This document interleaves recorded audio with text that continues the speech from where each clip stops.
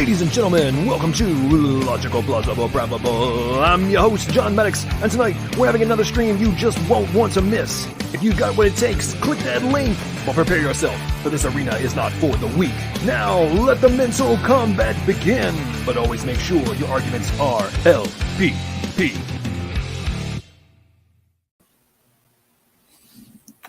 What is going on, everybody? Welcome to the after show here. Everybody's coming on over from the one and only SFT, Standing for Truth. There was another interesting debate in the Evolution on Trial conversation challenge that's been going on for the past several months, actually pretty much all of 2022 now. And I think they just cracked like 200 something debates over on SFT. I think they've had like 30 something in the Evolution on Trial series, which has been getting more and more interesting every time it goes by. Just the patheticness of the arguments put forth are starting to crack me up, and the level of contradictions, it's epic. But we shall see what happens. So anybody who wants to join the after show, the link is pinned inside chat. You don't have to have anything except your phone, so I don't want to hear any excuses from the Evo atheists. Get in here, let's talk, and let's have a good conversation and a great after show. Now, major shout outs, of course, before we get going. Look at there, the one and only Standing for Truth himself is in the side chat. What's up, man? How you doing? Hope you're doing well. Jeremy Nolan's here. We got Doki Doki. Man, Doki Doki's slinging super chats and super stickers like there's no tomorrow. I gotta appreciate you, man. Thank you very much. I'll tell everybody later what I'm actually doing with the money that Doki has been putting forward to the channel. I'm actually going to use it pretty well, pretty much all of it, to do something here pretty soon. So I'll tell you about that here in a few. And Redefined Living is here. We've got Hurricane Havoc. What's up? What's up? Stephanie Trenton's here. New member Ray Giordano is in the house as well. What's up? Good to see you, brother. Luca's here. He's past his bedtime over in Italy, but he has joined the after party. What's up? Pigs Can Fly is here. CJ, Carmine, Cassale the third. I'm also a third, Carmine. We have that in common. Ruth Vickery's here. What's up? What's up? How you doing? Oh, another member. Cheryl's in the house. How you doing? Well, thanks, everybody. Thanks so much for joining the after show. Hopefully we'll have a good one. It'll turn into a little bit of dumpster fire. A good time. For those of you it's the first time, just remember about the first 45 minutes, we will do kind of stay focused on the debate as new people come in. If we're talking about something else, we'll shut up, let that person air their thoughts about the debate, best one-liners, best comebacks, overall things that stuck out to them. Give you about 45 seconds to a minute per person as you come in, and then we'll bounce back to the general conversation. And up first, backstage, we got the one and only Angelo. What's up, Angelo? How you doing? Welcome to the stream. What do you think about tonight's debate? Yes, hi, John. I think it is very similar to other debates with Kent. He just plays the usual narrative. But the problem which I have is that in order to actually have a fruitful debate and coming to the essence of the issue, you need to understand biochemistry, which I think Kent doesn't, and the opponents even less. And that makes it not so interesting. Well, that's interesting, and I see where you're definitely see where you're coming from, because, I mean, you and I both know from our own personal conversations with Mark that he does not understand the finer points of all this conversation at all, by any stretch of the imagination. No, he doesn't. I've talked to him a few times, and you see, when he comes up with, because Francis Collins, he is a Christian and he is someone which supports evolution. Hey, so what? Well, I know one of the funniest lines to me anyway, from that whole debate was, "It's been proven to be science in a court of law." Yeah. I was like, hang on. So Precious. A judge decided that it was science, but you just admitted, and the thing was, he had just admitted, it was either right before or right after he said that, I forget right now, but then he said that it hadn't been observed. And it's like, well, hold on. Science, as we hear ad nauseum from people like T-Jump and Mark and whatnot, is testable, repeatable, right? Testable, repeatable. Well, you just stated that you haven't seen it, and it hasn't been proved in a court of law or in a lab, because it doesn't happen. It only happens over long extended periods of time, right? But then you're going to say no, but it was proven to be science in a court of law. It's like, but are you not following that one? Are you not following the contradiction in that one? I mean, correct me, am I wrong on that one, Angelo, or was that like just a hilarious, like, what? Do you follow what I'm saying there? No, and someone made at the end a very good question, and he answered, well, we cannot observe it, but we can make testable predictions. Hey, what does it matter? If you can make testable predictions, you need to be able to test it. But if you cannot test it, so what does it matter? Well, a while back, I had this is like last year, there was this whole controversy that I kickstarted over I forget who, I think it was Molecular Alchemy maybe, and CRISPR-Cas9, I think, who claimed to be scientists and such. And they went this whole deal about saying that I was wrong when I was designating evolutionary biology as a historical science, not a hard science in the lab, right? And I even showed papers that specifically designated evolution as a historic science. Well, and then they still denied it. Yeah, but you need to be careful, John, because when we are talking about the big changes, then I agree with you. The claim from a last universal common ancestor to man is something which relates to historical science, because we cannot observe these kind of huge changes supposedly over a huge amount of time. But when we are talking about a bacteria evolving like a Lansky experiment, then you can actually see change over time, but it's not the kind of changes that the dispute is about. I mean, Well, yeah. well, exactly. And I would also argue that the changes they do see are not evidence in favor of their model for historical evolution or historical science aspect of evolution. Real quick, so we got a awesome $20 super chat. Thanks so much, Franklin. Franklin Ayala, yeah. Hope I'm not butchering your last name. Says, hello, I'm new here. I was introduced to your channel from SFT and hope to deepen my understanding through these conversations. Well, appreciate that, Franklin. Thanks so much for your generous super chat, and you're welcome to join the convo. And very often we have, not just open mic discussions or general, open mic streams. We can come in and talk about different things. So feel free to join. All you got to do is have your phone, and the link is pinned in the side chat if you want to come on in and have combo. So yeah, I mean, I completely agree with what you're saying. I follow what you're saying there, Angelo. I just mean from if you're going to argue it's testable and repeatable, but you are not being able to test and repeat anything that remotely resembles macroevolution, then in no way, shape, form, or fashion, or what you're observing in the lab is that what is necessary to substantively prove your position. Yeah, you need to be also careful when you talk about macroevolution, because there is speciation which is macroevolution and which has been actually observed. But when we are talking about macroevolution, we need to make a distinction. What are we talking about? And there is primary and secondary speciation, and secondary speciation has been demonstrated. When it comes to primary speciation, which is the big changes, which is the split of two species and then changing and getting new organismal body plans, that is where the dispute is. That's what we have never seen. And well, I agree with you. But you also have to remember that it's been relatively recent that they've tried to insert speciation into the macro argument. Because, right, that's what I'm saying. Because in like the 60s, I mean, up until probably the I'd say 70s, 80s, in no way, shape, form, or fashion was speciation considered macroevolution at all.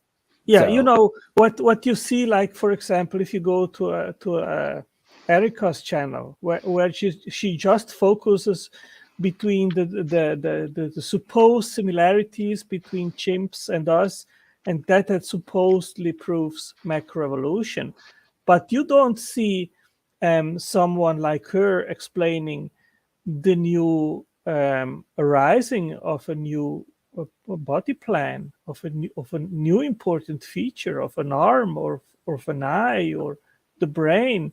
And of course that has to start much earlier, and that's where the big problems are, and where there are no explanations whatsoever, and where we see there are many features which have to actually start to emerge and evolve together, and evolutionary theory cannot explain that. Well, it's something else that stuck out to me, and we'll Dan, you'll up next when I finish my ramble here. The other thing that I thought was hilarious from Mark tonight was he was talking about why bulls can't fly even if they had wings, because they would be too heavy. And it's like, yeah, no kidding, genius. That means you require more than one change. Like you have to have all sorts of simultaneous occurrences of the necessary modifications in order for the new feature, this new function, to be viable, right? Like it just blew me away. It's like you don't even realize how you're directly from a actual engineering perspective, how you're just completely imploding the plausibility of your position. Yeah. But anyway, okay, Dan, what's up, man? Welcome to stream. How you doing? Hey, John. Hey, Angelo. Did you catch the debate? I'm sorry, what? I think I watched until Mark started talking, and then I felt like I was losing IQ points. So I figured I'd go back later after I recovered a little bit. I don't understand what he's saying or why he's saying it. That's probably the better. He doesn't say anything. He just says evolution is true and evolution is true. Really, that's about all he's saying. Well, it's kind of interesting to me. I really, audience, I'd be interested to see your thoughts on this. Mark strikes me as the type who, at least from like a lot of Americans' perspective, he's English, sounds all sophisticated. Therefore, whatever he's saying must be true and very educated and high level, you know. And to me, growing up in England, when I listen to him, I'm like, you are not saying anything of substance. Like this, this is not. I don't even understand why you're making these, like these arguments, because they're not actually coherent. If you have any understanding of the macro level of what has to be accounted for, does that make sense to you guys? Yeah, I wanted to comment on something before I forget it. I was listening to you before I came on, and you were talking about something he said about a judge or the court ruled that evolution is science. I've heard that argument all kinds of times when debating people on the internet, and I just laugh at them. I say, evolution is such a weak theory that it needs the protection of a federal judge, the federal judiciary, to make it appear to be science. They use that argument all the time. It's just amazing that they're that stupid. Well, maybe I shouldn't use that word. It's amazing to me that they're that ignorant. Is that better? I'm flabbergasted. These people have got so brainwashed into saying whatever they say is science. Like Darwin, whatever he said was science. They don't have to prove anything. What's that fake professor's name? Dave. Everything he says is fake. He doesn't have to prove anything. He just jumps from one place to the other. And that's a good idea. Okay, that's science. And that's the way he did. That's what he did on every video I've seen by him, and especially with Dr. James Tour's critique, I guess, whatever he's trying to do. But it's that way everywhere. There is no evidence. They have zero evidence. You're also talking about speciation. The best example of speciation I've seen, and some evolutionists some creationists won't like me saying this, but I do believe in speciation, but speciation from the kind and within the kind. Okay, in other words, the polar bear from the brown bear. Michael Behe explained how the brown bear lost a lot of an offspring, I guess, lost a lot of genes. And there were quite a few. I don't remember how many. And there were a lot of changes in the genes, and some of them were losses. I mean, the polar bear lost the ability to do certain things, but they also gained the ability to metabolize fat that would kill humans, just overload us. So that's the kind of speciation I believe in. And by the way, they can interbreed. But I definitely look at a polar bear as a new species, but not a new kind. That's the key, and that's what we have to beat into their thick skulls. No, John, I did send you a science paper per email. Did you receive it? Did you have time to have a look? You sent me one? Okay. No, to John. Okay. I remember seeing yes. That was the one on. I've been perusing through your book, by the way. Very good so far. Yes, it's biological function and the genetic code are interdependent. From Albert Boyle. He's from Norway. It's very interesting. I am in touch with him in Facebook on Messenger, and he is a Christian which had a vision of Jesus Christ. And, and I invited him to have a chat on my channel. He's in holiday right now because it's summertime. But I want to quote here what he wrote in that paper, which I think is amazing. Memory stored controls transform symbols into physical states. Von Neumann made no suggestion as to how these symbolic and material functions in life could have originated, he felt that they should occur in the world at all is a miracle of the first magnitude. Interesting.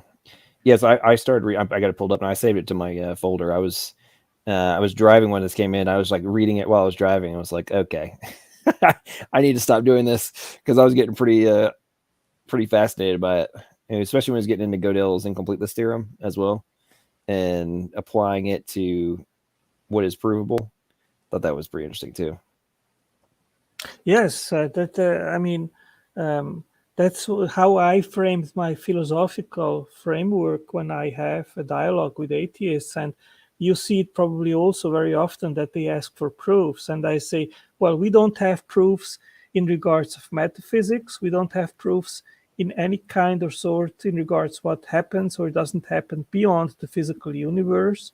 What we can do is just make inferences. So when they ask for proofs, I say, well, do you have proof that the physical natural world is all there is? Of course they don't. So the question is moot.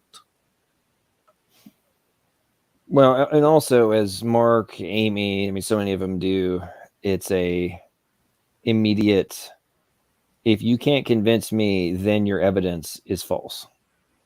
And it's yes, hang on. That's not how actually it works. Like, just because you claim that something is not true does not make it not true. And tonight I had a Spanish guy who contacted me, and he said, would you like to have a debate on my channel? Because I've seen you many times calling in at Matt Dillahunt's show.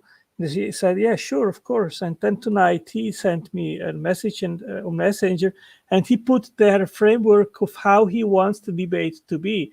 And it's basically, you make the positive case, I debunk it. I said, well, sorry, that's not how it works. If you think you have a positive case on naturalism, then I want to hear it. And I want to know how naturalism tops theism in explanatory power. So he was thinking about that. I think he isn't yet very familiar with these philosophical frameworks and the right epistemological approach. No, I would agree with you on that. It's the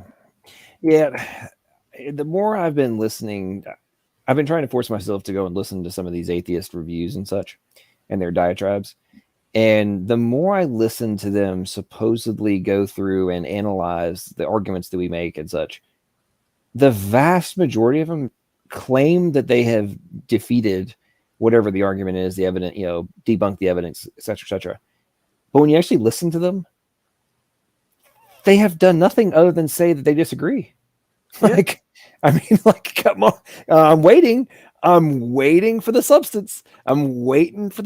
Okay, so actually, we have an ideal case in point for this. So, ladies and gentlemen in the side chat and the audience, some of you are probably aware of the little abortion stream I did the other night, and then how I cut the interaction with Lena into its own little video, right?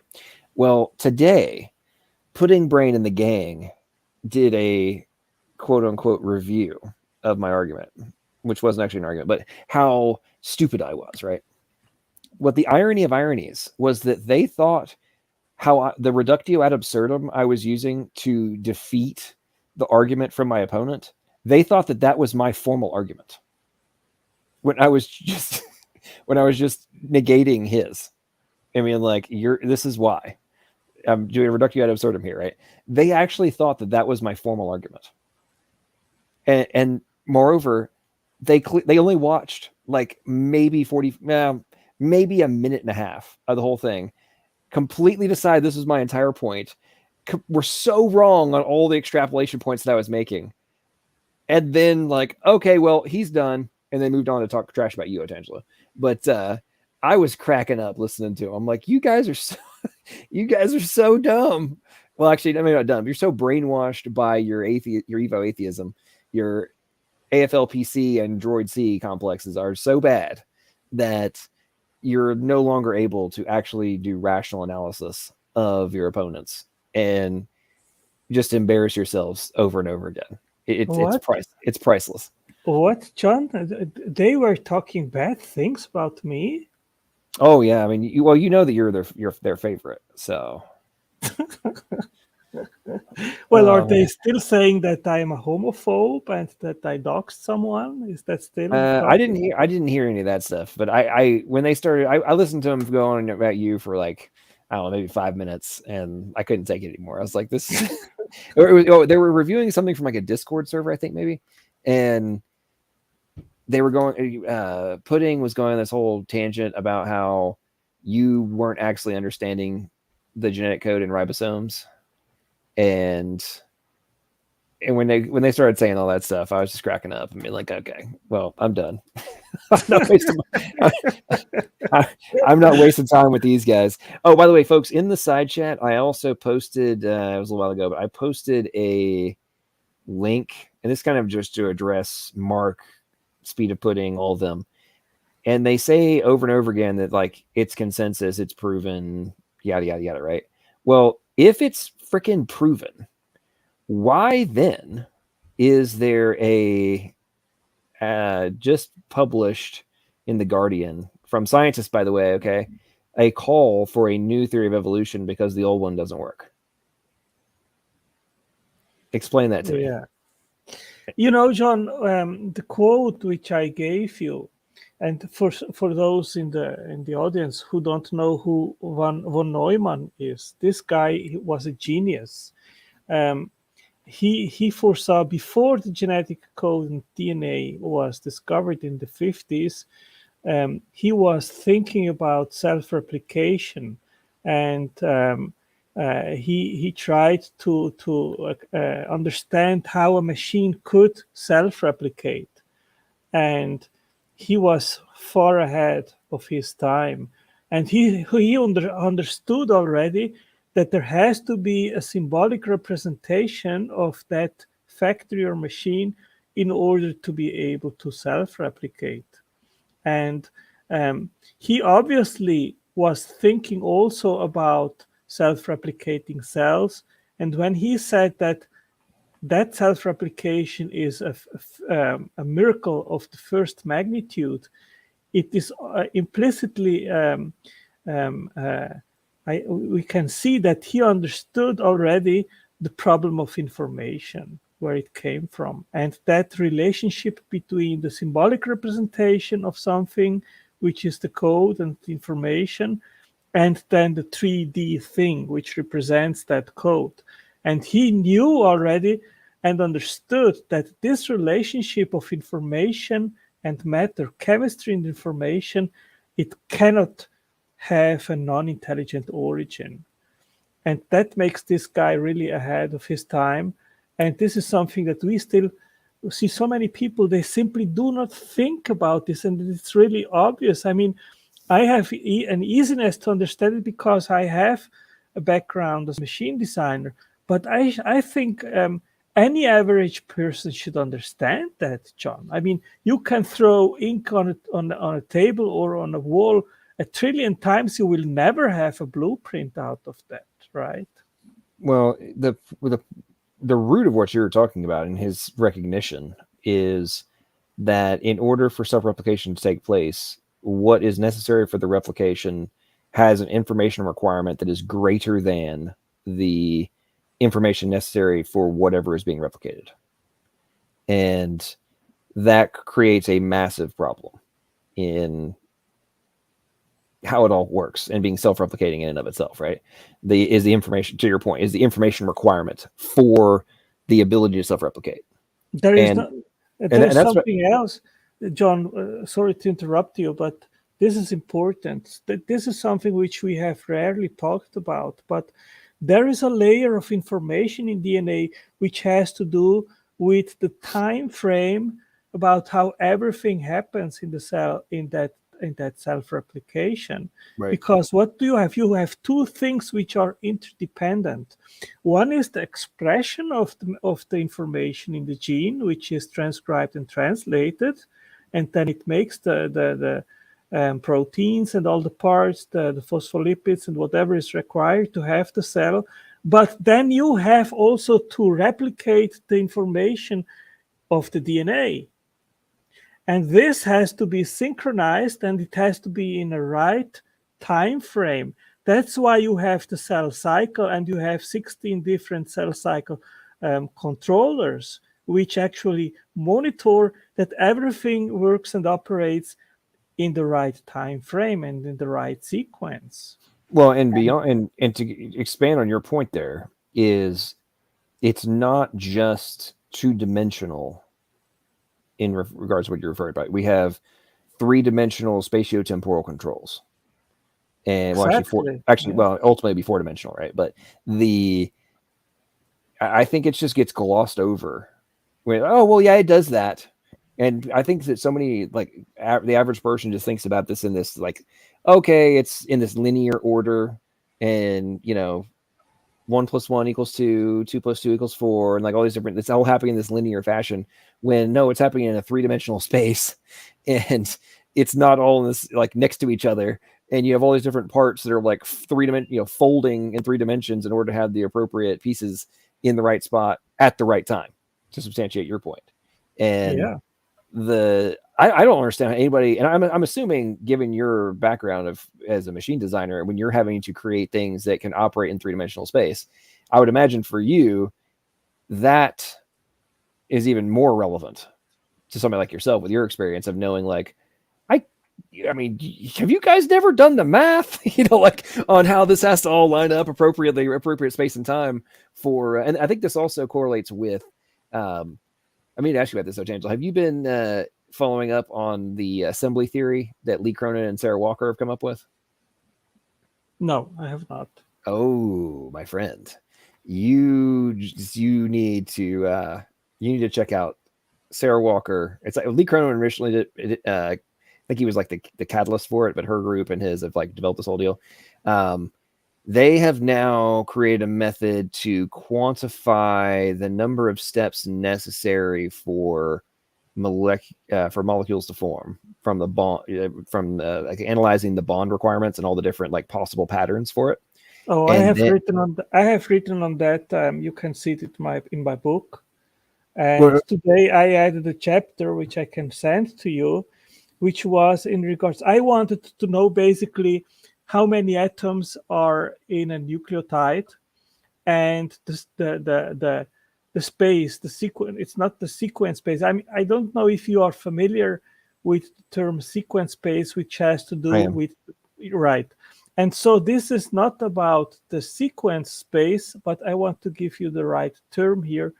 That is something which is unexplored, basically, in the entire debate between atheists and theists. Well, I agree with the point I was going to bring up on the assembly theory of what Cronin and Walker have come up with is they have mathematically shown that, and this, if you have seen this, let me know. But for the audience, pay attention.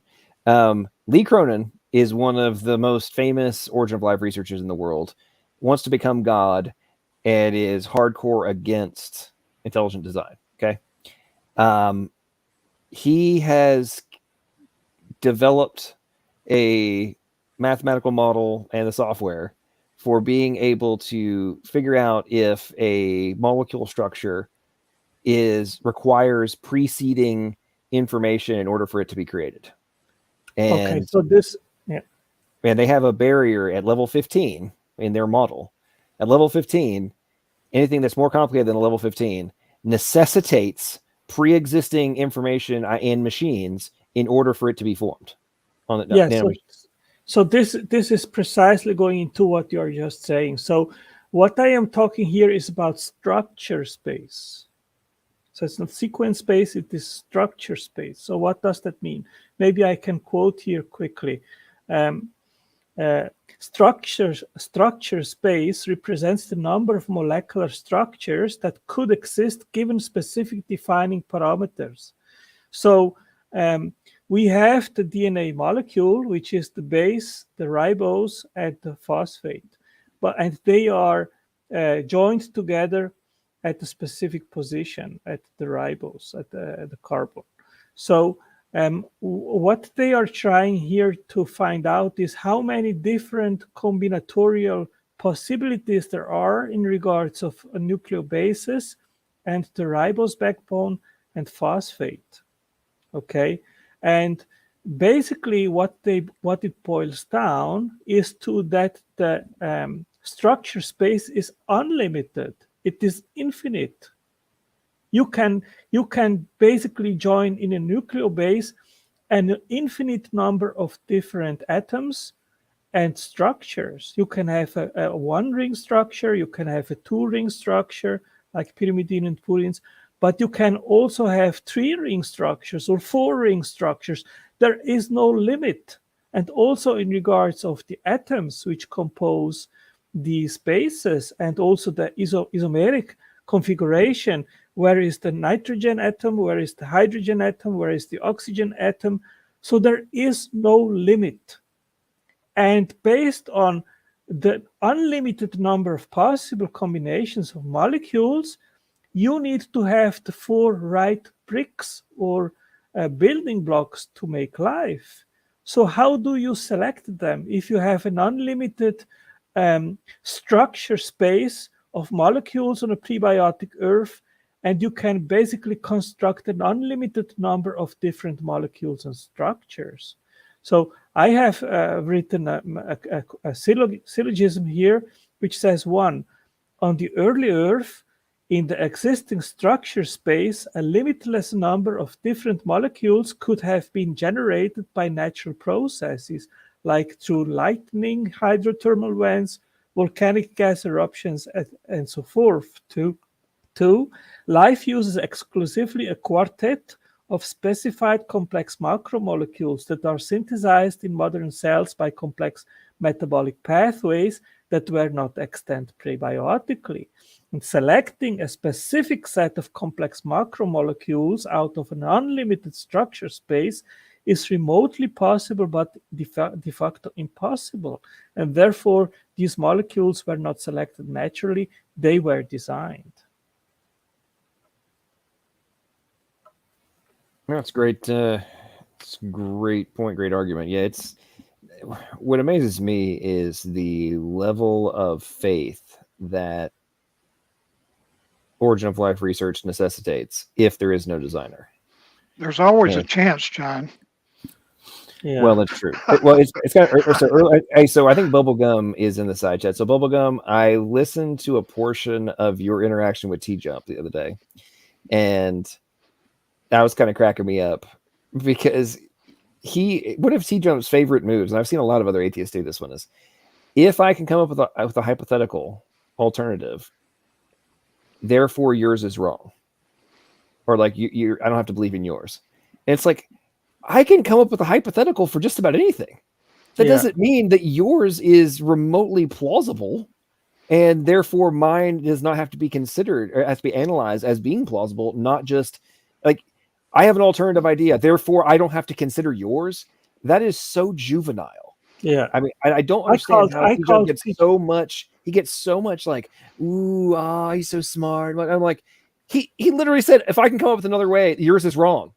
I called him out on this, John. I told him, hey, just because you can give me an alternative competing hypothesis, where is your evidence?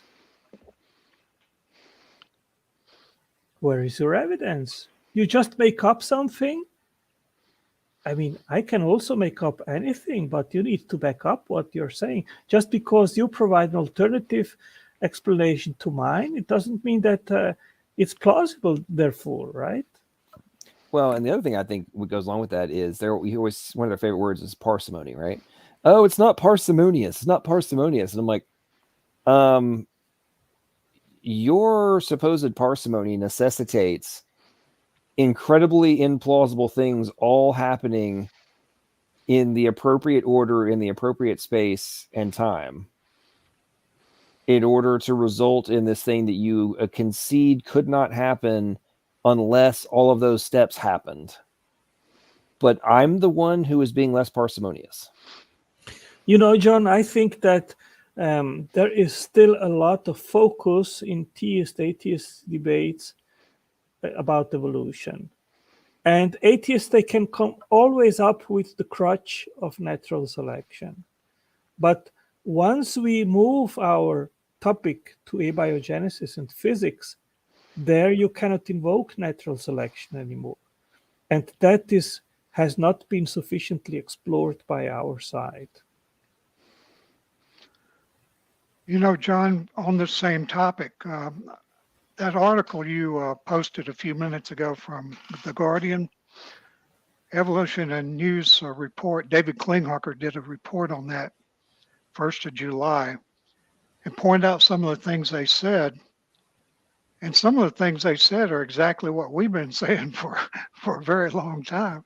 And the most remarkable thing, it says, this is a quote from a scientist named, he's somewhere in here. Strange as it sounds, scientists still do not know the answers to some of the most basic questions about how life on Earth evolved. Take eyes, for instance. Where do they come from exactly?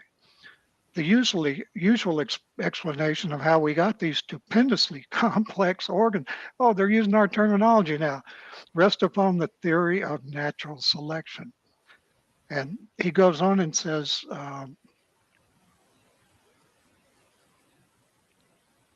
he talks about, we don't know where eyes and lots of other things come from. We just assume that they were from evolution. And do you remember back when Darwin was talking about DNA and the code? And he said something really strange like, well, no matter how we got it, we know it came by natural selection or something like that. Do you remember that? I said, God, this guy's nuts. But that's what they believe. And it's become a maxim. I think it was Paul Nelson explaining this, maybe, how evolution become a maxim. It's always true, and there's no doubt about it. It's like a religion, you know, or was worse than that. It's evolution is science, and just because we don't know how it works, how life works, a maxim. So, well, that's what they're talking about in this article, that they don't know how it works, but they're finally admitting it. And I have a feeling some of these scientists are going to be in the hot seat for a while, like, well, anybody that doesn't kiss the ring of Darwin. Well, you know what? I think that science is still miles away to explain even how complex organisms develop and are formed. And as long as you don't even understand that, your understanding about how multicellular organisms could have formed in the past is at max rudimentary. And with these new scientific methods to look inside of cells and so forth, we will have big advances in the next 20 years or so. And what science will unravel is that there are more and more layers of complexity and signaling networks and information networks. And of course, the more information that is required to build a multicellular organism, the more that points to design. You remind me of what you said. It reminds me of Ecclesiastes verse that says, I'm paraphrasing, but it says, no man can figure out God's work from the beginning to the end. No man. It's that complex. Our minds just aren't there to understand the mind of God. Now, one of the ways scientists got away with this before the scientific revolution was they determined what God could and couldn't do, more or less. They had these principles, or a lot of them.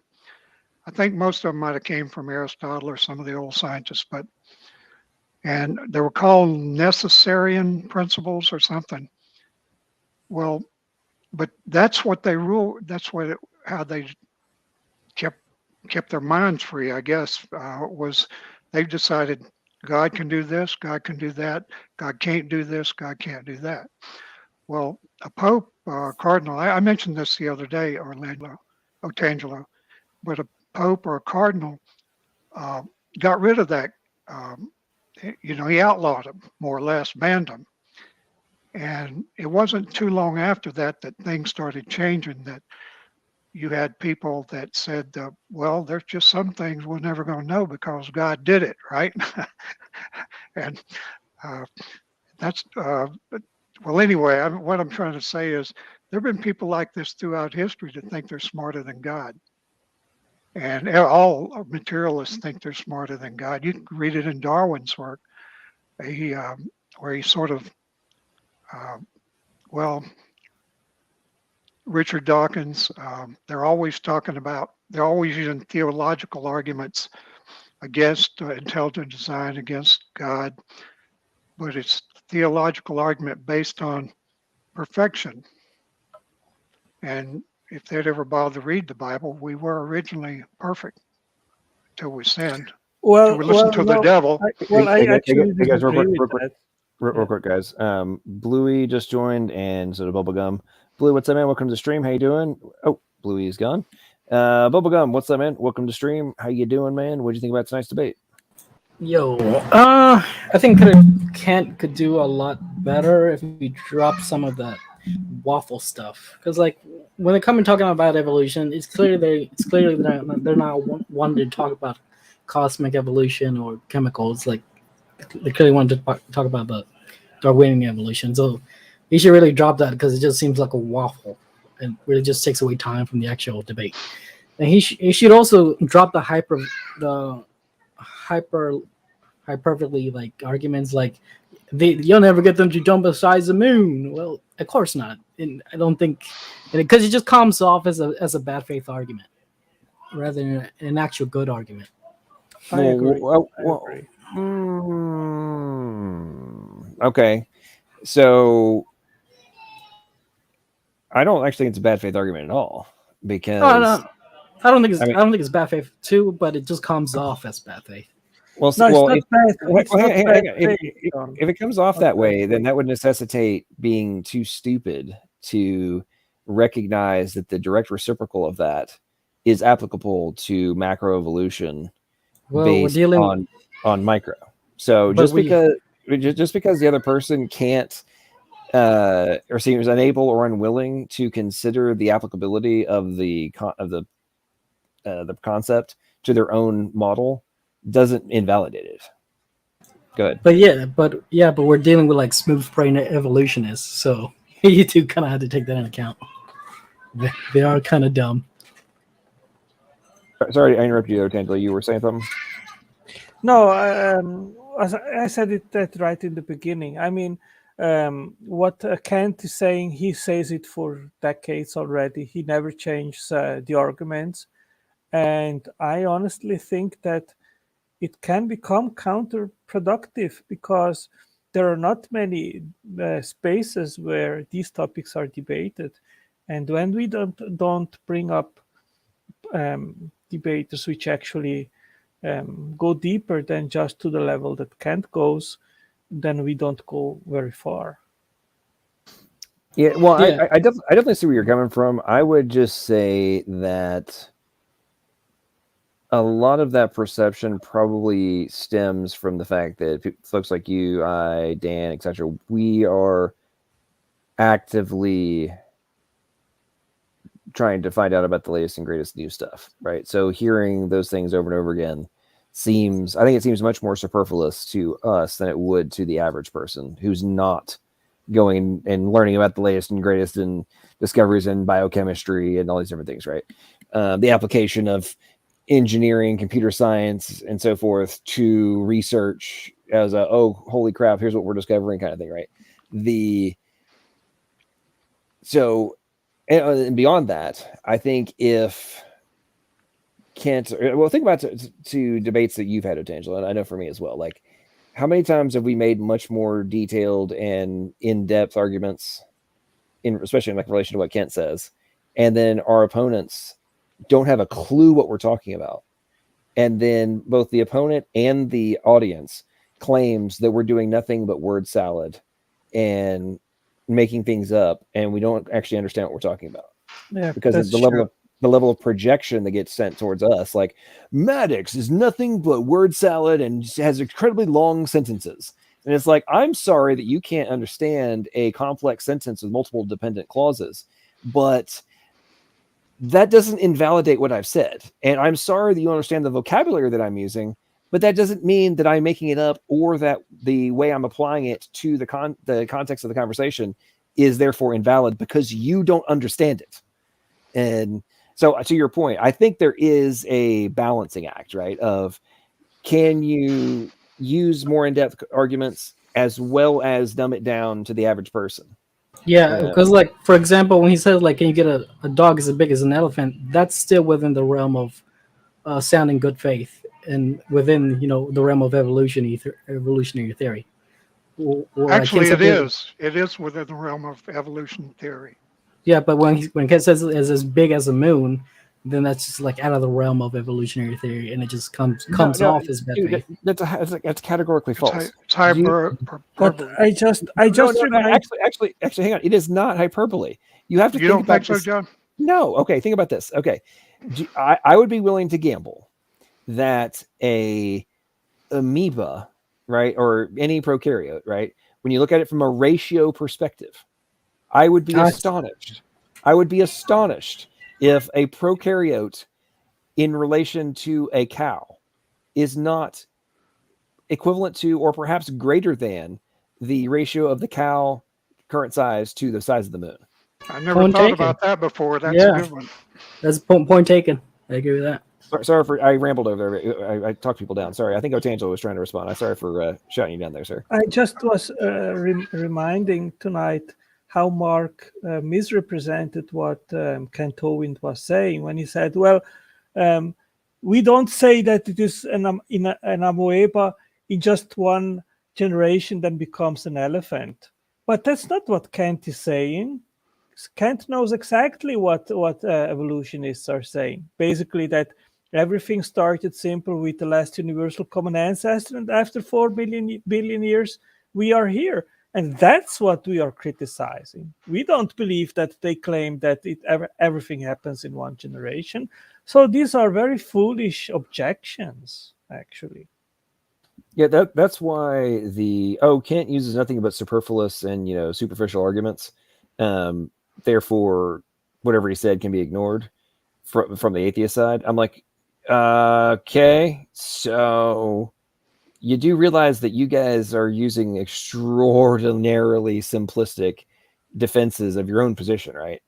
Exactly. I'm talking to the opposition. Like, do you not grasp how what a joke? And okay, so people like Andrew, for example, right, who to this day, 2 years later, has still refused to go and learn what a code is, right? Has still refused to do so, but then claims to be this expert on phylogenetics.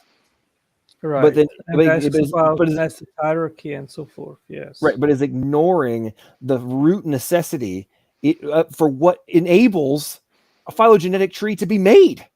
Like, you can't make it if you don't have the root code, buddy.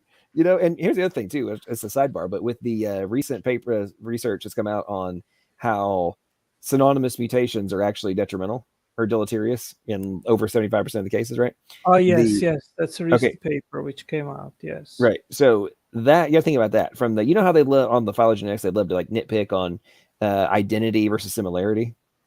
And it's like, you do realize that the majority of your nested hierarchies are dependent on similarity, not identity.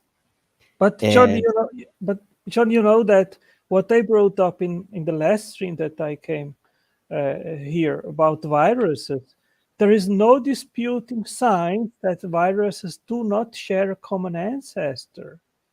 And that kills the entire construct of the tree of life. And this is completely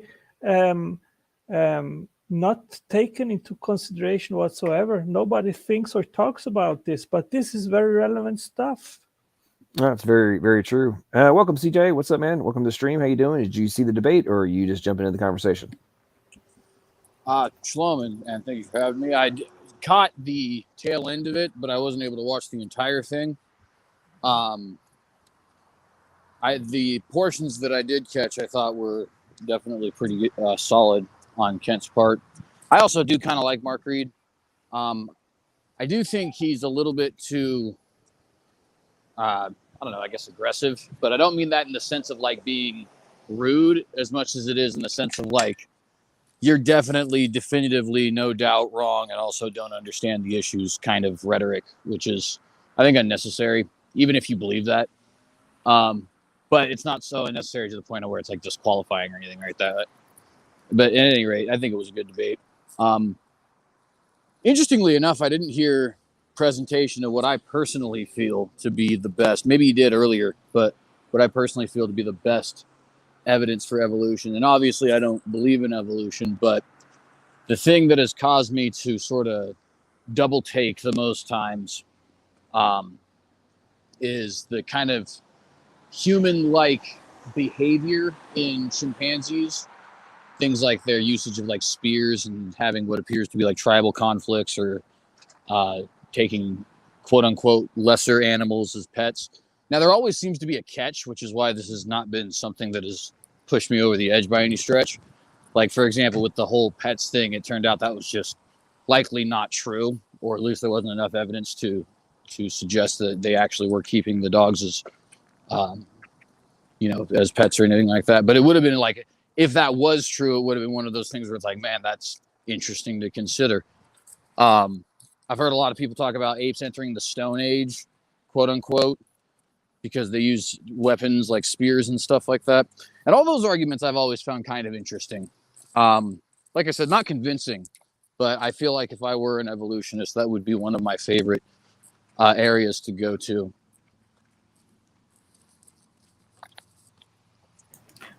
Can I touch on that T-jump debate a little bit? Yeah, go ahead. I'll be right back. Okay, so basically T-jump's argument was like, because he's a materialist, he's a physicalist. So his claim was that the field was physical, because he can't have a non-physical foundation for reality. So his claim was the physical, the field was a physical quantity. And the point of my question, give me a cup of field, was asking, well, if it's physical, then provide a physical quantity. Of course, he couldn't, because it's not physical. You can't quantize the field. And even Church of Entropy, which is like, I would say a T-Jump fangirl, admitted that T-Jump lost, that he self-owned.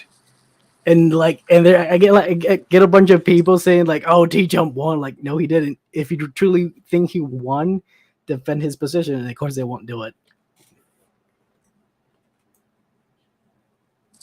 That's like standard for a lot of these guys, though, to be honest. I constantly go back and forth with different guys that are educationally way above my pay grade, and for the most part, they're all actually quite kind to me. A couple of them, though, they'll always kind of pull that whole like, oh, well, you didn't even like have a right to comment because you're not as educated as I am, or something like that. And that's very similar to kind of what goes on there, right? Where you have like, it's not because of the actual debate having happened, but the point is just to say it's like a tactic of, I don't think you're reasonable for whatever reason.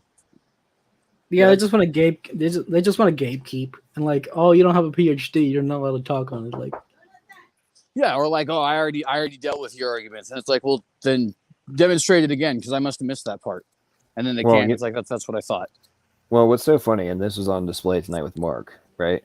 I'm not a geneticist, so I don't really have an opinion on. I can't really answer the question because I'm not a geneticist. Like BRB.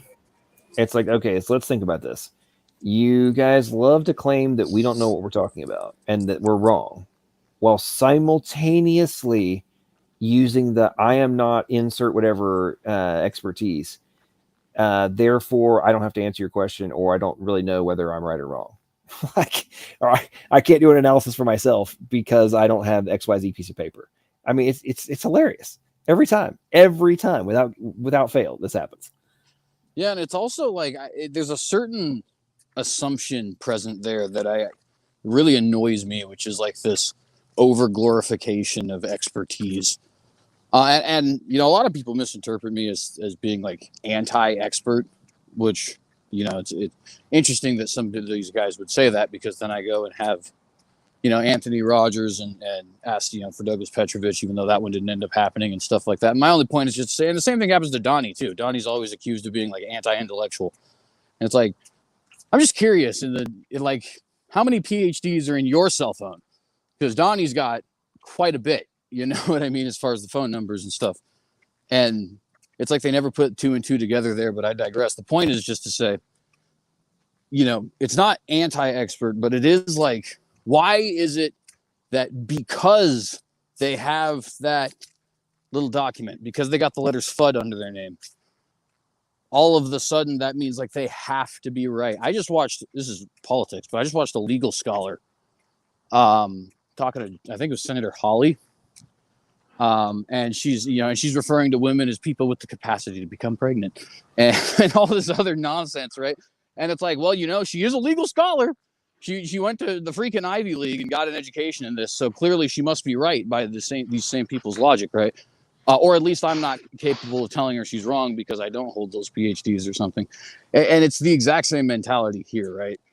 And what Mark Reed is doing there is just that same mentality, but in reverse. Well, I don't have the right to comment on that sort of thing because I'm not expert in whatever field. And it's like, I'm not saying there's no value in that, but you certainly have a right to like look at the evidence and make a deduction, Mark. Like, you're a rational being. One thing you said earlier about the experts. I'm sorry to interrupt. I'm leaving. Have a good one, everyone. Have a good night, Angelo. Good night. Good night, Angelo. Bye, guys. One thing you were saying earlier about experts. I'm sure you probably heard of Richard Feynman. He's one of the greatest scientists ever, but he was the greatest teacher of physics. I mean, the guy was students. Everybody wanted Richard Feynman because he really was a good teacher. And he wrote this book and he said this. He said, "Learn from science that you must doubt the experts. As a matter of fact, I can also define science another way. Science is the belief in the ignorance of experts." Now, that just blows the evolution. I'm smarter than you because I got 14 PhDs or something. That just blows that out of the water. And what he really is saying is science doesn't advance as long as you have a party line or you have an establishment that won't let any information in that contradicts their pet ideologies or their pet whatever. It's really a brilliant statement, and I quote that routinely in my post with my debates with evolutionists. By the way, I'm not very articulate. Even when I get my voice back, you'll find that out. So I've concentrated on just being able to write reasonably, and I keep a gazillion notes, pretty well organized, so I can pretty much handle any argument. But that's the one when they start saying, well, how you criticizing all these great scientists? I said, well, I'm supposed to doubt them. You didn't know that? And I'll quote this quote, and they don't know what to say. But that is one of the greatest quotes. Let me tell you which book that's in. It's in The Pleasure of Finding Things Out. And what it is, that is a book that is the best short works of Richard Feynman. It probably has another, it came from a different book. Oh, it's called What is Science? Now that must be a little pamphlet or something he wrote. I'm not familiar with it.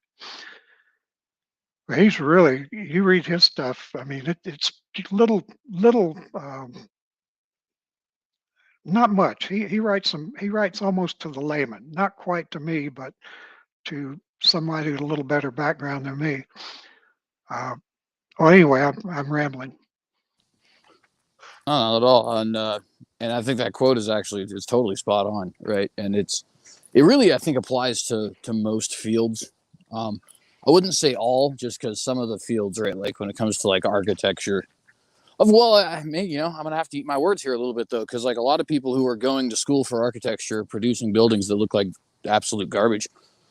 So maybe it does apply to all fields, but hopefully it never applies to heart surgeons. It does to that too. Well, and it is funny because I can imagine a scenario, right? Like hypothetically, you have a guy who apprenticed under somebody in South Africa, and that somebody was brilliant and somehow was, knew all the stuff they needed to know about heart surgery and stuff like that. But he technically doesn't even have a high school education, and you put him up against somebody who is a brilliant heart surgeon, or should be a brilliant heart surgeon, because he's got all the requisite qualifications, and nothing happens. And it's like that. It's not like that's an illogical scenario. It's probably happened before, right? And I don't know. It's just like, I think people just put, and I would also think, this is another thing I want to add on this. I would think politics would have really opened people's eyes on this as of 2020, and it didn't, which kind of saddens me a little bit. Humans are just terrible at learning stuff, which is crazy because we're also amazing at it. It's just a great contradiction. I don't understand. But at any rate, we have experts talking about, the different COVID things and mask on, mask off, blah, blah. And, the whole can't even define what a woman is and stuff like that. Or legal scholars arguing for, the 14th Amendment being an implicit constitutional right to abortion. You know what I mean? And all this other kind of stuff. And it's like, most Christians, whether they're on our side of things or the more progressive conservative, put a little, dash in between those words, kind of things. Like, so for example, somebody like, I don't know, inspiring philosophy. He's not like a liberal, like somebody like Joel Osteen would be, as far as the Christian community is concerned. But as far as being on the more conservative side of things, he's left everywhere we would be, right? Being, it's like theistic evolution and stuff like that. And we all probably agree likely on politics. Not always, but for the most part, Christianity in America is relatively homogenous, especially evangelical and Protestant Christianity, as far as it comes to politics. And so you can see all these different things. I'm sorry, I am kind of rambling, but the point is you see all these different things. We tend to agree on these things. We tend to agree that the experts are completely whacked out of their mind on multiple fronts, whether that be biology or legal scholarship or economics or stuff like that. But then we still retreat back to the same place when we talk about evolution, or when we talk about, the different theological questions or whatever it happens to be. It doesn't matter. And that part really frustrates me too, that like people who should be seeing the light because they agree with us on so many different issues and have seen all the experts do what they've done. And then it's like, no, well, you still have to trust the experts. And it's like, but why? You're not like, I don't know. I'm just ranting. Okay, I'm back. I had to do something. Real quick, I want to say Andrew Kaufman's about to take off. Been a member for 10 months, man. I appreciate that very much. And let's see, he for some reason StreamYard won't have his message show, but he says LPP needs a raise. Loved the impromptu debate on Roe abortion topic. Thank you, Maddox. Yeah, appreciate that, man. I'm actually going to be doing some more of that stuff, working on it. And somebody's getting some major background noise. I think that's you, CJ. I'm putting you on mute for a second. In line with that, also big shout out to Doki Doki. As I was kind of mentioning earlier, Doki Doki's support of the channel has put a little bit of money in the bank, so I decided I had no longer had an excuse to not use it for something good, and kind of removed any excuse for me from doing what's been on my mind for a while. So I got some other stuff that I needed for this, and I'm going to be getting these from much show here created, and then I'm going to go down, have some fun on Broadway here in Nashville, and have some science print. Oh, decided not me to do transparent. Dang it. Well, it's not actually look like that. It's not. I downloaded a transparent background, but I'm have those created into they're being printed up to be on signs, and that will, I'm guessing, probably grab a little bit of attention when we're dealing with, it's like 30,000 people come to Nashville every weekend in the summertime and the fall for tourists. So I think it'll be a good time to go do some live on the street. interactions. And here's a different one I'm going to do. That one's being printed up. For Does God Exist? And I think we'll have some fun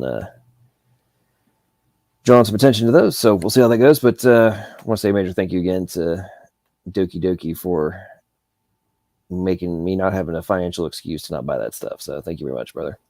Okay, back to the conversation, guys. If I could talk a little bit on those posters, I think the best way to get people to not do abortions is not to like bring up the fetus and how horrible it is to like do an abortion. Have you heard of how an abortion is done? How gruesome it is? Oh yeah. Yeah.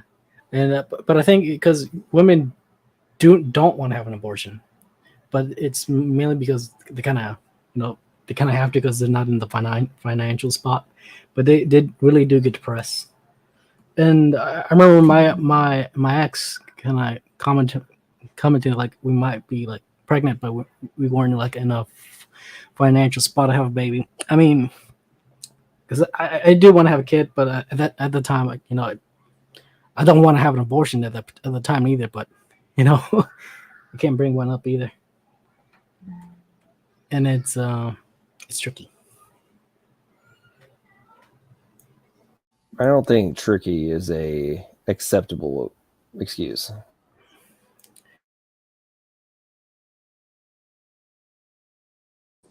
No, it's not. But it's. I think sometimes people will look to the situation, and I think that for them that kind of overrides the bad feeling or the moral question they might have towards it. Yeah, but just because something is intellectually complicated does not make it morally complicated. No, it's not more complicated, but like the situation for them might be desperate enough that like the morals don't matter. But that's it's just a trick of the mind at the time, because after you do it, then you're gonna feel different, and then you're gonna take the position it would have been better to have the kid.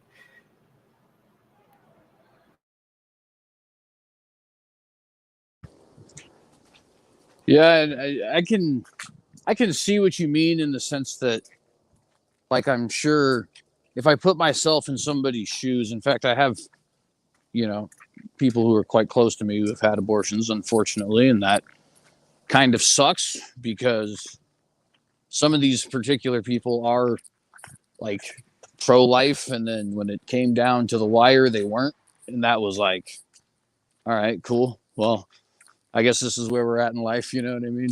At least I know.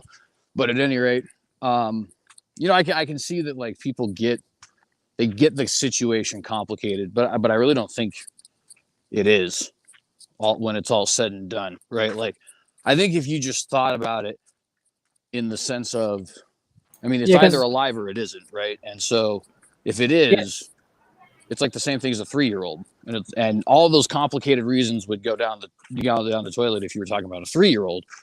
So why not a 3-month-old, quote unquote? Because obviously, I mean from conception, but you know what I mean. Like, it seems like people overcomplicate it because they're good at overcomplicating things, but it's not actually complicated. Yeah, I think people get scared at the moment and don't really thinking straight, and it's like, oh, I can't take a kid right now, and they're scared. They get cold feet, and I mean they're at the plank at that moment. But it's just like, just walk back. It's okay. It's gonna be okay. Well, here's the thing. So, as somebody who lived the unexpected pregnancy, right? I mean, I remember getting the phone call, being informed. I mean, and at the moment of truth, when I said, my response was, well, I guess I'm going to be a father. And I wasn't in some awesome position at the time. I was in the process of building my company. I was literally eating ramen because while we were growing the company that first year. I mean, so I was in the process of building a company, broke as a freaking joke, and had a kid coming. Hey, don't knock ramen. I eat a lot of that too. I mean, I used to. Yeah, I'm not knocking. I'm just saying, like, I was doing it because that's what I could afford. But my point is that I was in that scenario, right? And then fast forward to now, well, now for years now, I've been paying. I mean, at this point, I've paid over $100,000 in child support. I'd be 100K richer right now if I wasn't if I had my daughter, if I'd pushed for an abortion, all that kind of stuff, right? So for all the people that like want to, they talk about this stuff and hypotheticals. Well, I'm not bashing them when they're talking hypotheticals, but I've been there and done it and rose to the freaking occasion. So for all the people that talk, well, I couldn't do it, I'm like, I'm sorry. Drop your freaking balls and grow a backbone and go out and do it. This And is trust me, America. This is America. We live in the land of opportunity, and you're never going to convince me that, barring some extreme outliers, you can't get up and make things happen if you actually get up and go do it, and not just live in a complacent perspective, right? I've had brain surgery and all sort of kind of stuff. I've had businesses shut down by freaking regulations. I mean, I've had all sorts happen to me. And I could be bitching and moaning about the fact, oh, if I hadn't paid child support, I could just be doing so much better right now, and I would have less barriers. Yeah, I mean, okay, that's life, buddy. Like I did what I did, and I had to take responsibility for it. I mean, that's just the way life is, man. And all these people just want to like run the cop outs and stuff, and then we wonder why civilization is imploding. There's a bunch of people who are a bunch of soy boys who don't want to take responsibility for their actions, whether it be in terms of impregnation or just general responsibility of freaking civilization. And now we are observing the implosion of our society. It's going to result in us living in a freaking third world, and everybody's going to be like, "Oh my goodness, I wish things were so much better." Yeah, me too. Yeah, me too. Maybe if we had stronger morals and better familial structure in the United States, we wouldn't have allowed the jackasses in DC and all of our state governments to run over us all and now lead us to the point where we're on the edge of economic collapse. I don't know. John, That's just me. John, you may not be old enough for this. I'm pretty sure you're not. But when I was growing up, um, the parents would go to work and leave the kids alone to play if it was summertime. Now think about that. Um, you could go for the life of your car without locking it and not worry about anybody stealing it. You never had locks on your doors, and neighbors could just come up. They didn't have to knock, they could just walk in. It was, of course, I grew up in a Christian neighborhood. Now, I didn't appreciate it as much at the time as I do now, but um, the morals of a society really determines whether you living in armed camps or whether you're living free. And I was living free when I was growing up. I was free as a jaybird. But that all changed when they said this wasn't a Christian nation. Now, one thing they don't like to talk about, and I think it was about 1890 or so, the Supreme Court ruled 9-0 that this is a Christian nation. So, but suddenly the ACLU talked to some crooked judge, and they decide, no, it's not. In fact, it's just the opposite. You're not supposed to even talk about it in public, or especially if you're working for the government or you getting public funds. Well, that's pure nonsense. It would never like that. The founding fathers would have never given us such craziness as separation of church and state. But now we're paying the consequences. But all the way through school, all the way up through the 12th grade, we would have like a weekly prayer on the intercom. We would even go in occasionally to the auditorium and have services. Now, these are public schools. These are state-run schools or county-run. State rules. In grade school, every Tuesday or Wednesday, one day a week, we had like a religious service. Now, yeah, I was just a kid. I didn't quite understand what was going on, but I do know that you could never had to worry about anything but a fist fight in school, and it was never a gang fight. You never had to worry about somebody coming in and sticking up for somebody else that had attacked you, or helping him out. It was always one-on-one, and you never tried to kick the guy or do anything really that really hurt him. And that was just part of our morals. It was just understood that that's the way things were. And that's because of our society. I could walk, when I was 8 years old, I could go anywhere I wanted. I could walk downtown, which is about a mile away, or when I finally got a bicycle, I could ride it. And my parents, nobody ever thought anything of it. But you see a kid like that now going out in public, you'd say, "What, are you crazy?" Oh, I'm sorry, John, go ahead.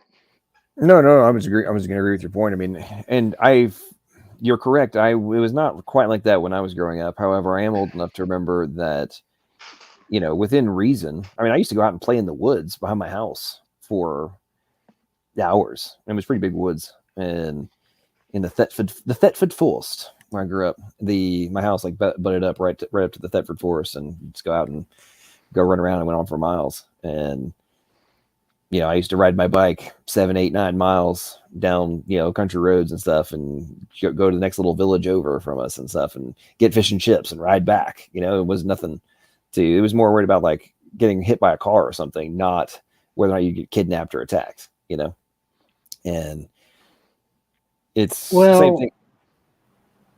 Well, no, I think it has more to do with like the kidnappings is actually getting more media attention. I think the kidnappings have always been there. Now we just have like the news to tell us about it. Like, yeah, it happens every day. Bubble, you need to think honestly, man. Like, critically analyze the statement you just made.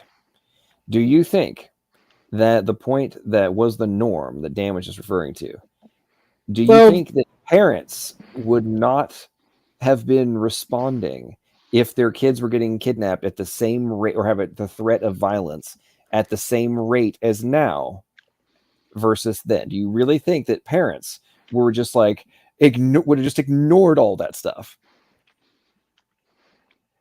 No, I'm saying it's getting more media attention. For example, back in the 70s, this was like the pinnacle of serial. Bro, think clearly. You say it's just getting more media attention, which would necessitate, for your point, it would mean it would have to have been going on back then, just wasn't getting the media attention, but it'd be equivalent to what's happening now, only now it's getting more media attention. So are you saying that there's the same rate of violence, kidnappings, etc. now as there was then?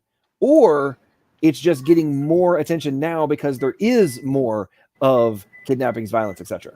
Which one?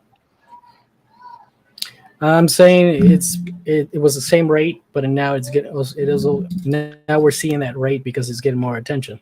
For example, back in the 70s, credibility bubble. Absolute nonsense. For example, back in the 70s, this was the pinnacle of serial killers, and those rates haven't changed. That was the 70s. That was the hippie age. Yeah, but that was like the pinnacle. Changed everything. Yeah, but that was the pinnacle of serial killers. What? Was it? What? I didn't understand you. I'm sorry. The 70s was like the early 70s and the 60s were like the pinnacle of serial killers. Okay, so let's think about this. I didn't get the last words. I'm sorry. He's talking about serial. He's talking about serial killers. He says that the 70s was the pinnacle time for serial killers. But Bubble, buddy. So because there were a lot of serial killers, do you think they are the equivalent to the massive amounts of rape, kidnapping, abuse, violence, gang attacks, all that kind of stuff that we're seeing across the board now? No, of course socioeconomics have like a role to play into it. For example, you're still avoiding the point. We're trying to specify here. Do you think that just because there might have been more serial killers then, which I don't necessarily know if that's actually the case, but let's say that's true. Do you think that the amount of violence that was being perpetuated by these individuals is equal to the amount of total violence that is happening in modern society now? No. Okay. So if it's not equal, then the rate is not equal. So are you saying, let's clarify this again, that in the time in which Dan is referring to, when kids were allowed to go out and play and run around, not worried about people lock their doors and such, are you suggesting that the same amount of violence is happening then as is happening now, only now it gets more media coverage? Because that's what you argued. No, I'm not. I'm not saying the rate is the same. I would say the. I the literally numbers. asked you if the rate was the Okay. same, and you said yes. Okay, The wait, rate was wait, the same. wait. No, there's a difference between the rate and the numbers. For example, this is a because I'm working off per capita as well. Because we have a bigger bubble because in my days. If somebody broke their arm, it would almost make the media, the news. I mean, there just wasn't a lot going on. It was all about, hey, easily won the football game. This, things like that. But the media, anytime there was some horror, like somebody was killed in a car wreck or something, everybody in the town would be talking about it. no, it's Or because, for if example, back in the some kid got drowned, I mean, this was everybody knew everything. Now you no, only get selective media. You don't get the whole picture. But no, back then you knew everything. no, even back then they did selective media because after like the Vietnam War, after a while they were showing this footage in the TVs, and it turns out it was horrifying, and people weren't liking that. And people Bubble. I this is went no to school. this is an actual thing that happened. Before the Vietnam War. No, I'm In other talking words, about the hippie violence in TV. generation changed things. You can't compare the hippie generation to the way it was before that. That's No, totally apples and oranges. No, I'm addressing your argument of your statement of violence in TV. They would broadcast the Vietnam War, but after a while, this actually grew anti-war sentiment. So they stopped doing that, and they cut back on the TV violence. What would you say if I told you that I believe most of the anti-war sentiment was by kids who just didn't want to fight, and so they went to college and got all kind of not basket weaving, but there's all kind of people with degrees in sociology and psychology. I'm aware of the comment. Wait, let me finish. So there were so many kids that went to college and majored in sociology, psychology, things like that, so they could stay out of the war, and they go on and get their PhDs. Well, I never thought about that until I was taking a college course in Hawaii, and it was a course of social psychology, I believe it was. And the professor said, somebody asked him, is this a good field? He said, well, if you're lucky enough to get a teaching job, but there are PhDs in psychology and sociology pumping gas because they can't get a job. Now, Carter came along and rescued them by opening up all kinds of, what's the name of that? It's not just the Department of Education is one, but he opened up all kinds of job positions for those people, and they flooded in. But before that, a lot of people, anti-war people, if you go talk to them, and I know quite a few of them, but I don't know the big guys, but I know quite a few of them, and they'll tell you, I did everything I could to stay out of Vietnam because I didn't want to get killed. I didn't want to go there. The biggest anti-war people were always, with the exception of, some actually went to Vietnam and joined, or they got drafted or whatever. But the majority of them were anti-war because they didn't want to get killed. Well, I don't blame them. I didn't want to get killed either, but I joined the military. And stayed in a while. Yeah, Okay, I'm aware. okay. I'm aware of so the communist. Hang on, so real quick, guys. So, Bubble, do you hold to the position that kidnappings have gone up or down since the, let's say, the 1950s? I would say they've gone up. Okay, so then that would mean that the rate would have gone up, right? Yeah, but that's because we have a large. Okay, so I have an additional point I'm going to make on this. Okay, I'm going to read it here. Depending on the state and legal status of the family, in 1976, parental kidnappings in the United States, turns out that parental kidnappings make up a huge chunk of them. In 1976, parental kidnappings in the United States stood at 60,000. By 1984, it was between 459,000 and 751,000. In 2010, the U.S. Department of Justice reported 200,000 cases of parental kidnapping. Okay, so let's think about this. What is the direct corollary between that dramatic spike in parental kidnappings that what was happening simultaneously with this increase? Let's The think. sexual revolution. Well, we had that. We had the initiation of the Great Society with from LBJ, and Yeah, we had freeloaders get free money. Yep, and we dramatically reduced the barriers to divorce. That's a big key right there. So And it was not just it was a moral barrier that was maintained by Christian doctrine or Christian ethics. There was a moral barrier that was removed once the hippie generation came through. Yep. So you think about that. Okay, we have all these things that came together around the same time, really starting in the 60s, late 60s, right? Perpetuating in the 70s and then really accelerating in the 80s and early 90s. And there's a direct corollary between the dramatic spikes in violent crime, kidnappings, rape, all that kind of stuff that happened in the 80s. I mean, because the 80s were some of the most violent periods of the entire United States history, right? And kind of interesting how that would correlate. But either way, even though it spiked and then it's gone down a little bit, it gone down some, according to this data, even if it's only at 200,000 now, that's still what 3.2 something greater than what it was in 1976. Yeah. There's like kids still firing fireworks in my neighborhood. That's because culture does have a lot to do with play with it. Culture does have a huge role to play in with it. I do agree with that. So I'm aware of the communist infiltration and the removing of Christian values does add to the kidnappings. What's up, Stephen? You're echoing a little bit, but welcome to the stream. What are your thoughts on the debate tonight?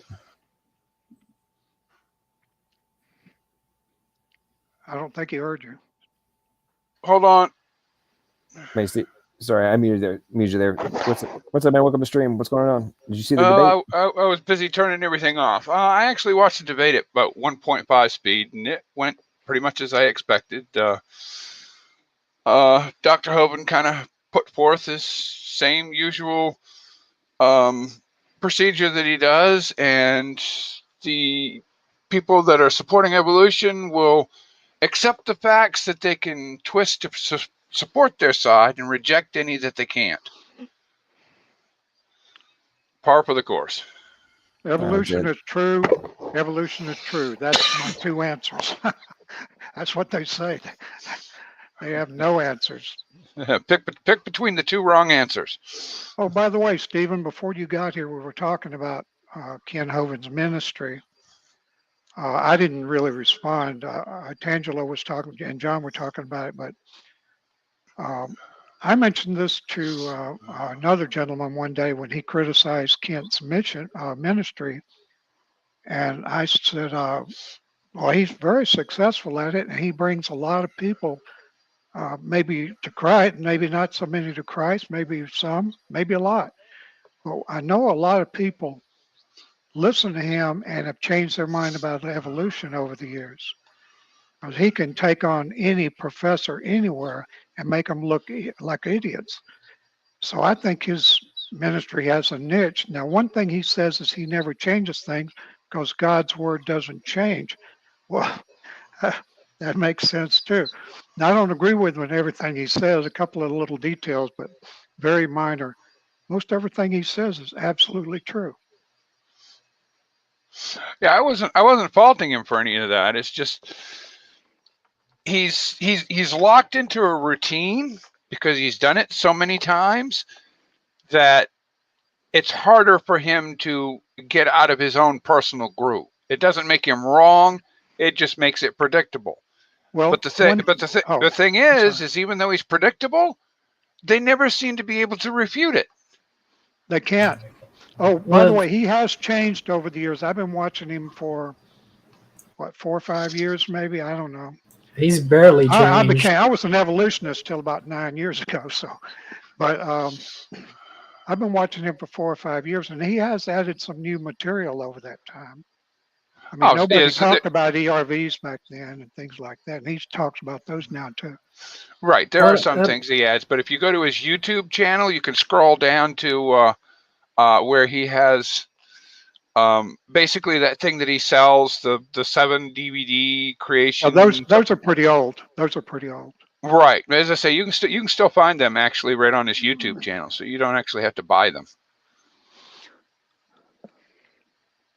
But if you buy them and make 40 copies and give them away and then send them back, you can get your money back. Less shipping. Yes, less shipping. That's a pretty good deal. He says he's found that Christians don't tend to steal, but they often borrow and neglect to return. Oh, gosh, he's absolutely right about that. Uh-oh, ladies and gentlemen. Ray, $10 super chat. Thank you so much, Ray. Appreciate you. He says, too busy to chat, but I can't let Doki have all the fun. Okay, so I'm just going to say that I would totally accept Doki and Ray having a super sticker, super chat battle. That would be epic. Sticker wars! that would be a good time. Well, I hear what you guys are saying about Kent, and we kind of talked about this earlier, but I mean, to me, it's like the Evos that he debates, half of them are using, I'd say more than half. I would say 80% of them are using arguments that have been debunked since the 80s. Yeah, that's since the 1800s. So it's like, it's like, so if you're going to sit there and I'm not talking about you, I'm talking rhetorically, right? People are going to say, well, Kent doesn't change his rhetoric. And it's like, have you heard the same talking points out of the Evo atheists? I mean, I have. I mean, I've heard it over and over and over again. It's like, pot kettle, folks, pot kettle in the not changing up your game. And it's like, I think part of the irony of this is Kent's been doing this for what? Like, I think he's coming up on 40 years or something like that. So yeah, maybe his arguments haven't changed a ton, but the opponents haven't defeated them. So just because I didn't change my argument doesn't mean that you came up with new evidence to support your position. You know what I'm saying? Like it's kind of like with oh, good grief. Oh, having massive the Kalam cosmological argument, right? Like all these people like, oh, the Kalam's been around for too long, and it's just like blah blah blah. And it's like, well, did you defeat it? Like just because you don't like it doesn't mean it's false, you know? John, they do not like you calling what they're saying talking points. They don't like that at all. I keep track of all my debates. I save them and I put the link right to the actual post that I make. You just click on the date, time, stamp, and right click, and then you can go right back to it. So I have it set up to where I can save all this. And I just checked mine 95 times over the years. I've used atheist talking points when you're just, that's just another worn out atheist talking point or something. And 113 times I've used evolution talking points. So that's what's 95, and anybody do math around here? So I mean that is just, if I just throw it back at them every time, and a lot of times if it's just a worn out talking point that's been debunked for years, I'll just say, you got to get you some new talking points. That atheist talking point was debunked years ago. And they do get new talking points sometimes. Well, I mean, their new talking points are stuff like, oh, we saw this little colony join up and the different cells started doing different things. And it's like, yeah, right. So they clearly had the pre-existing capacity to do this. Genius. Like, I don't know how this, like, they had the capacity to turn on these additional functions and to specify this. This is more indicative of cognition inside of these bacteria, or cognition abilities inside of the bacteria to be able to like execute. We know that they're sending signals to each other. We know there's communication taking place in between these prokaryotes, right? This is not supporting your position. Like, but they think it's supporting their position. I'm like, it is not supporting your position, guys. It necessitates pre-existing information. Pre-existing informational capacity, functional capacity in order to execute this stuff, not the just out of nowhere novel formation. It's like it's amazing to me how this seems to go over their heads. One other Oh. thing they do a lot is when I'll post a quote, and I usually use some pretty hefty quotes. I don't just put a little line and try to narrate it. I just put exactly what they say, and a lot of times it's a whole paragraph. And but when I'm quoting evolutionists, I get accused of quote mining. So whenever they do that, I'll say, well, try this quote mine. Then I'll post something else that supports it. If I'm quoting creationists or ideas, intelligent designers, then these guys aren't scientists. So they don't want to hear it. Evolution is their God. Darwin is their prophet. Natural selection is their Holy Spirit, and evolution is that is what they believe. And now I was never like that. I believed in evolution only because I never really studied it. I didn't know much about it. And I just believed the scientists were telling the truth. So, but then when I found out that they were not telling the truth, or they were so stupid they shouldn't be teaching our kids, which I didn't believe that either. But that's when I instantly, within just a matter of no time at all, hardly, I dropped evolution and started studying it religiously. Is that a good word? To find out what these guys talking about, and why didn't they tell all these kids this? The thing that I found that was just so obvious I couldn't believe it. But anyway, now I find out that they don't care about the evidence. They only never care did. about, it's all about worldview, anti-God.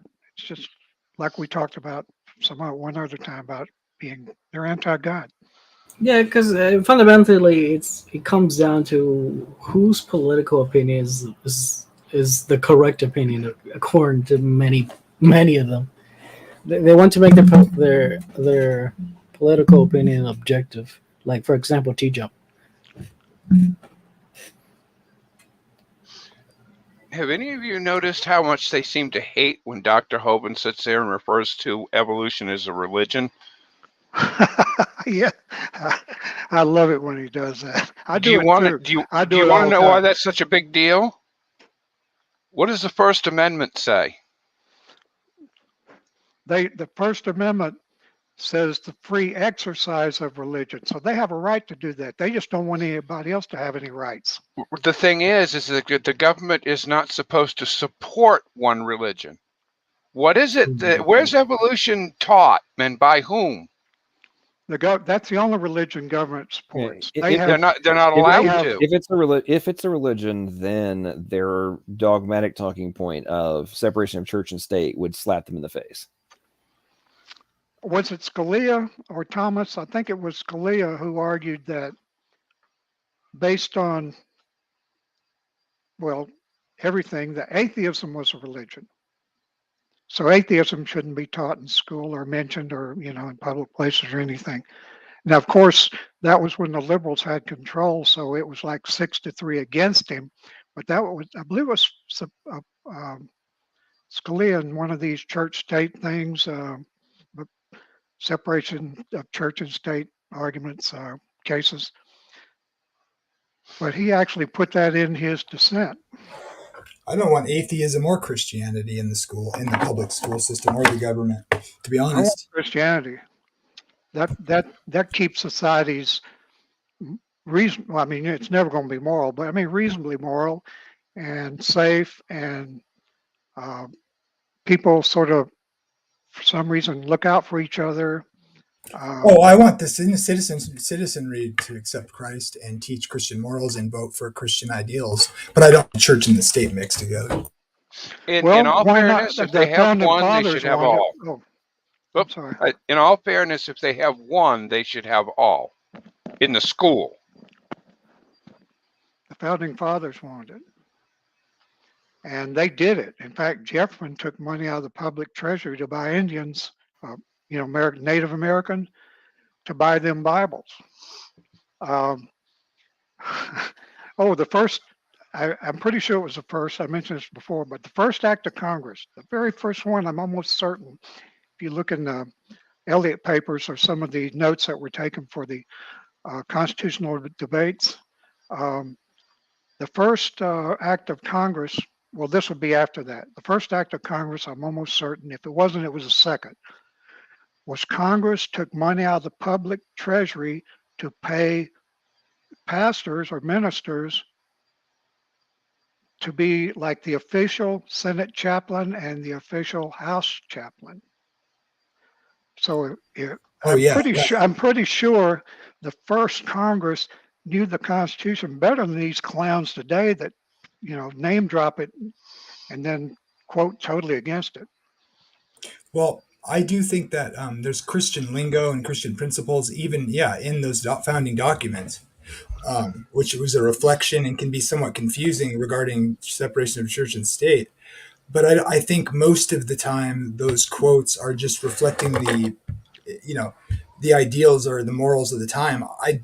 But it seems to me they were also worried about, they came away from England to get religious freedom. And Yeah. that's why Jamie, that's why they did the Constitution like that. If you go back and read commentaries on that from way back, like in the early 1800s, the reason they did what they did, now what they wrote was now this is the very first, Congress shall make no law respecting the establishment of religion, nor prohibiting the free exercise thereof. Now, what was establishment of religion?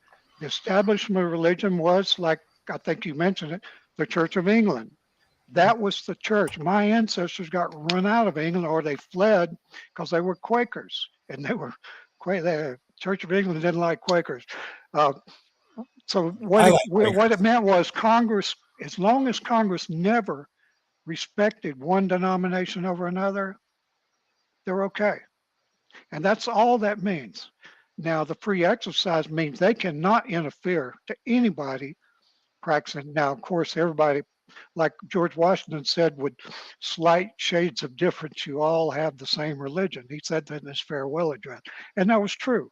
It was a Christian nation. It was founded on Christian ideals.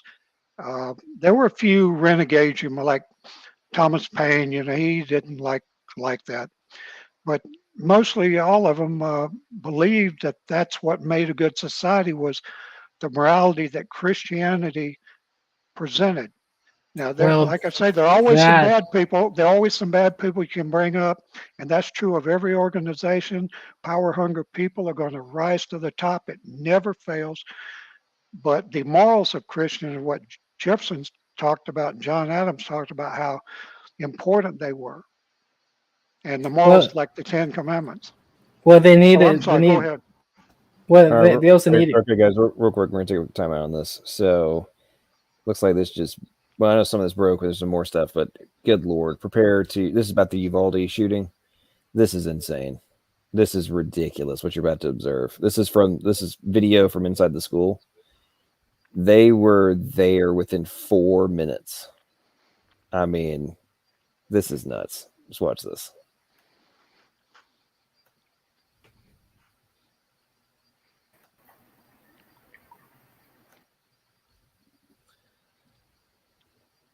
Go full screen here. All right, so you can see running. She.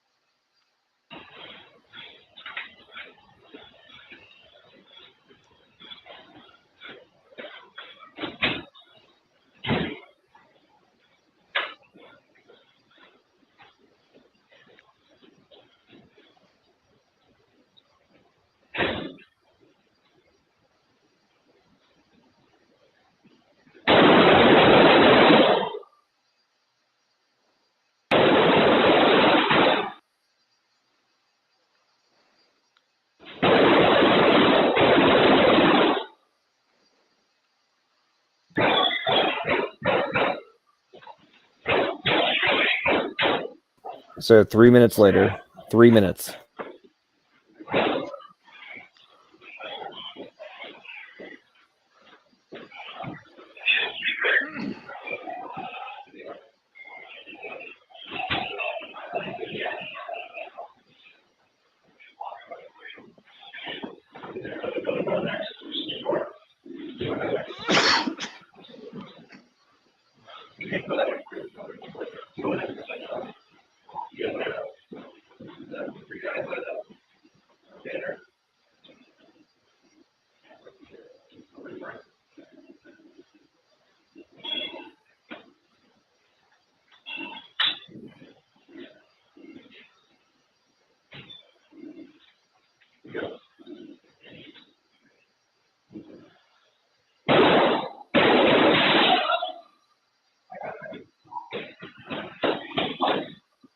Run away, run away. And that guy in the front's got a rifle.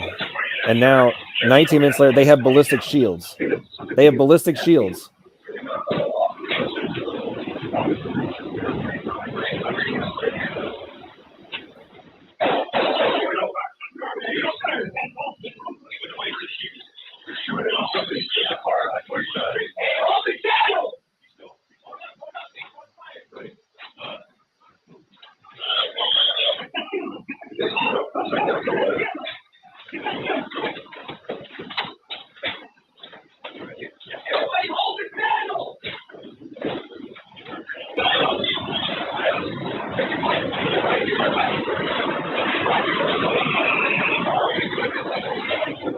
Did that guy literally just get hand sanitizer?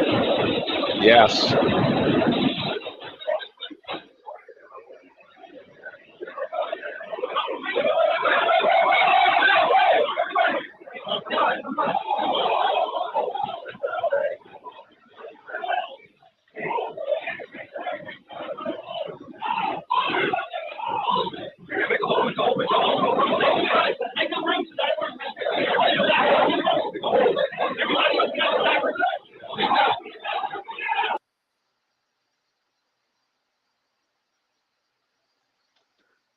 To a psychopath, that's what you call a target-rich environment. No guns, no nothing to protect themselves. Yeah, it's funny. I just before I came on here, I just finished watching the entire unedited video of that. It's like an hour and a half. It's disgusting. I sat there just scowling the entire time. I mean, But how many people died? In 19 minutes, you have ballistic shields, and you don't go take them out. I mean, you're there within 3 minutes. I mean, you guys had body armor on. I mean, well, then if you correlate it with the timeline, you can actually look and see what was happening while these guys were standing there. And you can see when they were doing interviews while this was going on, where the captain's saying, oh, I'm going in there. I'm going. And the captain didn't even have his radio on him because his lawyer said he wanted to have both hands on his guns when he went. So he didn't have his radio on him. This was a complete. Do you know how many people died? There was 21 total, 19 kids, 2 teachers. Then one woman actually drove from her farm to the school during this time that you just saw, went into school, rescued 2 children, and got the hell out of there while these cops were standing there doing that. Yeah, I heard this also happened. Like, I think there was another shooting a while back when, like, this off-duty officer, there was a school shooting. Like, the cops were outside. So I was right. It was 21 people dead, but there were 17 more that were injured. So there's no telling what kind of life-altering injuries. I mean, you shoot a little kid, that bullet's going to do a massive amount of damage to their body, even if it's in a quote-unquote non-lethal, Shoot him in the leg, that leg is gone. This is an animal going down into another animal's, den where the cubs are. And I've seen videos like that where you can just watch helplessly while like the wolf goes into a fox den or a coyote or something, and it's just like, and then you see like the coyote come or the mother come outside, running around outside the hole, knowing what's going on. It's like horrifying. This is that on a human level, and it could have been avoided.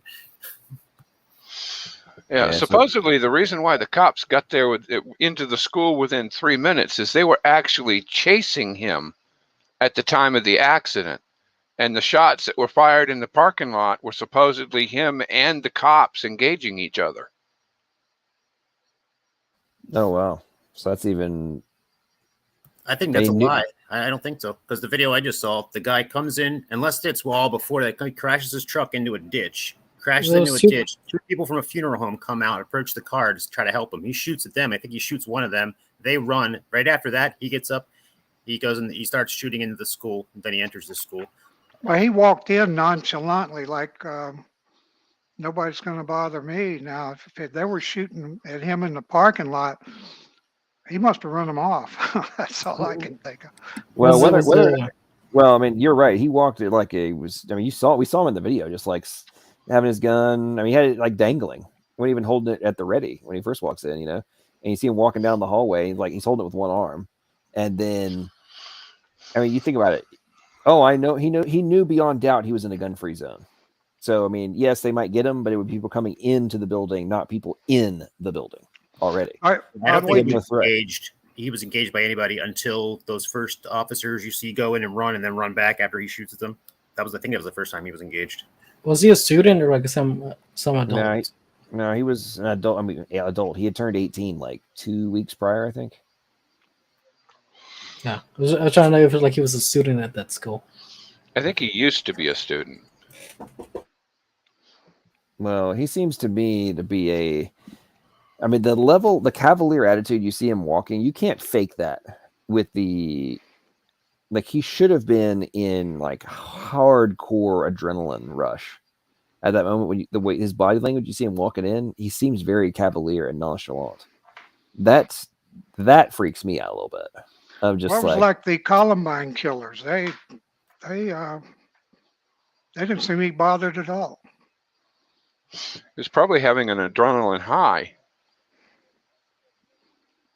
Well, it might be having an adrenaline high, but you might be having an adrenaline high, but that doesn't change the fact that when you're on adrenaline, you're not walking casually. I mean, think about the times when you've been about to be in a fight or be in a fight, right? And your adrenaline's kicked in. Just the way you move changes dramatically. You're on edge, and it's like everything is hyper intense at that point. Your muscles are not loose when you're having an adrenaline rush. At least I never have.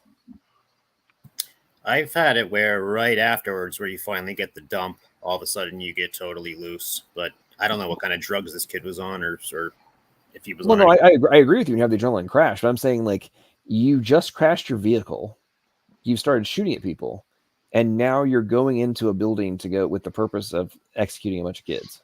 I don't think you've come down off your adrenaline high in that what 2 to 3, like maybe less than 2 minutes from crashing the car to like we see him on camera walking into the building.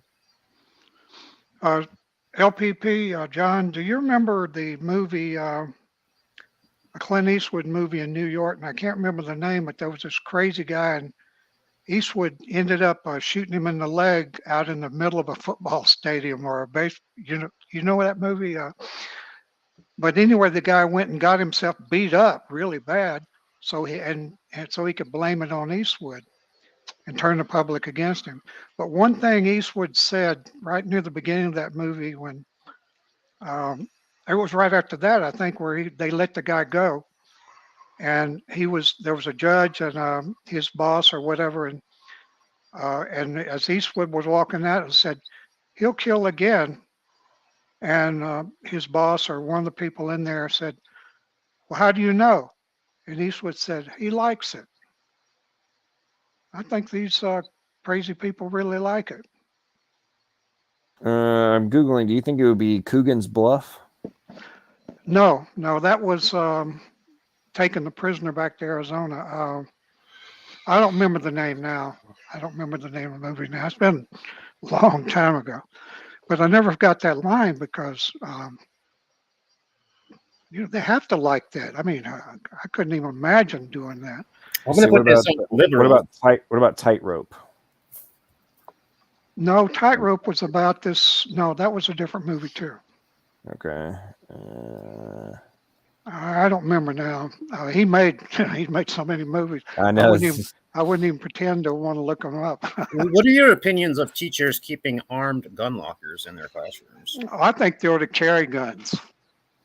I worked for an entire semester at a K through 12 school once as their IT guy, and we had to go through drills. It was very surreal because I graduated in high school in '95. So, but every once in a while we had drills. They had resource officers. They weren't armed. They were just guys with freaking CBs. And I remember this at the very mention, because I straight up said, I think teachers should be armed. Everybody in that room, every teacher in that room looked at me and scowled at me like I had just said the most disgusting thing. That type of culture and demonization of self-defense is abhorrent. Here's what I think. Here's what I think. I think that there should be, because I don't think that all teachers should be armed, because I think a lot of them are freaking nut job fucking commies that would be dangerous potentially to arm them. However, I think that there could be intense psychological evaluation to identify the ones that would be good for it. Number one. Number two, I think that there is a plethora of combat veterans in the United States that could, it might be good to give them a job. And all of the money, all the money. I mean, the amount of money we spend on like supposedly solving these problems could provide really good salaries for combat vets that could be in there. And here's what I would argue. I would argue that if you have former combat vets in schools across America, and you're the potential gunman, and you know that you're going to have to go toe to toe with a man who has had to fight for real in an urban environment, you're going to think twice about that being your soft target. Now, I'm not saying it will stop them from going and finding another soft target. Yeah, he'll find another one. Yeah. But they're not going to come if you have to face off with a combat vet. That's just a fact. I mean, LPP, no ifs, ands about it. Oh, I'm sorry. No, go ahead. Well, something you said just a minute ago about you would want some of the nut job teachers to have guns, the commies and whatever. Well, they're almost all commies now, so that means we're not going to have any teachers. There might be a few left. My wife was a school teacher, and by the time she retired, that whole school was run by a bunch of crazy people. I mean, there were some of the old ones that were there when she got there, or right after she got there, that still had some common sense. But so I think we're to make a rule. If I don't know how we're going to do this, but it'd sure be nice. Make a rule that if you're not qualified to carry a gun and you're not willing to carry a gun, you shouldn't be teaching our children, and you're not going to. Well, when we have all of these individuals running around talking about how it's their express purpose to convince kids to question their identity, I mean, what you do as in your adult time is up to you. But if you've stated on video that it's your express purpose to try and convince kids that they're not cis males and cis females, let's just leave it there from the wording perspective. If you stated that's your objective, then I don't know why you're in school. All right, I'm going to hop off. I'm going to go back to chat. All right, see you, Bubble. See ya. That is why they're in school, isn't it? Well, I mean, yeah. I'm not saying it applies to all teachers. I'm just saying that there's plenty of them that have publicly stated that is their objective.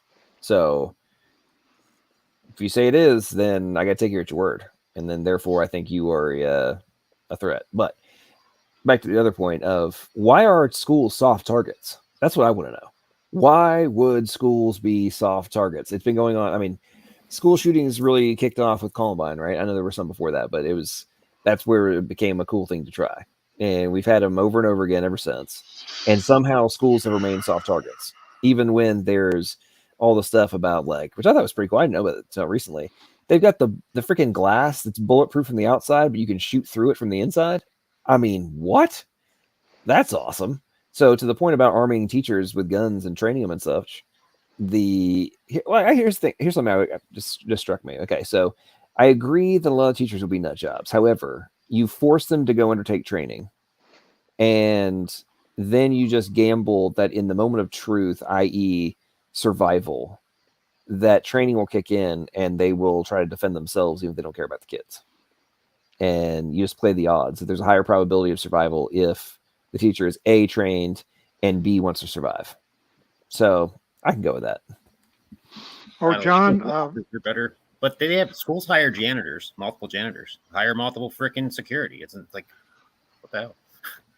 It was Dirty Harry. Somebody mentioned in the chat, and I looked it up. And it was San Francisco, not New York.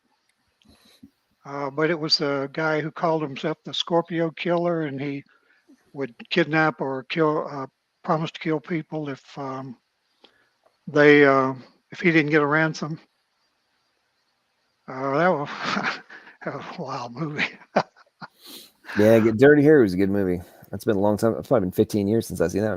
Maybe 20. A long time. A long time for me too. Well, you were alive when it came out, so. Yeah. I was old when it came out. The scene where they're trying to bring a woman into the force to make her like a hired detective, and he's like not having it. Oh yeah, that was the one where the guy that was like a terrorist and he kidnapped the mayor. Is that the one you're talking about? And that girl that played on Cagney and Lacey was his. Yeah. And about all she ever said was, "Don't worry yourself about it, Inspector," or what, something like that. Well, something else to me in regards to like the security aspect of what we're talking about tonight. One of the single biggest increases in school district cost has been in the administrative positions that keep getting magically created. We keep having teacher shortages, teacher pay issues, lack of funding for this. They run out of money for that in the budgets, but the school budgets keep getting bigger. So how does that make that doesn't make any sense mathematically? But moreover, I worked at a school. I was teacher's assistant for a year at another school when I first got into IT, and our freaking books were like 3 years out of date.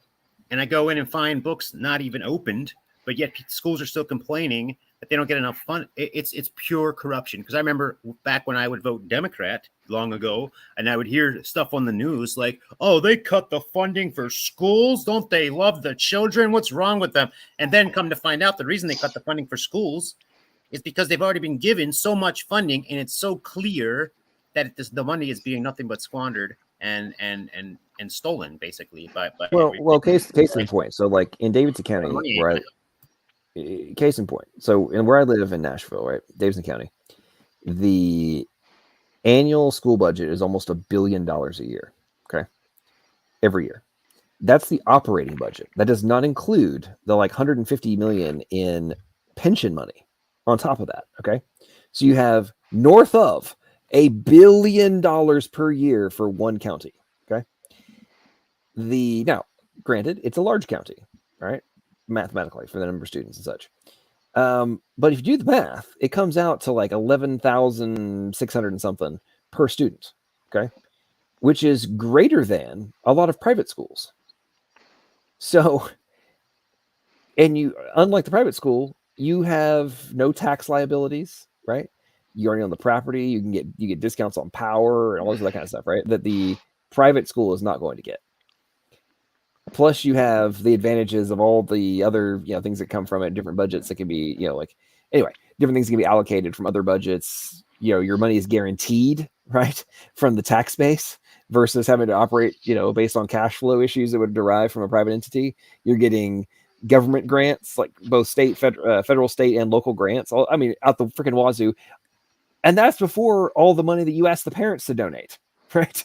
They're like, "Oh, well, we're doing this thing. Can you do?" I get it from my daughter's school all the time, and where my daughter lives is in a wealthy county with higher end schools, and the majority of people in that school have higher income. Right?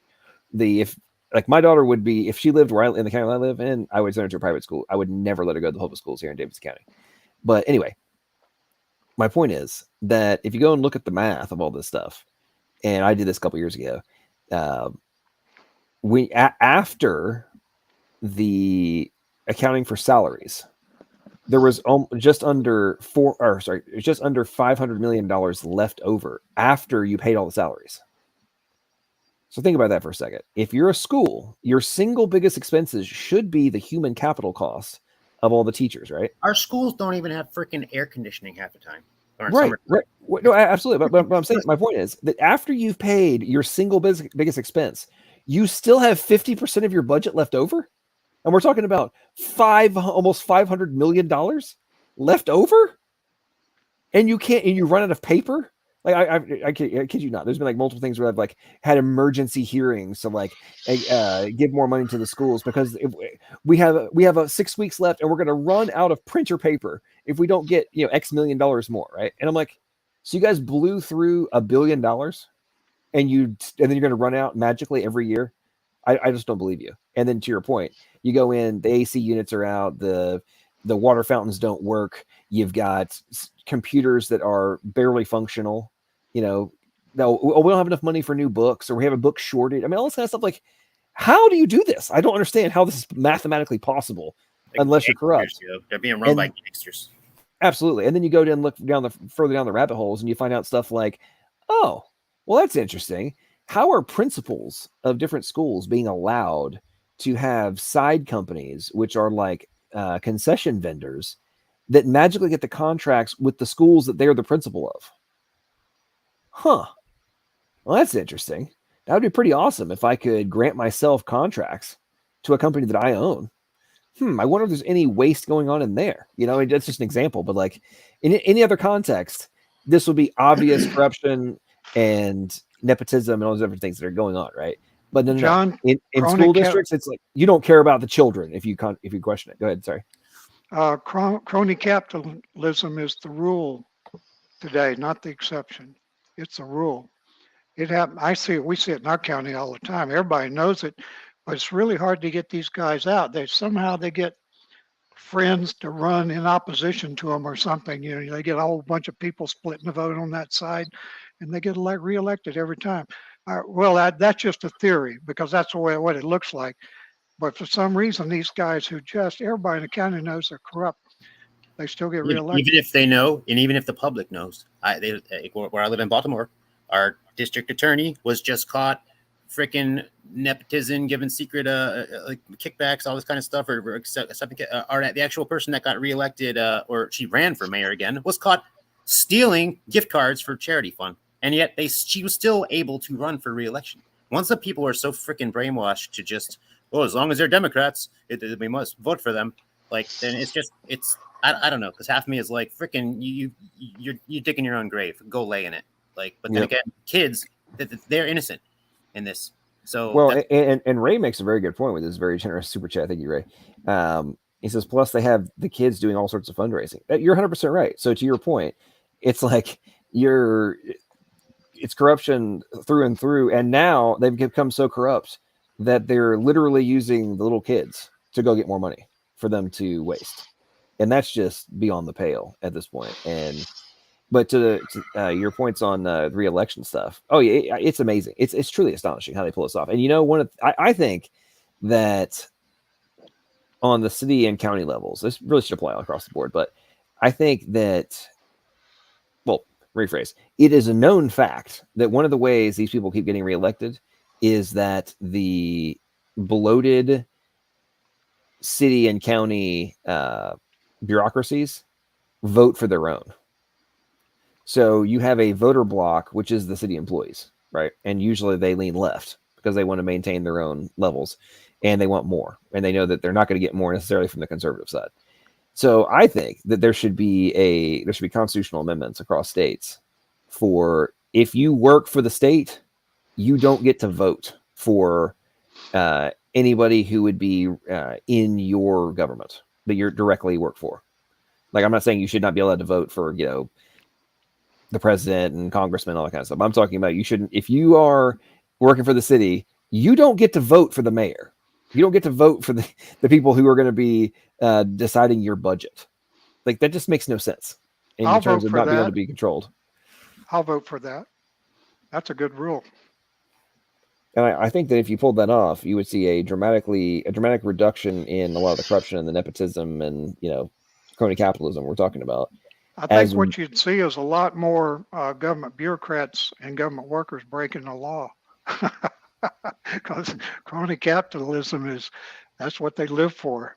Well, I agree with you. And a lot of you have probably heard me rant about this in the past. I've talked about it before. But one of the things that really blew my mind was, this is like 2017, 2018, when I was heavily involved in politics and stuff, and was looking through budgets and both on the city level and different departments and such. and I was coming across stuff that was just blowing my mind. Right, it got me. My mind was blown to such an extent that I went down to the finance department of the city, right, and I had a meeting with the director of finance, and I was asking questions about different things, right, and all I got was these like looks of shock and no idea, and I'm unaware of this. I'm unaware of this. Okay. Then I was like, okay, so what do you guys do then? Like, do you look into this stuff? Oh no, that's not what we do. I'm like, you're the finance department. What do you do then? Like, what is the point of your existence if you don't go and verify the validity of these charges and what the money's being spent on? Like, who does this? Oh well, that's not what we do. That only happens if there's an audit. I'm like, well, who does the audit then? Oh well, I guess we would. I'm like, hang on. So something that would be your responsibility, you don't even investigate any of this stuff. And I'm like, so what is your day-to-day operation? Like, what the heck is the purpose of your existence?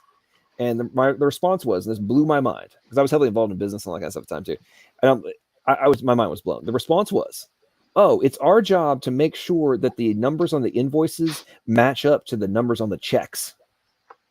And I'm like, so that's a tough job, but not for what the check is for. Is that your point? Your position? Oh yeah, absolutely. I mean, my mind was blown. I mean, like, so basically, your entire department is freaking pointless. Like, why do you even exist? Doesn't every other department in the city government have its own finance department? Well, oh yeah, it does. Okay, so you're the supposed overlords of the other finance departments for each department, but you don't actually verify that what they're doing is valid. I mean, I was so pissed off. You have no idea how mad I was. I was just like, this is just beyond the pale. If you were doing this in any other kind of like publicly traded company, you would be potentially facing arrest for incompetence, like for that level of potential fraud and defensive fraud. And I'm like, anyway, enough of my diatribe. That stuff just pisses me off, especially when you get into like the way the bonds that are sold, how there's like no audits of the validity of the bond structures. And I mean, like here in Nashville, for example, that one of the biggest bond issuances have done in like years. They did it literally while they were in litigation that would potentially have, if they lost, would have prevented them from moving forward on the project. But they went and sold millions of dollars in bonds for something they were currently in litigation for. And then one of the reasons the judge ruled in favor of them was, oh, well, there's been all these bonds issued, so it would kind of be a big deal if I ruled against them. I mean, like, are you kidding me? So you guys committed securities fraud, and then the judge kind of covers for you. Brilliant. Anyway, sorry for my rant there, guys. I yield. I know it's very easy to underestimate the stupidity of others. Example, a company seemingly not doing too well needs to move locations to get better funding, financing, etc. However, when the time comes for management training, the training happens to be on a cruise in freaking Hawaii. Like, okay, maybe they got some deal. I don't know, but that sort of thing. And then if you ask them about that, it's almost like, well, of course we got to go on a cruise to Hawaii. Like, what are you talking about? Like, to not do that is out of the question. Like, what do you mean we're not going to? So the case in point. So this is on the federal level. So Cheryl just made a great point. It's actually worse than you thought, Cheryl. She said tens of billions in COVID relief money is still unaccounted for. Okay. Actually, as of 5 days ago, I saw a report on this. 75% of $800 billion didn't reach employees of all the COVID PPP money. $800 billion of it never made it to employees, but it's gone. We don't know where it went. That sucks. Don't know where it went. We spent it. Don't know who has it. I mean, are you kidding me? 800 billion? Okay, folks, that's almost $1 trillion. That's close to $1 trillion. I mean, woo! That is greater than the GDP of all but like 6 countries on this planet has vanished into thin air. Sorry? What's a defense budget? Oh, that's greater than the defense budget in 2021 was $704 billion. So yeah, I thought that sounded like more than the defense budget. Wow. Absolutely. Yeah. It vanished. And all the freaking morons run around talking about how like, oh, we just spend so much money on the military. Blah. It's the primary responsibility of the federal government is currently just under 11% of the total budget. Let's put this in context, folks. The current budget is $6.8 trillion. That's the federal budget right now. The military, 700 and some change. billion. And you're sitting here and telling me that we're spending so much money on the military. It's a freaking joke at this point. It's a joke. And people in America are so ignorant of the basics of government, civics, government spending. Put this in context, ladies and gentlemen. In 2008, the federal budget was 2.8 billion or 2.8 trillion. It's now 6.8 trillion. That should blow your mind because it had gone up over $1 trillion just between Clinton and Obama taking office. And now we're at 6.8. It's mind-bending. And we're so toast. Folks, I know I go on these diatribes sometimes. Our economy is toast. Oh, by the way, also, petrodollar status alert. Saudi Arabia has officially stated that they're looking at accepting other currencies other than the dollar. So, which means petrodollar status could be gone at any moment. They've been formally invited to join the BRICS consortium.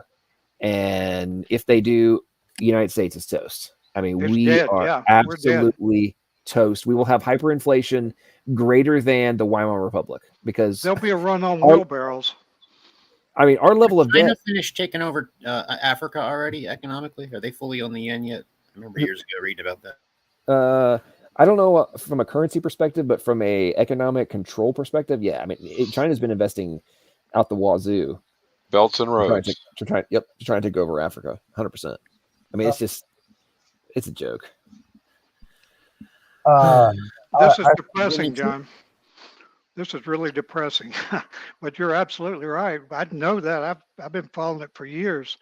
It's just absolutely unbelievable what these crooks, these gangsters, I think that's a better word. The whole government, with very few exceptions, just a bunch of gangsters. I'd call them we got traitors. the same. We have traitors. Most of them. We have the same problem at the local level. These guys will wear the Christianity on their sleeve, and then they'll make back alley deals or whatever. I mean, whatever you call that. They're crony capitalism. They're crony capitalists. They pay for play. Is that a better, more? Yep, that's a common term in politics. That's a more common term. Yep. Pay for play. And yet they end every one of their meetings with a prayer. Yeah, but the question you have to ask yourself on that is, who are they praying to? Well, it's certainly not to the God I worship. Well, I agree. My point is, with okay, we know that there has been a massive push by Satanists to infiltrate, and atheists, but I mean Satanists specifically, to infiltrate seminaries, to become quote unquote pastors of churches. I mean, we know this has been conducted. So you have to assume, and we also know from a political perspective, via the Kluger-Piven strategy, that the same logic has been initiated for taking down the government. So they may not know what that means, John. Which thing? Kluger-Piven. Some of them may not know what that means. Oh, yeah. Okay, so short version, Kluger-Piven, they were sociologists from the 70s. They developed the Kluger-Piven strategy, which was how do you take out the United States? Short version is infiltrate institutions, i.e. universities. Overwhelm the welfare system. NGOs, and get your people in government. Then slowly over time, you increase the number of people on the public dole until it becomes the majority. Then you spin the country into oblivion so that you have inevitable economic collapse. And then when the collapse takes place, you blame it on crony capitalism and argue, and the Constitution, and argue that, see, this does not work. Therefore, we must nationalize industry and, basically eradicate the original form of government in the United States because, obviously it failed. I mean, it's their I stated disagree with you on one point, John. They blame it on capitalism, not crony capitalism, because they are crony capitalism. They blame it on capitalism, and they blame it on the Republicans. Well, true. You're right. They blame capitalism while ignoring the fact that it's crony capitalism, was what I really meant. But you're 100% correct. Now, in relation to how this has been perpetuated, Hillary Clinton wrote her senior thesis on the Kluger-Piven strategy, and her variations on it. While Bill Clinton Hillary?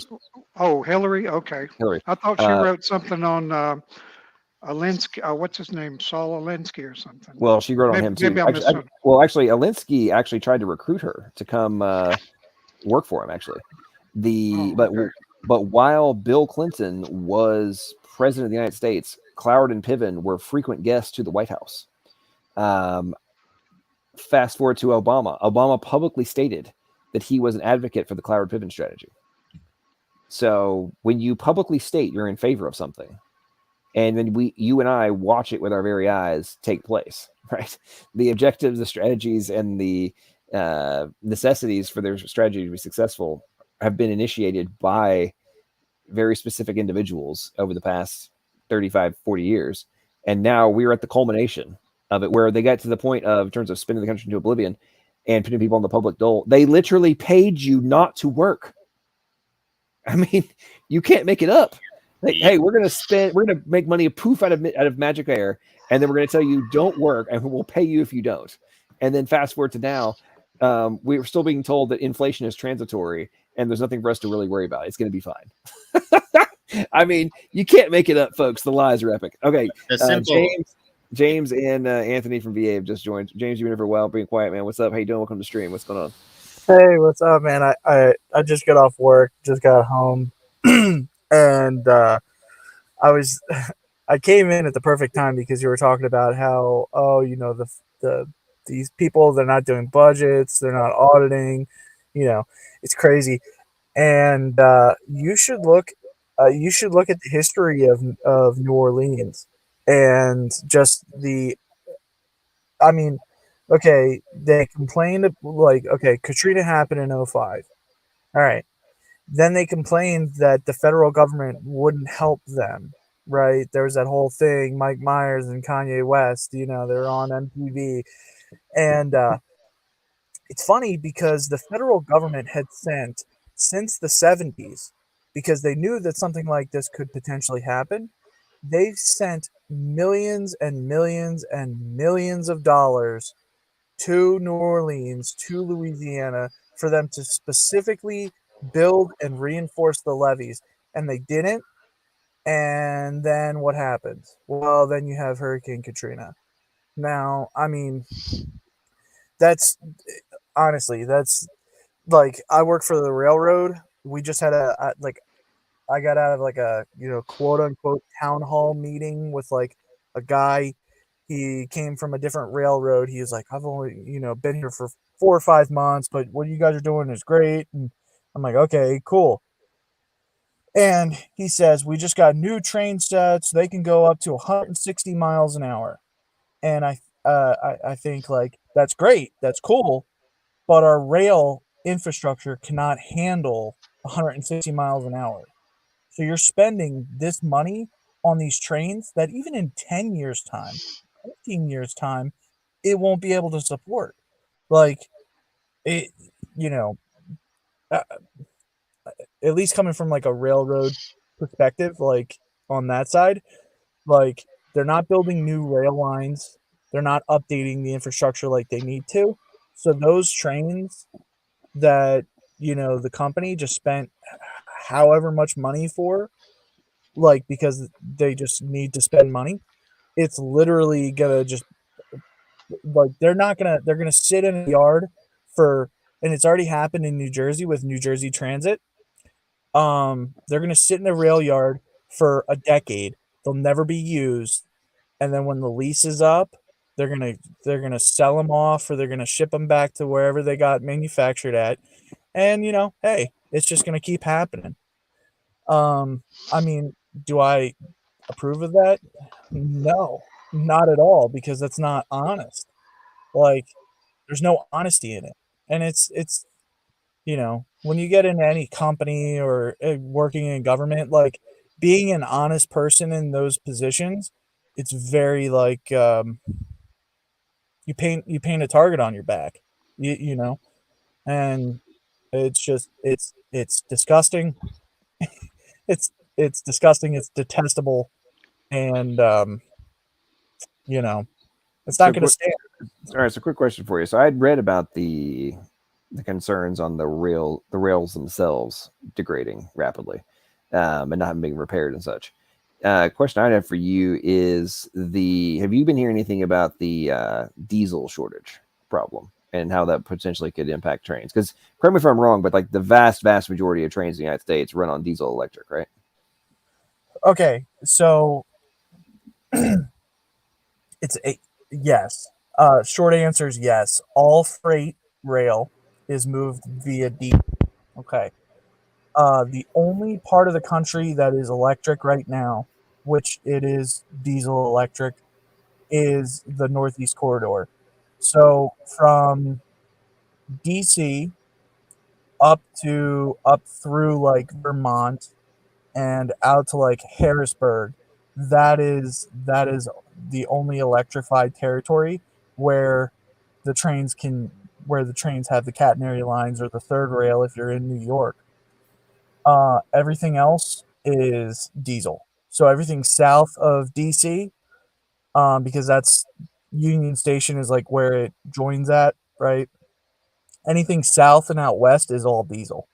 So yeah, and if we're running into a shortage, and it's funny because people don't realize this, but plastic is just a more refined form of oil that would end up going to creating diesel.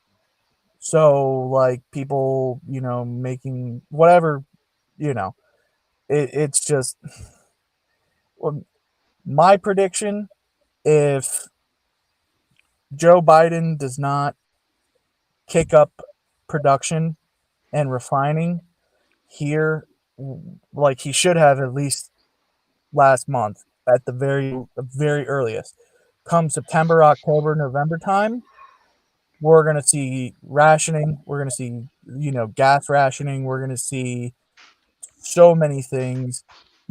People aren't going to be able to get food, and if the freight trains can't get into New York, they literally only have food for like 2 weeks.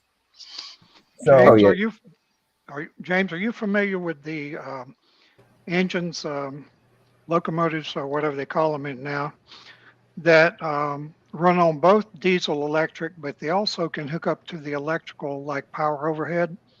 Have you seen any of those? Yeah. So they had them in Philadelphia, that area, because some of the lines that went out, they had to switch to diesel because they didn't have the. Well, anyway. James. As far as I know,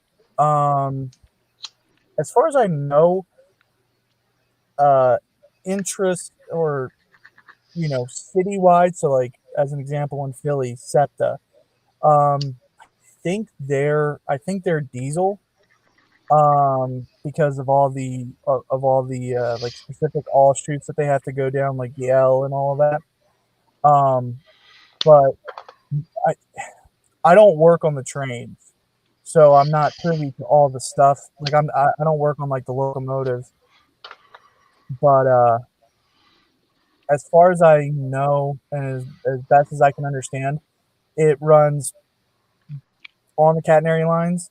It runs purely off of the electric, but it has a diesel engine in the event that like there's a power outage or something like that. And that's if I understand it correctly. Oh, so it's just for backup. Oh, okay. Yeah, basically. James, have you heard anything about a strike? I saw something about that today.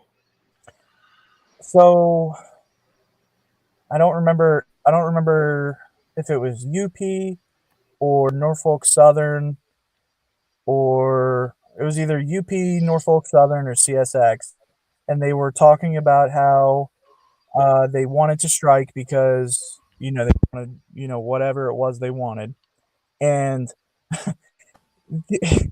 this is how kind of pathetic the union system is now, right? You have to get an okay from a judge to say like, yeah, you can go on strike. And of course that judge is not going to say like, oh no, you're not going to be able to go on strike because you have to do, X, Y, and Z. So James, this is a good time to go on strike if you're in public service, transportation, or trucking or whatever, because the government wants you to. They want the whole economy to fall. They want it to fall. So I just looked it up. This was today. Railroad union members vote 99.5% of them. How do they have a 0.5%? That's interesting. To authorize a July 18th nationwide strike, and the union was Brotherhood of Locomotive Engineers and Trainmen. Oh boy. So it's one of 13 rail worker unions negotiating a national labor contract after the previous contract expired in 2019. Okay, yeah, the BLET. I'm not a part of that one, so I don't. You know what? My union actually probably, my union probably posted something about that on Facebook, but yeah, I don't know how that union works. I don't know how like the sheet metal workers or the train workers union works. I know how my union works, and when I'll just give an example. When when the company had came down and said everybody needs to get the vaccine by this date, my union president or general chairman, whatever that means, said, quote, at a union meeting when I went and I aired my grievance and I said, look, what happens in the event that I don't want to get the vaccine? What about us? What about the people that don't want to get the vaccine? He said, quote, if you don't like it, you could go work at the post office. They're starting at $11 an hour. Every new person that I've seen come in, I've told them that. Now, whether or not they take it to heart, whatever. I see them, they're walking around, they got the union merch on, and they're like, yeah, brotherhood. But the quote unquote union brotherhood goes out the door the minute the minute somebody says, whoa, this thing has a 99.992% survival rate, but everybody needs to get vaccinated. My union didn't stand up for me. You know what I mean? And yeah, I'm salty, but it is That's what it is. understandable. Okay, so I'm looking up the Brotherhood of Locomotive Engineers and Trainmen, BLET. It says they're the founding member, like the founding group, I guess, of like the original union or something like that. At least what I'm reading. But they have 50. There's two different numbers. One says 57,000 members. The other one says 59,000. So is that big? Do you have any idea if that's like big in the union space in your industry, James, or is that like a normal size one? So I'd say that's a fairly large. Like a large group. But the thing is that okay, so you have the BLET, the sheet metal workers, the train workers union. You have the IBEW, which is the International Brotherhood of Electric Workers. So those are the electricians. I was a member of that one. And then there's the BMWE, which is Brotherhood of Maintenance Way. And they all fall under the Teamsters. So like you have separate unions that all have different groups, but then they all fall under the class of like Teamsters, which is I don't even remember how many Teamsters things there are. I think there's only like 2 or 3, but it's really convoluted. And like they do the same thing that management does. Like they say, oh, well, that guy from management says, oh, well, we just got done having a meeting in DC and, he was just blathering on. And like the unions do the same exact thing where basically a guy will get up, he'll speak for 10 minutes saying things are going great, even though they're not. And then everybody claps. You know what I mean? Because if they don't clap, they don't get their paycheck. And it's like, yeah. Well, it sounds like things haven't changed much since the 1860s when unions really started to come around. A little bit of do as I say or you are screwed. It's an interesting conundrum that we face. Well, I tell you what, to your point on the the grid lockdown and such, should the train stop working and that we're heading that way. I mean, the same thing can happen obviously from a strike if that happens. But what really fascinates me is how so many average people that I've talked to seem completely oblivious to the reality that like all the stuff that gets moved on trains. It's like you do realize that if you live in a coal-powered area, there's a railroad more than likely that drives directly or that goes directly to that power plant, like where the coal gets dropped off, to give you energy and electricity. Like, do you know this? And they're like, what are you talking about? Like, anyway, it blows my mind. Like, if we don't have diesel, if the trains can't transport diesel, then the trucks can't pick it up to take it to the gas station. Therefore, you don't have gas, genius. Like, if there's no diesel being transported, then the trucks don't have diesel. Therefore, the food doesn't get taken to your grocery store. Do you not comprehend this? Like, we're talking about full-scale obliteration of the things we take for granted in modern civilization. And the naivete of people is really starting to get to me these days. Well, it's because they've been lulled into like a fall. Really, honestly, when you think of like, you talk about the NPC meme, like that's not just like that's not just a meme. Like people, you think about like internal monologues, like people, and this really like Ken Hovind, he did the creation seminar, and it's a really, I think it's up on YouTube. Like, I think you can watch it. It's like 6 parts for the first one, like the first set. But I think it's the first two parts of it. He just goes into like the history of like school and how, basically, at least at the time when he did that portion, which I guess was in like 02, 03 maybe. Like how basically, schooling came to be about, and, just how socialism or socialistic ideas had like infiltrated school, and then it infiltrated like higher academia with, like, you guys were talking about Saul Alinsky and all these other different types of like socialist pushers, and, the gonna sound derogatory, but like these boomers, right? Like they went through, like this the most prosperous time in history, whatever, we get it. But they were going through college, and there was the prevailing idea of like, do as thou wilt. You're just an animal going off your natural instinct. Therefore, you should just be an animal. And what are we seeing now? We're seeing them, and we're seeing them in government. And it's very obvious when a country gets away from God, what happened. It literally took 2 generations, and we don't. I say this about Gen X.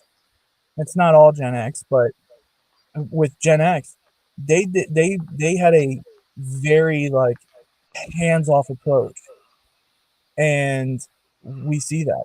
We don't see very many Gen X in government. We don't. I mean, there are some, but for the most part, like nationally, we don't see very many Gen X. It's all. Well, I would argue a portion of that stems from some of it's a lack of interest. Others is the boomers refuse to give up power. They cemented it and have refused to concede whatsoever to the next generations. Well, I think that's part of it, but I think more so it's the fact that, like, well, yeah, basically, I mean, Gen X starts coming up, and they're not doing exactly what their parents wanted them to do because of the fact that, oh well, you're not going along with this agenda that like I learned when I was in school, and When I got out of college, I got a job making, $35,000 a year, and that was perfectly well and good. And I was able to stay there for 35 years, and that's great. Now it's time for you to like step back and the Gen X, because you think about it, like boomers, right? They inherit this super prosperous time in American history, but their parents, obviously, for very obvious reasons, they went through World War II. Most of them probably went through the Depression, so they go through the Depression, World War II, the Korean War, and then they start seeing like the influx of stuff happening to lead up to the Vietnam War, and they had a rough time. They had stress coming back from the war or wars, depending, and they beat on their kids, and then the boomers take that idea and they run with it. They hit on their Gen X kids, and then but the boomers, they didn't go through what the greatest generation had to go through. They didn't have to go through World War II. They didn't have to go through the Depression. They didn't have to go through the struggles. And I'm not saying like it's good to hit your kids, but and I'm not saying that like the greatest generation like wasn't at fault for doing that, but like the boomers passed all that on to their kids, but then the Gen X see that and they're like, well, hold on a second. You're able to pay your house off when you were 25 and you're doing all these things and you're able to stay at your job until you were 60. Like, I don't want to be like that with my kids. So I'm going to be more so of a friend to my kids. And then, of course, you have the lackadaisical or the hands-off approach to when it comes to parenting, which then, fosters a sense of entitlement, and that's where we're at with millennials. And so I it's a societal issue, obviously, and like people need to get back to God. I mean, raise their kids right, raise their kids properly in the fear of the Lord, and recognize like it's their like the kid is theirs. Like, yes, the kid is born of them, but they're merely stewards for that child, and they have to raise that child under the fear of the Lord. Like, especially as a man, when like as a man and being the head of a household, I have to give an account to God one day about like how my household added up, right? Basically. So it's like that's a lot of responsibility. So, I would say, being as I am like one of the oldest Gen X's, one of the things I found is as we came up through the existing power structure, it came time for the Gen X to start getting into that power structure. The rules kept changing to prevent us, whether it was things being weighted for younger people that had college degrees, or things were pushed back longer so that the previous generation could hold on to power longer, or the thing with feminism and all of this being thrown in our faces. So we never were actually given the opportunity to get the power that the previous generations had. I've run into this personally. right. And I think that really goes back to what John was saying about the fact that boomers just simply didn't want to give up power. If you look at, I know this is completely, I mean, it's sort of on topic, but like if you look at the abortion rates prior to Roe v. Wade, I think 73 was the first year that that America actually saw a lower birth rate, like a lower replacement rate than ever. Yeah, I think we missed.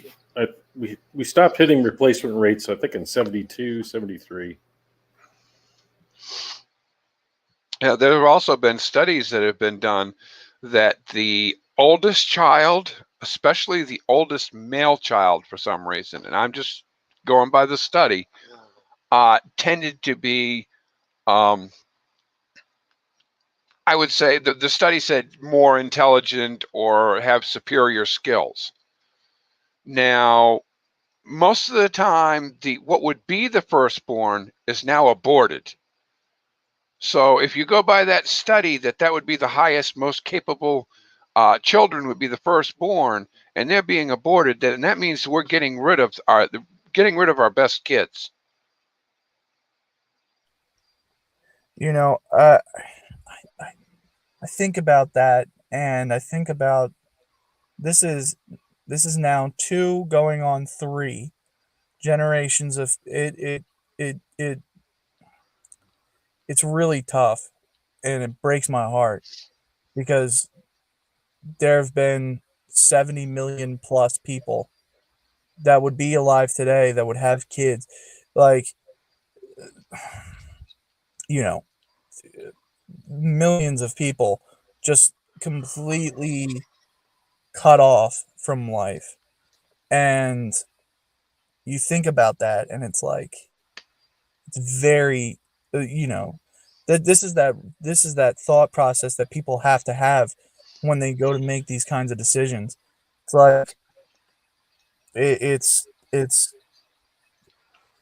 heartbreaking. It's heartbreaking. And then you hear this, you talk about abortion, you hear about what goes on during that and I mean,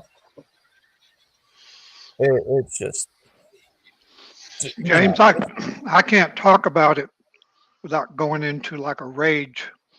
On here, I'd be the one to start the dumpster fire, I guess. Just a topic that really, really bothers me. I just can't believe it's happening. And like you said, I think there's over 60 million in America alone have been killed, and I mean it's like that everywhere. Maybe not as many numbers, maybe more. I don't know, but um, it's just horrifying to think that they could do that. Yeah, but if you actually think about the whole eugenics project and everything, we've kind of been doing the reverse for the past couple hundred years because, as I said, the firstborn usually tends to be in, like, if you have like 3 or 4 kids, the firstborn is usually the brightest or best or most capable child and whatnot. And one, abortion is getting rid of the firstborn before they're even born. And 2, on top of that, with all the wars going on, who do they send? The best and brightest and most athletic. That's who we send out to be killed. And the ones left over are the ones that are overweight and have flat arches and need glasses and diabetic. And we're breeding ourselves down. Right. Well, and that's exactly what Satan, that's exactly what the devil wants. He wants us he wants us to be to essentially be, for lack of a better word, soulless, mindless, right? Like we get into that stage where the people don't no longer think, right? And like that's the scariest part, because nobody thinks critically. Common sense is not so common. It's a superpower that everybody has, but not everybody uses. And like, people have been so ingrained, like, with the idea that everything's on the level. But if you just look even at your local government, you can see that corruption's pretty bad. And if it's pretty bad at a local level, what about your state? What about the country? And people just say, well, it's all right. They'll do it. It's the same type of people that say, Well, I have a 401k, but I don't do anything with it. I haven't looked at it. It'll be fine. Like, you know, that's money that you're throwing into a pit essentially, and if you don't do anything with it, you're, at the end of whenever, you're gonna realize like I spent my time putting money into this thing, and this is how much I'm getting back. Same thing with Social Security. I mean, if you made too much money on Social Security, like if you made too much money before you reach Social Security, you end up getting reduced amounts from your Social Security, which is it's absolutely insane. You get penalized for doing well. So, there's no incentive. Why would I want to do better? Why would I want to exceed? And that's the socialist utopia. There's no innovation. Why would I want to do better than John or Sam, when at the end of my life they're going to be making the same amount that I am? And it's just it's tough. It's tough. Yeah, I actually have two 401ks, and to be honest with you, I don't even count on them being there when I retire, because I can't really do anything with them until I retire. You can, if you want to, especially on this economic downturn right now, depending on who you have your 401ks through, you can change the election. You can change the election, like future elections and current elections. You can actually sell, like, for example, I have Fidelity. You can sell whatever the like they use Vanguard. I have Vanguard. Just as an example, I have 100 shares of Vanguard. I can sell those shares and put that money into a different account. So I put it into bonds. So, like, yes, in 1 month, I saw $1,000, which was like 11 or 12%, like, drop in my 401k before I switched it. But basically, you can put it into bonds to save the money. So it's not necessarily like, yes, you're not gaining money, but you're not just throwing money into a pit. And then, yeah, my particular plans, you could only pick categories to put it in. You should be able to roll it over into something else though. So like, if you have two 401ks, I'm assuming it's not like the current, like at least one of them is not your current one that's being put in from your employer. Is that fair? I'm not currently employed, actually. Okay, so you have them sitting there. Okay, so you can do what you want with them right now. Okay, so if I were you and you've got them just sitting there right now, my ass would be transferring that crap over into freaking gold and silver. I mean, Yeah, because bonds are gonna implode if the interest rates keep getting played with.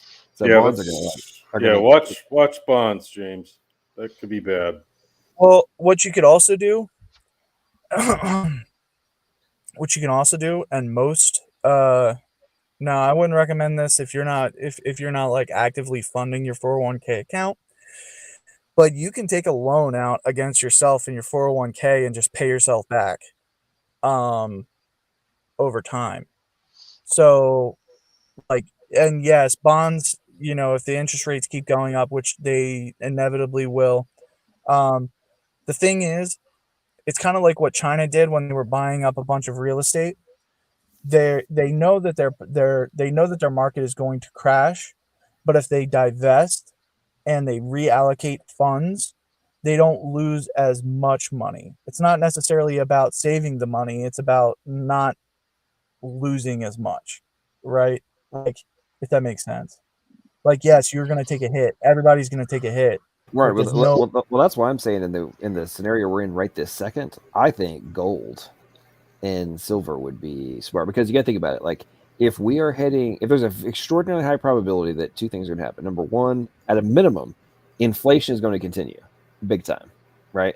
So even if you're maintaining your wealth, even if you somehow manage to break even in bonds and whatnot, you have a slight gain or whatever on paper for your 401k, the buying power. You're losing somewhere between 1% and 3% of your dollar's value per month right now. I mean, think about that for a second. Like, that's what you're losing in buying power. So if that's going to continue for a reasonable portion of time, right now we're talking about how do I not lose money, not how can I make money, right? It's like, so that's all I'm saying is, and then moreover, if you look at the potential for massive inflation, even more than we're already dealing with, then you're talking about, I mean, let's just think about it. Let's say you have 100% inflation, which is low for what we're heading towards, right? I would much rather own a hard asset. That's just me. Oh yeah, of course, and definitely. Like, I was gonna say, like I said, if you're not actively looking to pay back the 401k that you take a loan out on, I would say take the money out of the 401k, take up to whatever you can, 50%. That's tax free. You don't have to worry about it. Like Fidelity, they literally just sent me a check. And just buy silver, buy gold. I mean, I don't know if you've seen the debt clock.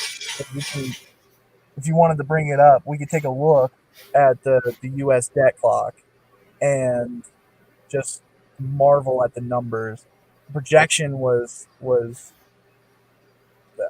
the projection that they put out in 2021. I think it was grossly undervalued.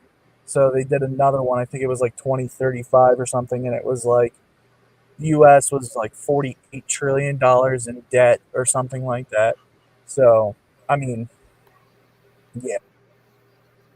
And then, did anyone see they're prosecuting J.P. Morgan, a small crew over there that had been manipulating gold and silver, the gold and silver market? I don't know for how long, but yeah, they're up for prosecution now. And then I've seen people complaining about the current gold and silver charts, that they're in a kind of a tight formation, and they're like, why is this happening? And those two things just came over the transom the last couple of weeks. But yeah, they just caught a couple of guys manipulating that market. They've been steady for, well, relatively steady for, gosh, at least 10 years, I guess. I mean, they'll go up and down a little. In fact, they had a little bump up back maybe a year ago or less. Silver went up to probably a lot, but now it's back down. They're both that. And I think what they trying to do is just keep the price down. I'm not sure exactly why. I don't understand the logic in that, but they do, obviously. But they have really worked to keep the price down for a long time. So I don't know. I'm on my phone. Alyosha, I don't know if you've like kind of heard about the history of silver and like how it sort of like got to the price that it's at right now. But in the 80s, there were two brothers that The were Hunt brothers. Yeah, the Hunt brothers. I was Yeah. there. Okay. I was there, okay. and I got bit by that. So basically, like their silver was confiscated, and so J.P. Morgan is, which I didn't know about that, the whole J.P. Morgan thing. It's very interesting, actually. But so J.P. Morgan is like the largest holder of silver, physical silver, not like paper silver, ETFs, paper gold, silver, whatever. All of that stuff is literally worthless. If you don't own like a physical piece of silver, it's worthless. That's what I've heard. Because at any time, like the market, at any time, and I got bit by this a few years ago when there was a huge downturn. I was using Robinhood, and like at any moment, oh well, guess what? The market's doing really bad. Oh, sorry, actually, like systems are down, so like I lost a good chunk of money on that. But Yeah, the Yeah. ETFs can get sketchy. I mean, they're good for swing trading on a day thing, but it can get a little sketchy. But yeah, Was it Robinhood that got wound up in that whole GameStop thing? yeah. So it was Robin. I mean, so okay. Basically, what was happening was Robinhood was, or not Robinhood specifically, but what they would do is like, oh, you start up a new account, you get a free share of whatever, and they would give out shares of GameStop and like penny stocks. And they were, to the best of my knowledge, what was happening was they were forcing the price of GameStop down because there were hedge funds that were essentially betting against GameStop. And so they had over leveraged their margins, and as time started rolling on, the margins were getting called, but they weren't able to buy back the stocks that they had lent out, essentially. But they didn't really lend it out, they sold the stock. So like they had to buy the stock back at an increased value, and I think it went up to like what, it was like $360, or maybe it was It was madness. It was madness. But I mean, I got so much entertainment out of that. That was hilarious to watch, and all the talking heads freaking out about like, oh, how are these Reddit groups being able to pull this off? I was cracking up too. Oh, and they were all in. The Reddit crowd was all in on that. They still haven't closed. They still haven't closed a lot of those positions. So did you guys see that GameStop is doing a stock split? Did y'all see that? Yes. Which yes.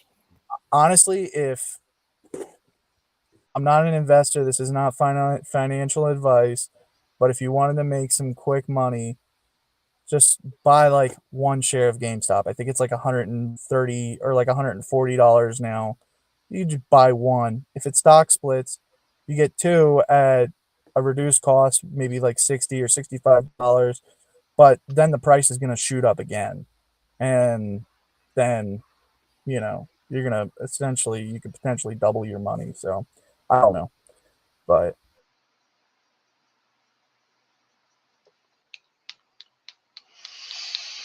yeah, it's getting the whole mark. I mean, at this point, part of the reason I was talking about just freaking buy gold and silver is at this point, I'm just like, you know what? And by that, I don't mean paper. I mean just the actual metal.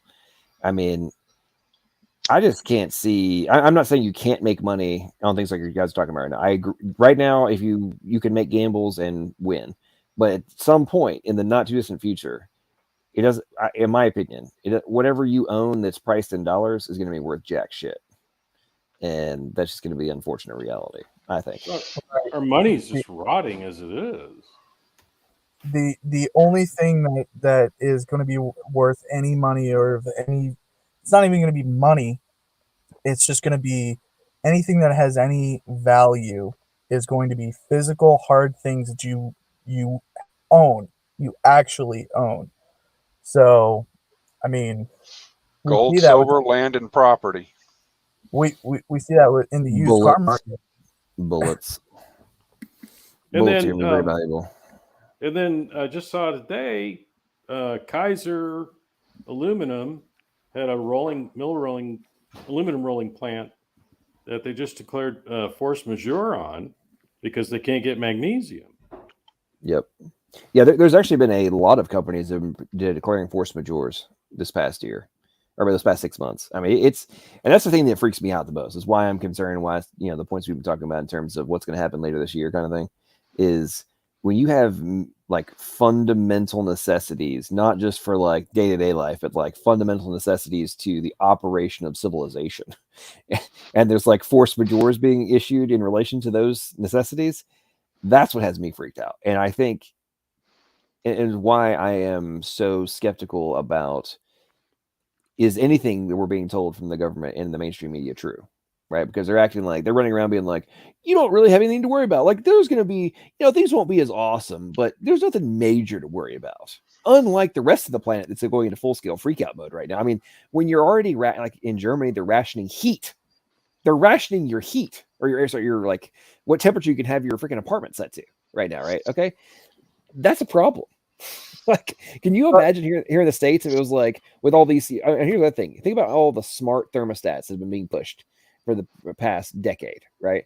How many people's houses right now, if they decide to go into rationing, they can remotely control the temperature of your house? Oh wait, Well, they definitely can do that with all your smart home tech. Well, they've already been caught doing that.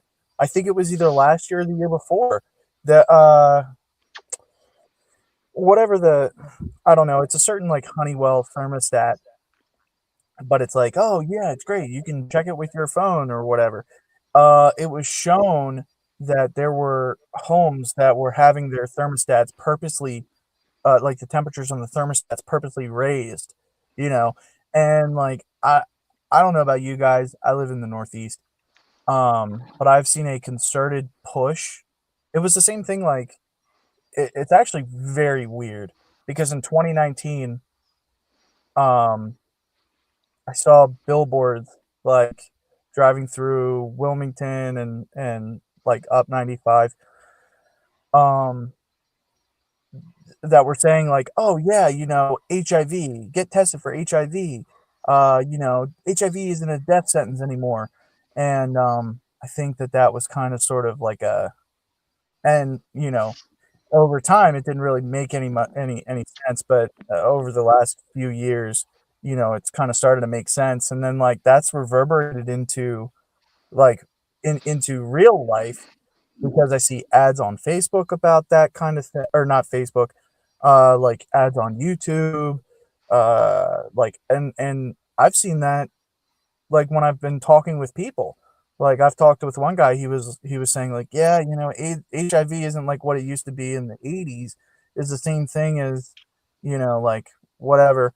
I'm going down a rabbit hole, but the billboards were saying like the ideal temperature for your house to save energy is 72 degrees or whatever.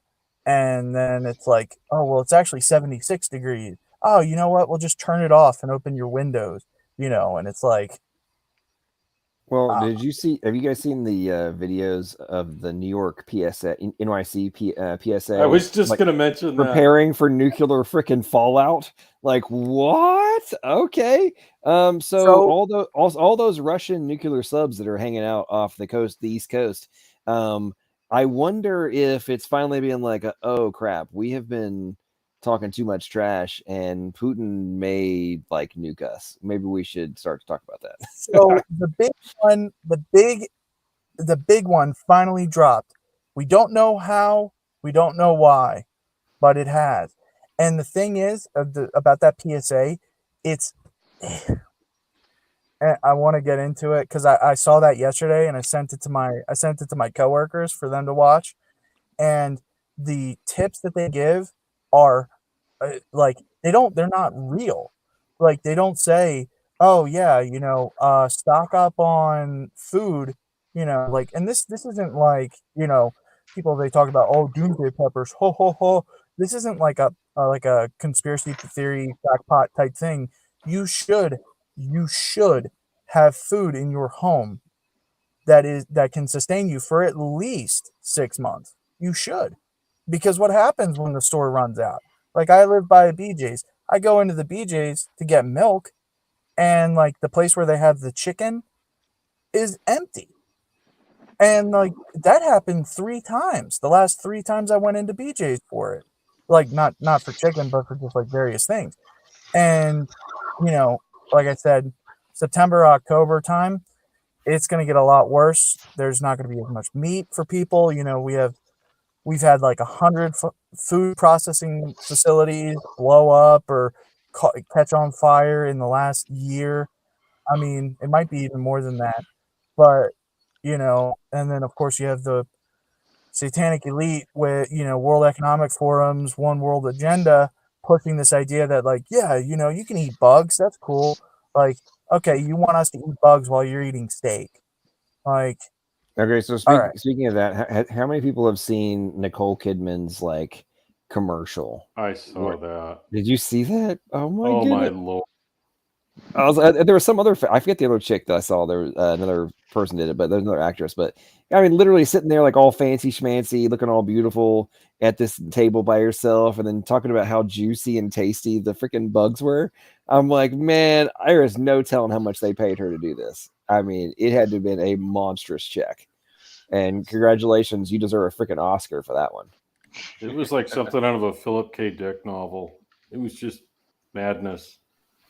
Absolutely. You know, I don't know how you guys have now. Obviously, of course, you know these are strange times we're living in, and I don't know in your like personal day-to-day lives if anybody's brought this kind of thing up to you guys, but I've seen a really recent uptick in people talking about like, yeah, I've been having dreams that like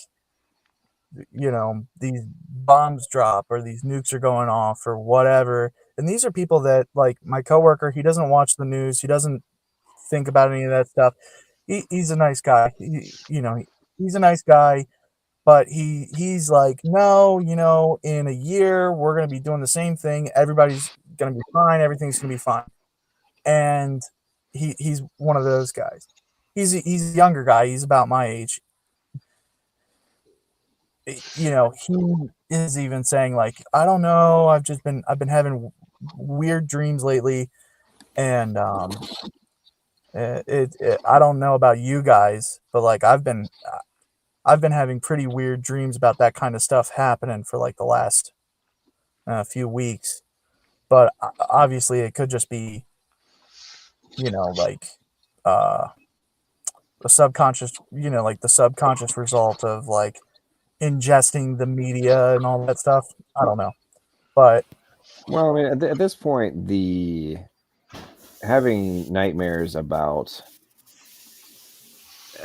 getting nuked when Putin has directly stated that if the United States and Europe and the EU keep doing what they're doing, he's going to nuke us.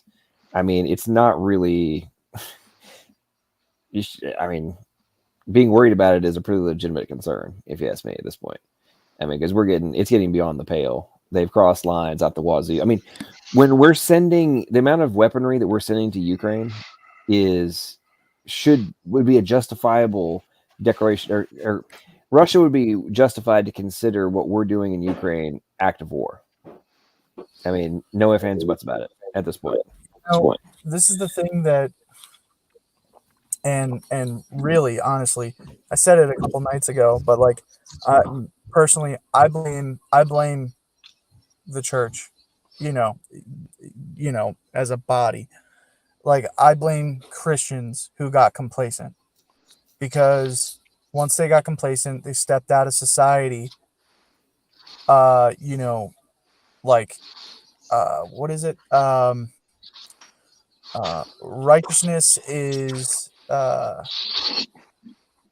Righteousness exalteth the nation, but sin is a reproach to every man. And God judges nations. Like, but the fool despises chastisement.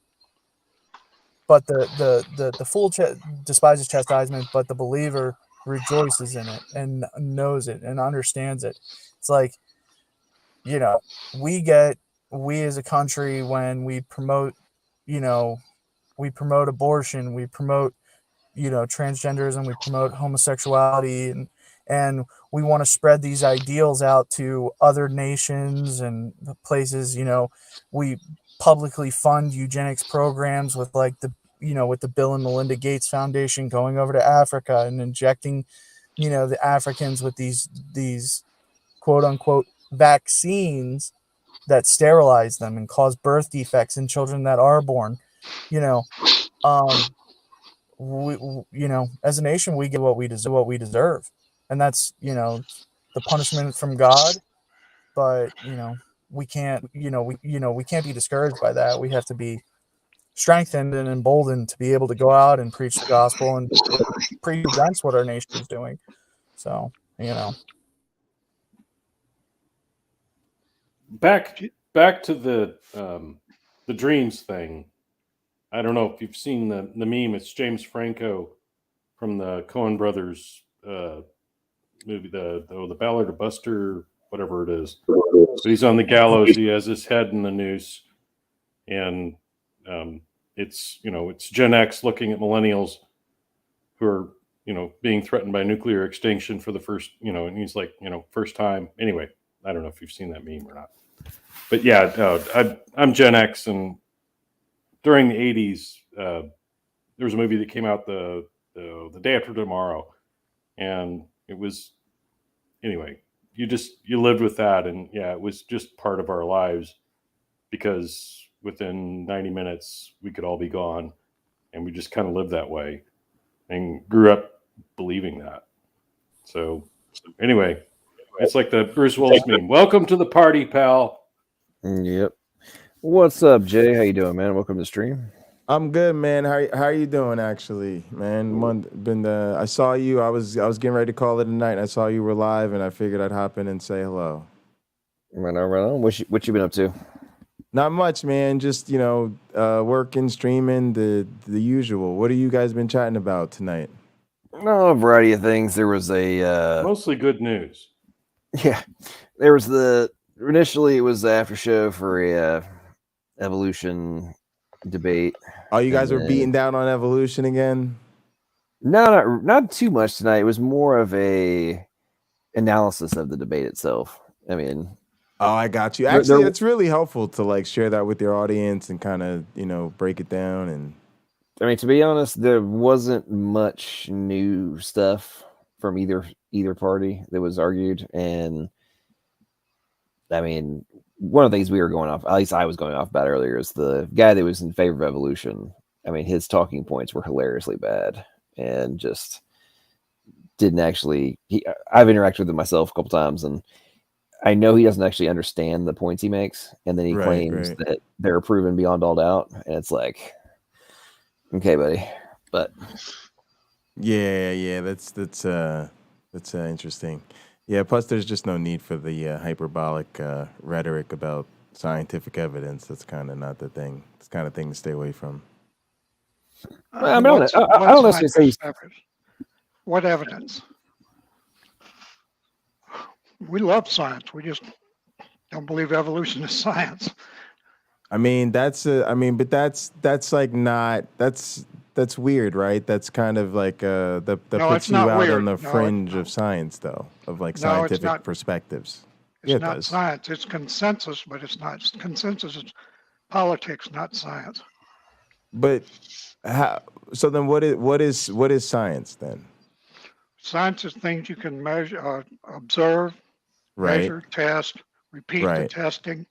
Right. Evolution, you can't do any of that. You can actually do all of that. What are you talking about? Baloney. Show us. I mean, if you have time, you want to tune into my stream tomorrow.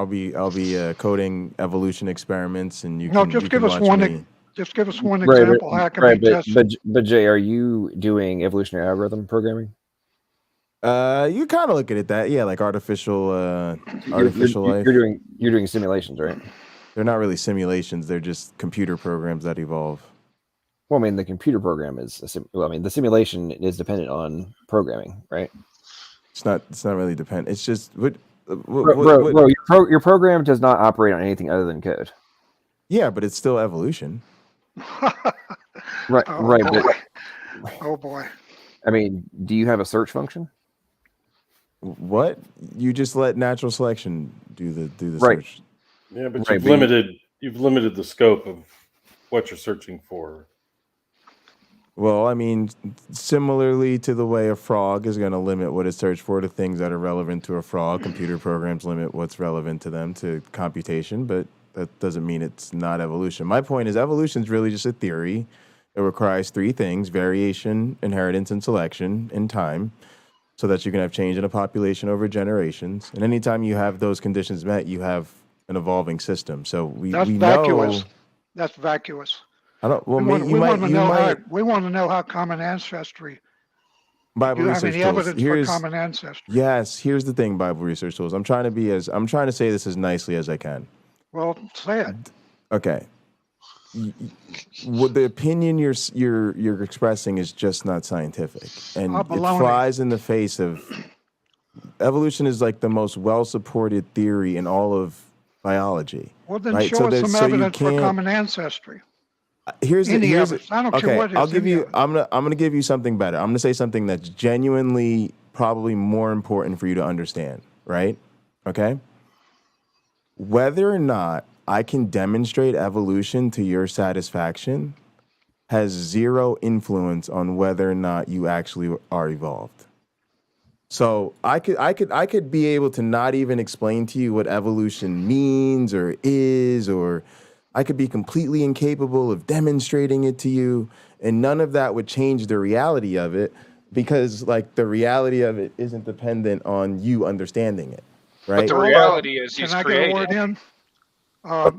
The fact that you can't demonstrate it, it puts you in the super majority, because no evolution can demonstrate it. No, here's the they thing. can't show anything about it. Here's the thing. We can demonstrate it. You won't accept the demonstrations. There's a huge difference. When you say something like, "Oh, well, show me this evolving into that," or whatever test you set up, what you do is you set up a test that by definition, nobody is saying that that's what evolution is or how it works. And That's we'll not concede. True. We'll concede. Darwin said that I don't care what Darwin said, because I'm an evolutionary biologist and I'm not Darwin. Because he's already been proven wrong. It doesn't matter. First of all, he hasn't been proven wrong, whatever that means. He's one of the most celebrated scientists in the history of science. Like, this is just. Well, so it's Satan. No, Satan was not a scientist. This is what I mean. You just say things that are demonstrably wrong. No, Satan is not celebrated. Not many people celebrate. Okay. So Jay, what is the fidelity rate necessity that you require for your fitness function in your simulations? Oh, I don't. What? I don't. That's not how natural selection works. I don't have to set up a fidelity rate of a fitness function. No. In order for evolution to actually be plausible in the real world, you have to have a fidelity necessity. You don't. And listen. There's papers. I interviewed a PhD biochemist who is tenured in two universities. Can you read my name to me? Can you just read my name to me? Can you just read it to me? Can you read it? I see you have What PhD. does it say? Congratulations. Do you know what they're in? I think one is evolutionary biology, and I'm assuming something's in. Yes. So I don't give a fuck what other evolutionary biologists say, because my job is to argue with other evolutionary biologists and tell them they're wrong all the time. So you quoting, listen, I'm. Okay, Jay, I was talking, and then you started being a dick. Okay, so calm down. All right, now, in biological systems, is it recognized that you must, in order for reproduction and life to exist, we have to have a fidelity rate No, I've tried to say no like five times, and you won't let me answer your question. I haven't finished my sentence. I will tell you when you can speak, bro. I know you're the big dictator. Go ahead. I'm making a point, and I will yield, and you can respond. Okay? Sure. So I want you to show me research. Send me links that shows in real. I don't have any obligation to educate you. So, Jay, are you gonna let me finish the sentence? I'm just trying to help you out. Go ahead. There is none. They don't have any evidence. Jay, I have read papers out the wazoo on this topic. So have I. In relation to the fidelity requirement for a organism to live. And unless you are going to sit here, and not from a simulation perspective, but from a real world perspective, I need you to tell me when I let you talk again, tell me if, and please direct me to the research which shows you don't have to have an extraordinarily high fidelity rate in order for life to continue. Go ahead. All right, you ready for this? Go ahead. That's not a relevant parameter. I'm going to repeat this again. For evolution to happen, you need a population that is changing from generation to generation. That population needs to have three parameters: variation, inheritance, and natural selection. There is absolutely zero obligation for a fidelity rate, selection. None of that is essential to evolutionary theory. Now you that's can creation. in simulation. Okay, in simulation. In simulation. And again, I'm not talking about simulation, and I tried to tell you before that that in my system, the evolution is not a simulation. It's actual evolution. Now you can keep misrepresenting what I said to you if you'd like, but I've tried to correct you multiple times. Okay. Oh, hang on. Okay, That's so vacuous. you just said it's not simulation, but is it digital or is it? Yes, it's organic? digital. Okay, but so here's so that's not biological. No, let me explain. Yes, I didn't say it was biological. I just said it wasn't a simulation.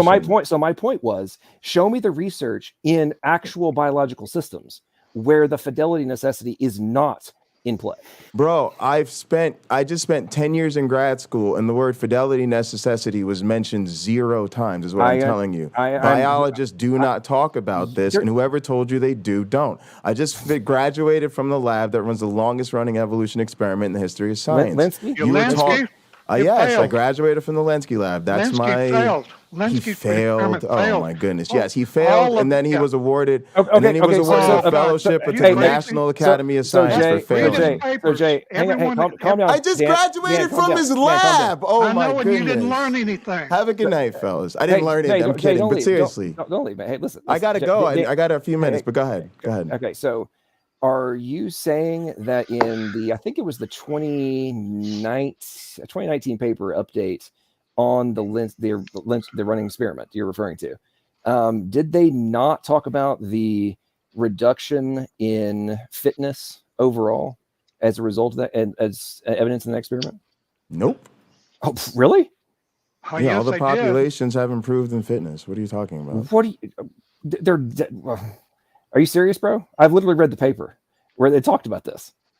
Dude, I just do you want me to? I know. Can you share? Can you come on, bro? Okay, I don't care if you graduated from the lab. Were you actually involved? There's a yes, lot of things, I'm published. Were you on the paper? Were you an author on that paper? Oh my goodness, bro. Were you an author on that paper? Yes or no? Oh my goodness. Hang on. He won't answer you. Do you want me to pull up a paper? Do you guys want me to show you evidence? If I show you evidence, you're gonna accept it? Did you publish any of those No, papers? I wasn't. Yes, I was on some of those papers. I was just going to show you how the fitness has increased over time and continues to do so, and will continue. You can't even read your own paper. The rate of fitness increase has improved. But they're not dying? What do you mean they're not dying? Of course they die. They have an increased death rate, an increased mutation rate, increased death rate. Yes, we have hypermutators that have increased their mutation rate. What is your point? That in no way. That's not evolution. Their overall fitness has not improved. It's literally talked about how. Yes, it has. Inside of in the ancestral environment that they're in, or are you talking about in other environments that they haven't seen? Okay. So if you can, are you talking about in glucose? You talking about a glucose? Go ahead. Say their fitness hasn't increased in glucose, and then go pull it up. Show me. Why don't you show me the paper you're talking about? Why don't you pull up the paper and then show me the graph right now? Go ahead. Prove it. I'll find mine, but you go ahead. Go find it. Go ahead. Go find. I'll wait. You talk shit about pulling up your papers. No, you talk shit about pulling up your papers, bro. Pull it up. Here's the difference between me and you. You're wrong. I'm right. Okay, I'm trying to tell you. That's an assertion. Pull up your paper. I am trying to tell you. I don't have to prove it to you. Listen, I read this one 2 years ago. Okay, I'm trying to go find it right now. All right. So I'll wait till you find it. John, I have the paper here. Oh, great. Go ahead. Let me go ahead and just read one small No. section. Share your screen. Share your screen so we can all see it. I'm not going to share my screen. We'll wait till you figure it out. I'll knock it off, jackass. No, you said you want to see the evidence. You got to show us. Mute him. He's talking bullshit. I'm going to read it. No, you read it. Show us. Share your screen. Read it. Jay, calm down. Dan is been in ICU for like 2 months. He just so tell him to share the link with you, and then you can share your screen and you can show us. Calm down, Jay. No, y'all talk a big. Blount et al. Genomic and phenotype evolution of Escherichia coli in a novel citrate-only resource environment, and it's volume 9 of eLife. And there, like I said, you were wrong. Well, okay, this is Linsky paper that I got. This is where he said this. He said, we conjecture that the evolutionary refinement of traits that open new niches may often promote evolvability at the expense of robustness and overall good health. Now that's 2020. All right, LPP, can I have 30 seconds to rebuff this? Sure. Please. That's You I can't, mean, you can't you after can- he finishes his point. Continue, Dan. He's done. Can I just finish I'm this done. already? Okay, Yeah. great. All right, do me a favor, Bible Research Tools. I want, in the name of the Trinity, do me a favor and read the title of that paper 3 times in a row. The title is meaningless. It's Do the me a data that favor, counts. please. You can't name drop evolution. I and all asked this you to stuff. do this. Just play the game with me. I did it your way. Please read the title 3 times. Well, part of it was right there. Read the that title one? for me. Rapid evolution of citrate utilization by what? But it wasn't evolution. It was devolution. Okay, Don't you said you know a citrate. You anything? said a citrate only environment, correct? In that one, yeah. I said specifically, show it to me in glucose. They were not evolving in citrate. This is evolution. According to natural selection, as you improve in fitness in a particular environment that you're exposed to, you lose fitness environment you had not been exposed to. What they were able to do was recapture that after they evolved them in citrate. Normally, their involvement where they don't utilize citrate. So this is not the environment of the experiment. You're talking about a citrate-only environment. They evolved in glucose, and only one population and evolved the ability to use citrate, which Right, and is that's the one evolution of a That's the nutrient. one that lost viability and it increased death rate. It didn't lose. What did it lose viability? It still grows in glucose and it grows on citrate. What are you talking about? See, here's the problem.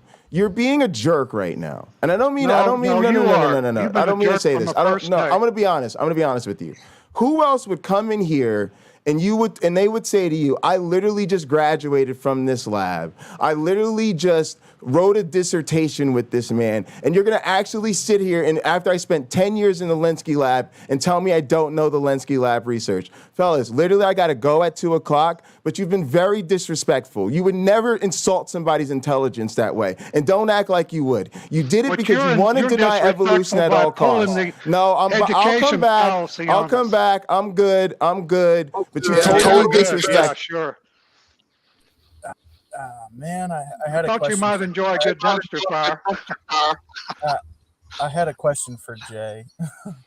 Oh man. Hey, well, he'll filibuster you for 2 hours, so wouldn't. Well, I don't know. Maybe he'll. Maybe Wait, is he'll that hear- my? Sorry, that's it. It's echoing. I'm on my phone still. No, I think it's me. What happened? No, What happened? I think you're good. If you hear the echo, it's not you. Yeah, sometimes if you have like 2 browser tabs open, it'll do it too. I think I blew my microphone or something. John, I have the after show up, and it's the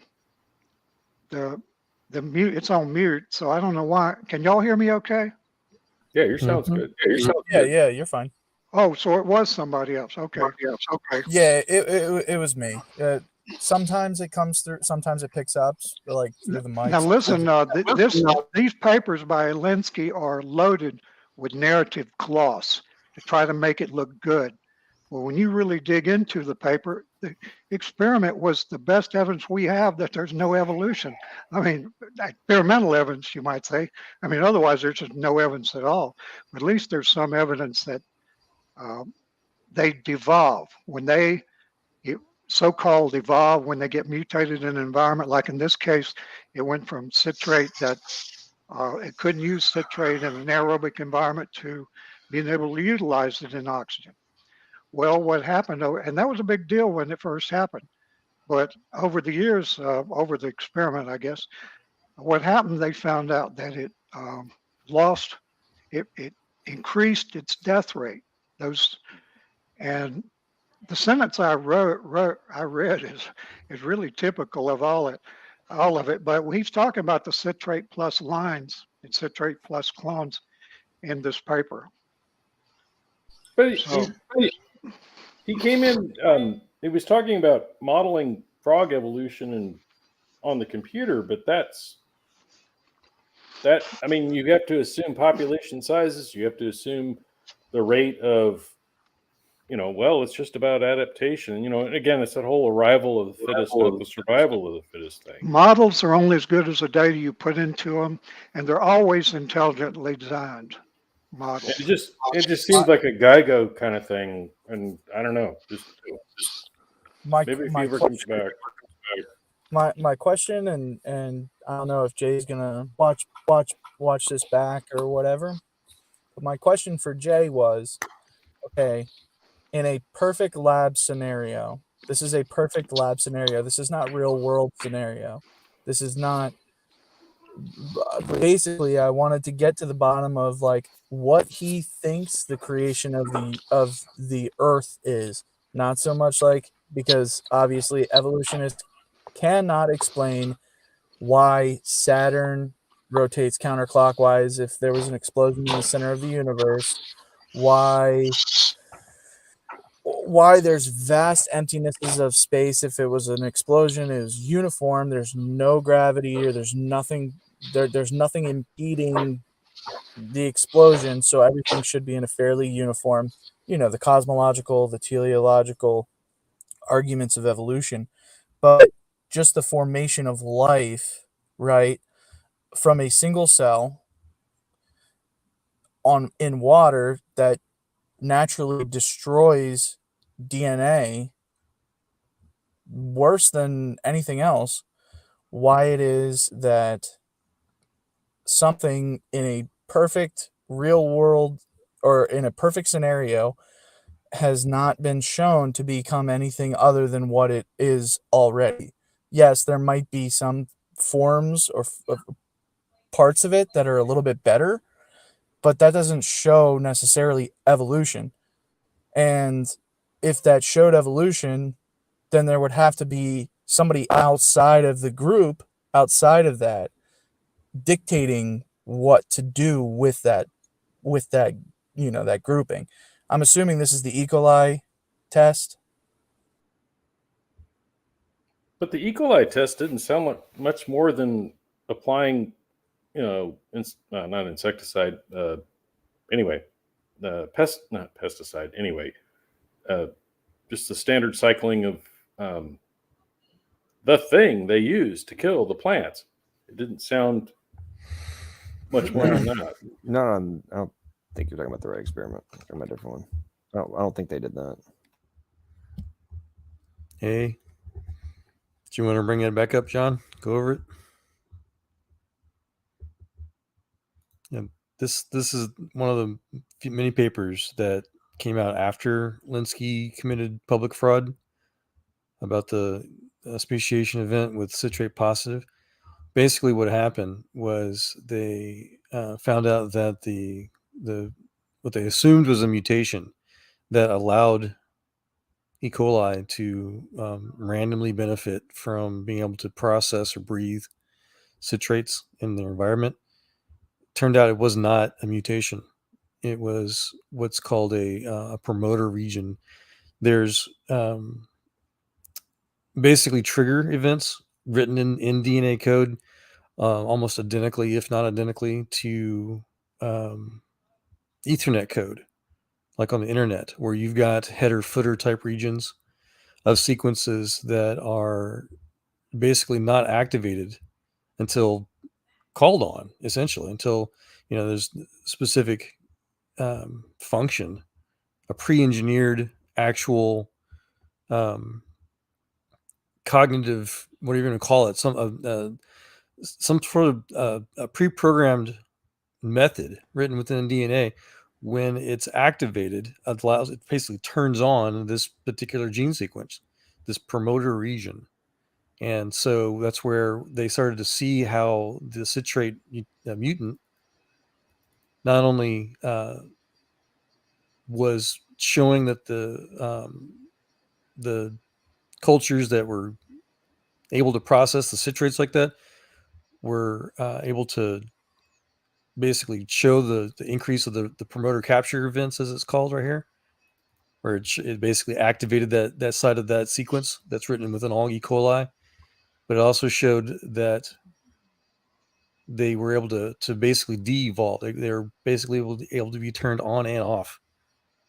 It shows in here somewhere. What chains? Yeah. So basically, like an if-then in a computer program. Yes, almost exactly. Except it's a little more complicated than that. The promoter regions are like I said, it's like an Ethernet sequence, Ethernet packet. So it's like a part of the code waits to be recognized. And so when the E. coli sits in the citrate environment, then it basically waits for this section of the code, this pre-engineered, pre-designed, pre-existing, non-mutated part of the code to turn on, and it basically allows it to survive. And then when it leaves the citrate positive environment, it turns it back off. And so long of the short of this is that the conclusion here is very clear. We conclude that the rarity of the LTE mutant was an artifact, of the experimental condition and not a unique evolutionary event. It was part of the code.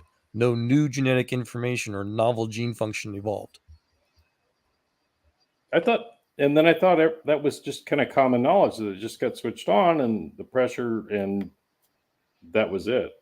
Was there anything to what he was saying about increase of function or anything on the glucose? Negative. Yeah. No. That was the fraud, and this was discovered about 15 years ago. This particular article, they researched the actual genomic. They remapped the genome and they try to confirm the findings. This was 2016. This is the latest that I found since. But no, this is what the crutch of the situation is. They think that this thing randomly mutated, causing an evolutionary, a novel gene function, when in reality it didn't. So basically, if I'm understanding this correctly, given a scenario in which there is an outside force acting upon, this experiment, this experiment or these bacteria were able to essentially get into like a fight or flight survival mode to be able to, I guess, adapt better to the surrounding that it's put in. Yes, sir. That's exactly it. That was the exact correct word, adapt. Yeah, but it did it in a pre-engineered fashion. It did not randomly mutate. Like rotating herbicides. Yes. I finally remembered the word herbicide. Right. That was the other side of this reason why the Harvard experiment is not so popular anymore. The idea that the E. coli that they used in that tray that allegedly evolved 4 separate times when they increased the higher levels of antibacterial agent. The other side of the experiment was when they removed it from the antibacterial chemical, it de-evolved back to the original genome. It shows the exact opposite of evolution theory. Yeah, so I mean, to me as a layman, right? And this is like when you're talking to somebody, right? You have to understand you have to understand the audience. So you have to talk to the person you have to be able to explain something in a way that the stupidest person in the room is going to be able to understand, right? And I'm definitely the most stupid person in the room. So, you might have competition from me. But basically, it's just regular happenings of survival. I mean, people have been known to do things that in non-stressful situations they wouldn't do or they couldn't do, but when push comes to shove, they have to, and of course, does that mean, somebody evolves in that second and then they go back, and that's the whole, that's the whole issue with just evolution in general, is that you can do all of these experiments and these controlled studies and these controlled tests using certain, glucose, dextrose, maltodextrose, sucralose, high fructose corn syrup. You can do those things, but you're still in a lab scenario. You're not in the real world. And the reality of the situation is you cannot find evolution happening in the real world. Macroevolution. Microevolution, of course. But that's not what the Bible, that's not what the Christianity is against. So, it's Sure, just yeah. To break it down, so the basic competitive theory is that evolution causes by various, often non-observable means of speciation events, as they describe it, where something happens, something random breaks the existing code and causes a beneficial, usually some sort of new feature That's that no, that's too allows something to simple. survive when otherwise it wouldn't have. Sorry? That's way too simple because the foundation of evolutionary theory is common ancestry. Now, every creationist ideas, just practically everybody will agree that organisms change over time. I mean, that's the recombination. They'll get mutations. Oh, by the way, I didn't get a chance to ask him what he thought about cumulative mutation, deleterious mutations, which all the evolutionary population geneticists, or at least the most famous ones, have said is very detrimental to the long-term survival of the population. And yet it happens. Our bodies are constantly mutating, breaking down over generation to generation. We accumulate mutations that are dangerous, or deadly, or deleterious is the word they use. But what they try to do is they try to simplify it into things that everybody can see, but not the things they can't see, the things that really matter to the theory. And what Darwin was really upset about, you might say, or confused about, was he expected to see transitional fossil lines all over the world, everywhere you look, and there were none, zero. 160 years later, there's still none. There's not one transitional line. Now, there are species you can say, oh, that looks like that one. That's probably its ancestor. But that's imagination. That is not science. And that's what they try to trick people with.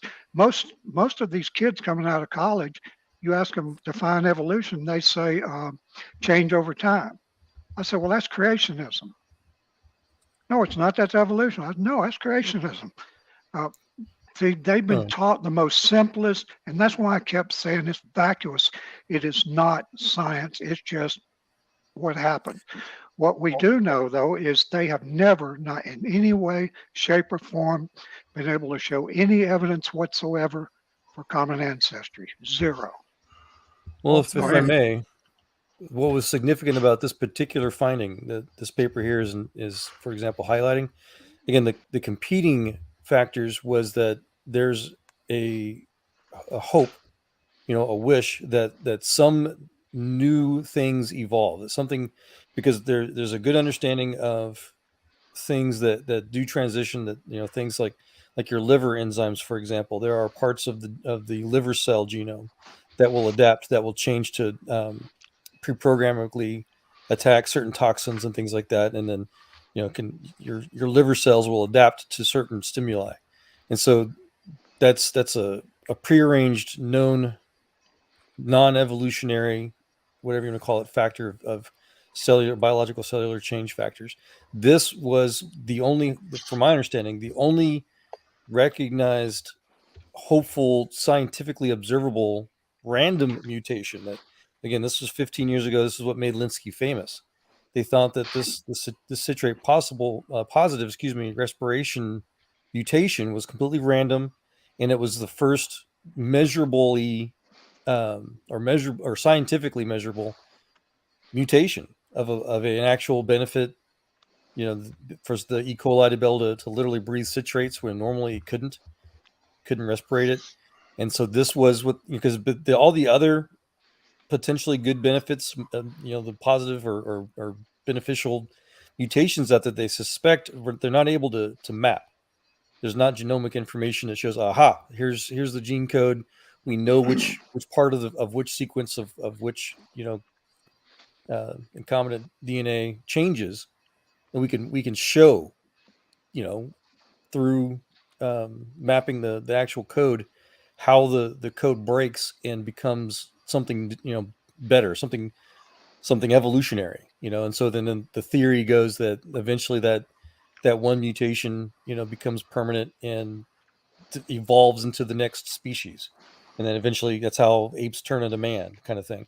And so this was the first and only, in my understanding, example of that, of a positive verifiable mutation. But the catch was, though, as this paper and many others confirm, it was not a mutation.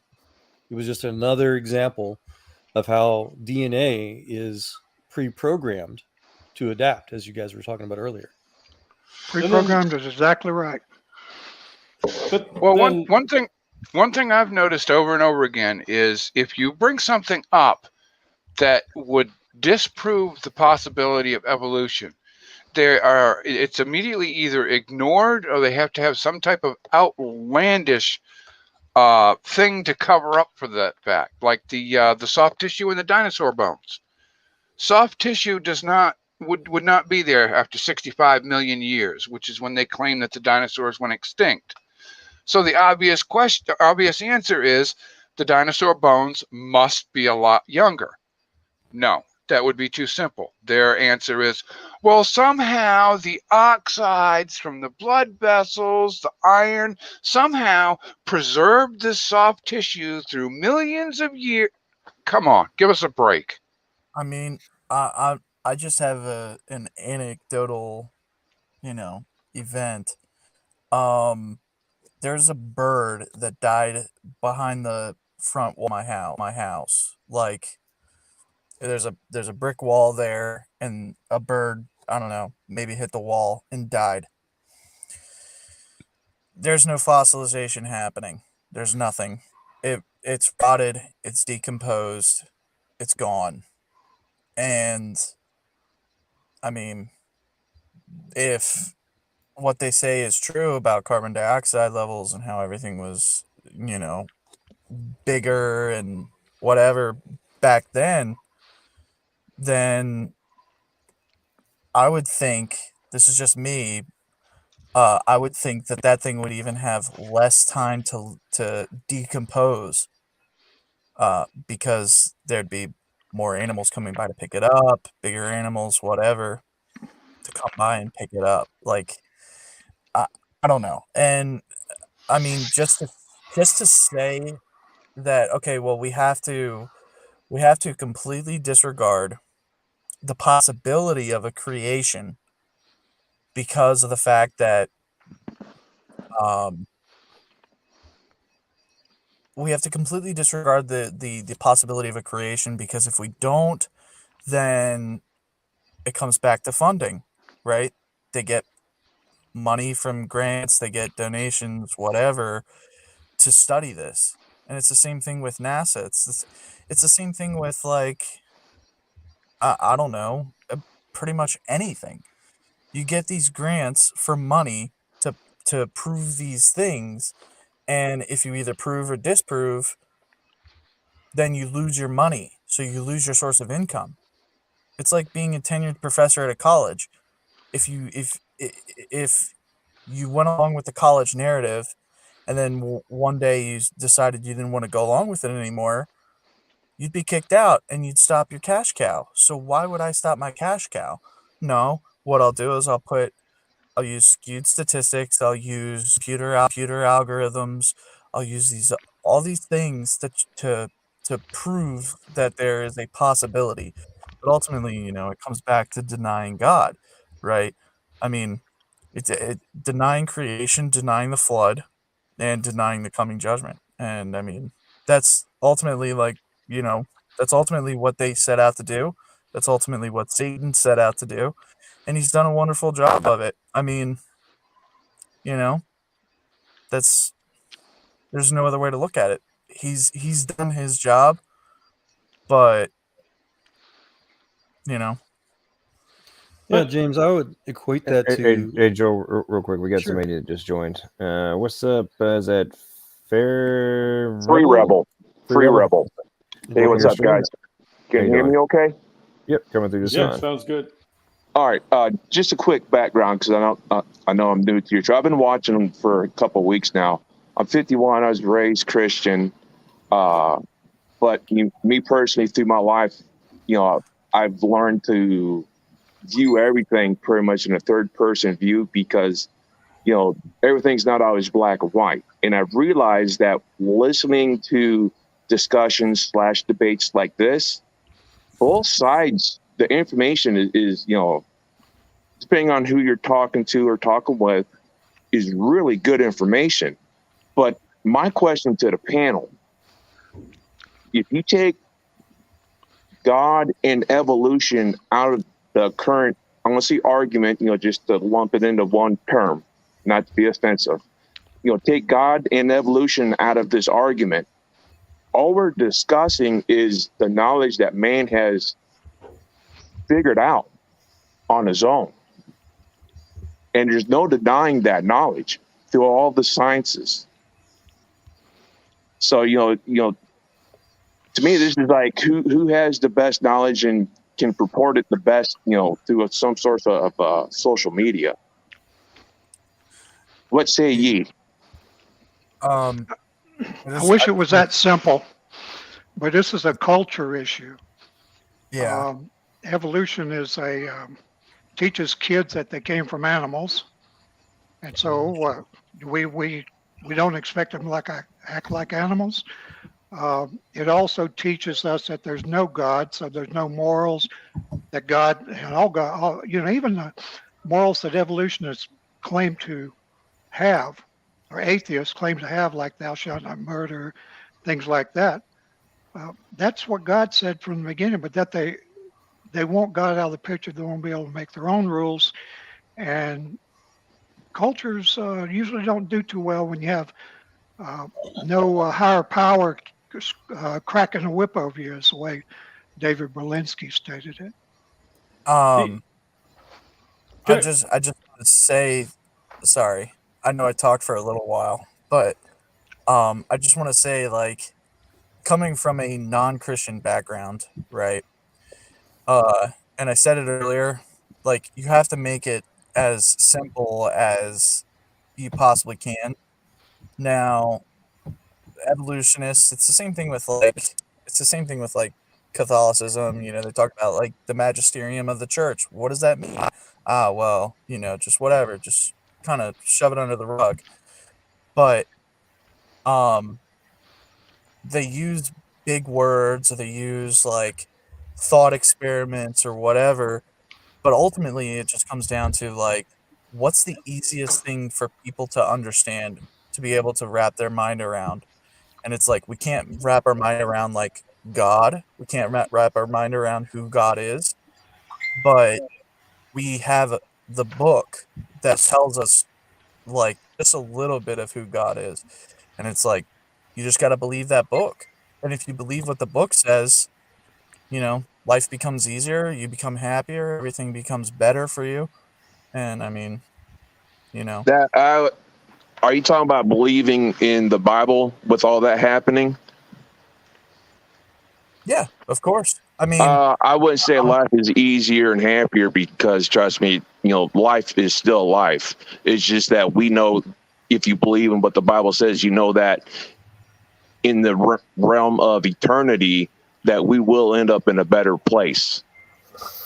Right. Well, a good life right now is not guaranteed to nobody. Right. Yeah, of course. And I mean, like, that's the thing is like, you look at all the prophets. Every single prophet was rejected by the people of Israel. I mean, look at Jeremiah, and we see Jeremiah. You read Lamentations, and you just, when he talks about, he says, "How long, O Lord? How long am I going to have to do this? How long am I going to have to go out and preach?" Correct me if I'm wrong on that. On Jeremiah, wasn't he the one that God commanded to marry the harlot? Oh, I'm not sure. I'd have to go through it Might again. be Ezekiel. I don't know either. Yeah, I do know that. I think it was Jeremiah. I might be wrong, but I know God, commanded, hey, you marry this woman. But he's like, but Lord, she's a harlot. And he had to go down and buy her from the slave stocks because, her doing her harlot stuff. Now I'm like, phew. But anyway, I don't want to go down, crazy rabbit holes like that. But the main argument, like I said, not to be offensive, between evolutionists and creationists is the I might use the term wrong, the viability of your argument, because we're both trying to prove polar opposites of the same information. But so, me thinking that, it's like science is science. It don't matter what you do believe and what you don't believe in. We as humans, as we discover science and it's proven and gone through all its testing, it can't be refuted. It can be expanded on with more knowledge in that field, yes. But when it comes to the Christianity side and the evolutionary side, being raised Christian, I was always fascinated with the Christian beliefs and all that. Especially the Old Testaments, the creation of Earth, Noah and the Ark and stuff like that. But then as I got older, being in public school system,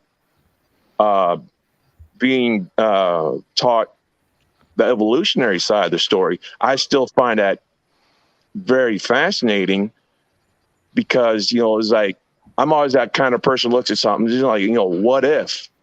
But, with what I think, there's still a lot of, I always use the word holes that need to be filled. I mean, people argue the same thing with the Bible, and I can understand that. But, when it comes down, it's like, I don't know if anybody that's Christian on panel here heard just recently, within months or so, I believe it was over in Syria, they found a stone that had runic carvings on it. And this is like 2,300 years ago that this was carved on the stone. And it mentioned the house of David. So I'm like, there's worldly proof. Yeah, there's a lot of archaeological evidence. Yeah, but that's what I find fascinating is that with the archaeological digs and findings they've been finding that are backing up stories from the Bible. What do you consider yourself now a free rebel? Because you say you used to be a Christian, and then I don't know. What do you consider yourself now? Oh, I'm still Christian. I'm just not going to let I call them petty issues bog me down in theological debates because information is information. Yeah, and it comes down to the argument of I'm right and you're wrong, and to me, when debates get like that, I just kind of tune up because it's a waste of time. But the thing with I'm sorry. Go ahead. Go ahead. No, the thing with Linsky's experiment, and just in terms, we're arguing apples and oranges or whatever. But the thing with Linsky's experiment is that you couldn't run that with frogs. You couldn't run it with sheep. I mean, you don't, and then to come up kind of with a nothing burger, the population sizes absolutely limit what you would ever find. And I mean, it would just take, forever to get the same results. Even, we could put lambs in a citrate solution and they would say, but there's just no time. I mean, if we all had population sizes of bacteria and reproduced at those rates, I guess, maybe we could do something, but it's getting to a point with the evolutionists where the math is broken. And yes. And I think LPP, who needs to pipe in here, could shed a lot more light on it than I could. Yeah, he talked about it earlier. But it's just, you're absolutely right, Alosha. That's what the point of the Linsky Lab's E. coli experiments are for. They can simulate literally billions of generations. It's probably the most rapid development cycle that they can study. And so it's been going on for 30 years. It's only paused for about a year during the COVID crisis. But yeah, so that's the reason why, because you're right. It's very difficult to impossible to map these genetic changes genetically, to break down the actual genome, to put it down on paper, essentially. Otherwise, it's all speculation. one of my biggest arguments for evolutionists, if there's any on the panel, please, answer this. Through the theory of evolution, creature A has to evolve into creature B, correct? Yes, that's correct. Okay. Now, how many steps are involved for creature A to turn into creature B? Steps being generational birth, right? Until it hits that. Many. Well, and that's what I'm talking All right, about. Hold on. The experiment is they're trying to watch that step-by-step process for the first time, and so when they think that they've captured, look, here's a step, the citrate positive generation. Like, okay, well, see, the thing is here's a quantifiable and measurable step, but that step turned out to not be an evolutionary step. All right, now let me. This is like a two-part question, real quick. I understand what you're saying there, but see, it's always based around bacterias and single-cell organisms making the changes to something else. Very basic structures in life, but they always talk about creature A being, some sort of ape/monkey, and creature B being a human. That's not saying, not want to go down that track, but it's a mammal to another mammal that's totally different. Why are we seeing that in mammals today? You're not seeing it. It's never happened. That's why. Right. Now they've been able to piece together a few bone fragments and put enough putty on it or whatever they use and make it look like humans, and even give it eye whites and all this stuff. But they've never found anything that shows direct evidence or empirical evidence that man evolved from an ape. They've never found anything. So they have to make up stories about it. And all of the what do you call it? The ape to human fossils and everything. It's all based on storytelling. It's based on imagining how something would look, but you don't know how it looked because you got all this fragmented bones. Yeah, I understand that, but see, my another part of this question is that if the theory of evolution is true, and you can take mammal creature A and have it turn into mammal creature B, we've gotten secular texts from scientists, according to Christian times, back into BC periods. Why has that not been recorded in over 2,000 years of secular texts? Well, the technology to map genomes is only about maybe 60 or 70 years developed. But there's another thing too. If evolution was true, there'd be evidence everywhere you look. And that's what Darwin said. You should see your house cat, give birth to litter kittens. One of them come out, it's like, that's not a kitten. That's something different. It might be a cat, but it's got a different, definitely something different. And it lives, and it's got to be able to live. It's got to be able to reproduce and continue on that new genetic line. And that's never been observed in over 2,000 years. Well, so you have to keep in mind that until recently, we haven't been able to do genetic analysis. So but I'm talking about seeing visible changes at birth. If I may, should be seen. Let me please finish, and maybe it'll make sense. Go ahead. Sorry. Yeah. So you're right. The stuff that happened in the past that allegedly evolved cats to turn into whatever, or humans or apes into humans, that's lost. Those processes can never be observed. So the hope and the theory that this entire endeavor, I don't consider it a science. To me, it's mythology. The hope, though, is that they can show new stuff today, showing random mutation cycles that they can try to use as evidence of how the processes should have happened. And eventually, as progress goes on, the theory will be that as humans and apes and alligators and whatever continue to quote unquote evolve into other things, they'll be able to more accurately watch the genetic maps change over time and be able to start to make the connections and watch the programs change. But yeah, so until then, it's not possible. It's not scientific. It's not observable, as you said. So we have to learn how to watch the code change, as these alleged natural selection processes happen, and then be able to, in the future say, aha, this is how this is how it's doing it. Yeah, but if the theory of evolution is true, eventually there's going to be a live birth of some sort of creature, mammal or not, that we're going to be able to see, say, hey, that's different. It survived and it, procreated into its genetic line. That should be observable without microscopes and having the knowledge of microscopes. That's true, Rebel, but here's another problem. You got to have a population to reproduce. So there would have to be two of them. Yeah. That's what I'm saying. It's got to be born. It's got to dollars, like James was talking about earlier, taxpayer dollars, into theories based on millions and billions of years. But they want time is the miracle worker, based on just a few decades of it. That is a problem. But that's the basis of it. I was going to compare, say, like NASA to SpaceX, for example. NASA, it's a government agency.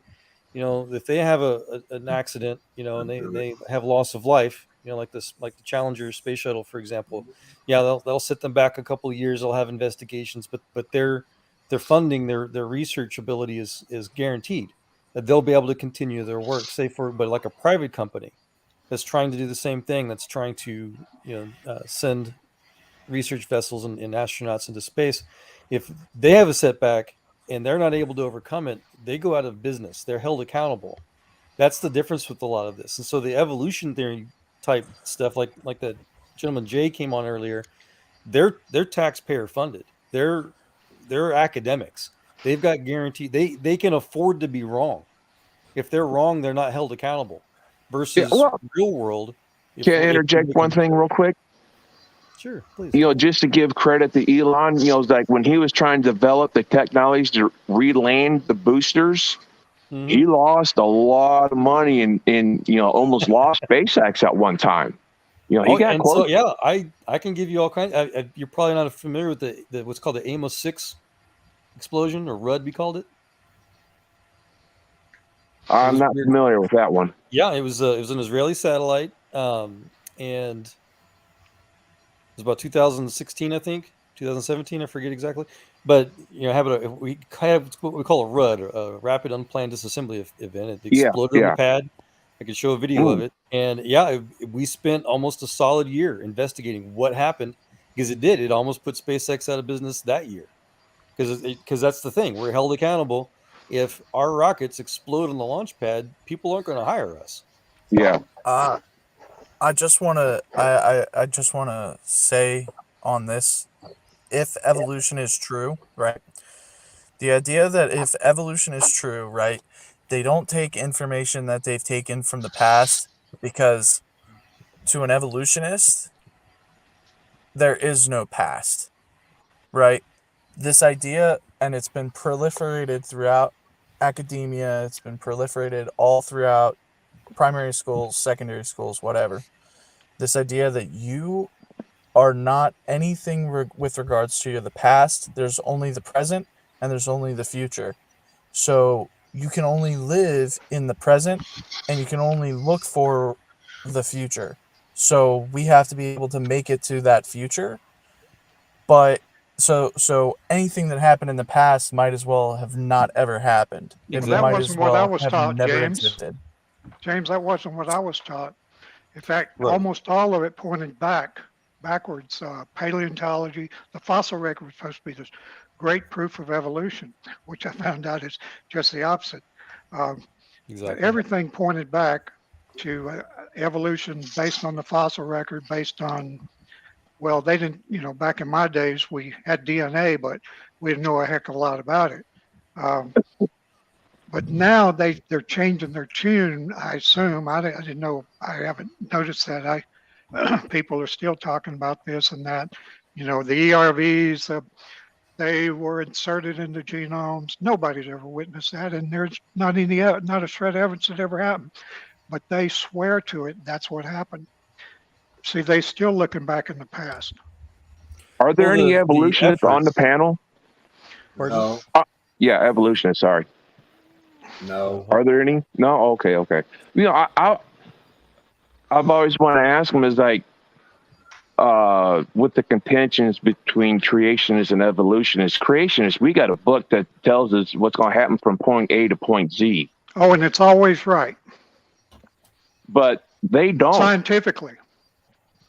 Well, something I try to often point out in the actual formal debates, even the evolutionary theory came from Christians.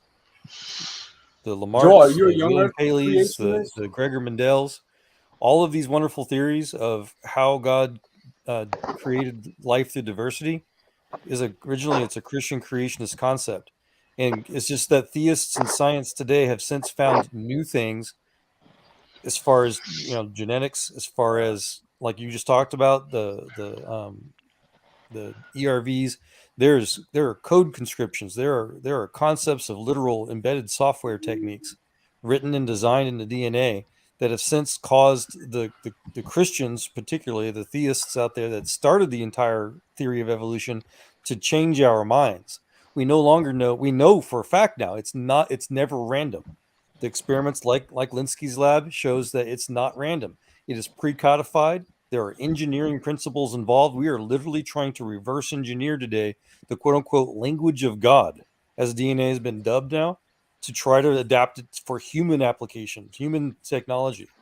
There's literal technology written into DNA. We can recognize it now. And as our own technology, as human technology base expands and becomes more advanced, we can use our current technology to better understand and recognize the pre-existing extremely advanced technology that already exists in life. Rebel, there's other things too. Modern genetics. Now, even these devout evolutionists now. There was one in Caltech. He died a few years ago, maybe 2015. But he spent most of his career studying the embryos and what's called the developmental genetic, TGRN, regulatory. You're talking about the Hox genes? Regulatory regulatory network, but from the developmental side, along with embryogenesis. And the sum of his research was this: embryos in a lineage develop in only one way. So go all the way back. When did it change if it can't change? He also said that any change to the network, the developmental gene network, is catastrophic. It is so fine because he said, and the reason he said that because there's no redundancy. Everything in there has its own little task, and there's no backup in the network. So what that means is not only does the embryo not change in a lineage, say cats all the way back, the network controlling it never changes either. So what that means is all this was pre-programmed from the beginning by superintellect and put into the genome, genes. And now it broke into variations, different species, different whatever. But the Bible calls them kinds, or another word for them is types. A type of animal would be like a canine or feline, a feline. Yeah, I understand. A type, and of course, you got a lot of variability, a lot of different, really weird-looking variabilities. Like you look at the cat, you got tigers, lions, bobcats, house cats that are a billion different varieties. You got, well, maybe not that many. So you got up, but they all come from that same lineage, embryonic lineage. And Rebel Research. What was your name again, man? Dan. Dan. Yeah, if I may, what you're touching on is I've said it already. It's called the Hox gene research. No. The Hox genes are expressed after the body plan has been established, so they do not affect future generations. They're strictly for the individual. There are special sequences, and it's part of what used to be considered junk DNA. They thought was random. It turns out that it's not. There's special sequences dedicated for things like embryonic development, like you're talking about. Right. Yes. The reason why they're so important is because if random mutation happens, which is again that's the crutch of evolutionary theory, and changes those things, because those are extremely complex, they're extremely delicate, and if there's random mutation that damages regions such as those, then you do not develop. They die, Stops life or at the beginning. they lose an arm, or a Right. claw, A or they disease. Right. they don't develop properly. Right. So there's the false assumptions in the past about how, there used to be just random crap, that junk that just, was proof of evolution being, left over. Is the exact opposite. And that was They're the point I was making. very We've creative learned All right, so all right, much Dan. since. Hey guys, so real quick, so while you've been talking, I've been looking at some stuff. I've just come across, I'm literally reading a paper right now. I kid you not. The title is Bacterial Adaptation Through Loss of Function. That's the only way. And Perfect. That is adaptation. The polar bear adapted from the brown bear by losing function and losing information. Now it somewhat gained functions in that it can do things a brown bear didn't, but the brown bear already had that capability. The switches had to be turned on or off or whichever way it went. But yeah. This is pretty fact. So, quote, drawing on a wealth of examples from published articles, we detail the range of mechanisms through which loss of function mutations can generate such beneficial regulatory changes, without the need for rare specific mutations to fine-tune enzymatic activities or network conditions. The high rate at which loss of function mutations occur suggests that null mutations play an underappreciated role in the early stages of adaptation of bacterial populations to new environments. That's hilarious. Wow. They're clever. That's what that paper I was sharing earlier tonight was specific talking about as well, John. The citrate positive mutation would de-evolve, would turn itself back off as well. Yeah, well, if I can interject here real quick, Dan, what he's talking about, and what was just mentioned with the bacteria, with the brown bear and the polar bear, that's changed through necessity. Right? Possibly. Although we have polar bears living down in the lower Hudson Bay area, so it's not too necessary. Well, but we've seen changes. But once they adapted, they had to stay in that environment pretty much. Well, let me throw this at you real quick. Now, change in necessity in humans.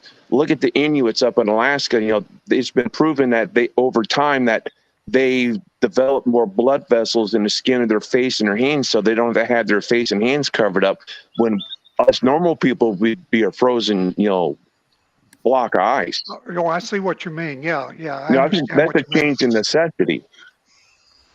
I think that there's like I think it was in the Philippines or something like that. I saw an article about how the people that live in this basically, like floating huts or whatever, houses on stilts, like they have to have larger, I think it was larger gallbladders or something like that for a specific function.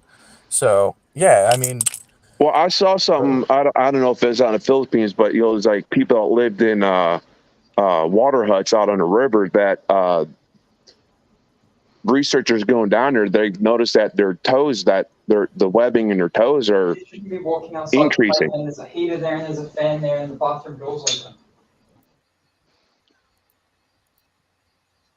Always Sherpas or something, but all of that information has to be preloaded to switch on.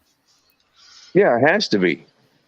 And then the whole issue with, well, you're going to get some sort of change or you're going to get a mutation, and then there's a whole thing in the microbiological level where, the size of protein shape space, and to get a novel protein, that's 9. I mean, that's just impossible. I mean, mathematically disharmonious or it's just. I guess all of you have heard of Michael Behe. Is that correct? Of what? Yes. Michael Behe, a biochemist at Lehigh. Now, he is very brilliant. I've got every one of his books and a lot of his papers, and he is just absolutely brilliant. But he looks at things from a non-evolutionary perspective, since he read Michael Denton's book a long time ago. But every time he's looked at adaptation, such as the polar bear, he says adaptation is a highly devolutionary process. By devolution, it means the opposite of evolution. Instead of gaining information, they lose information.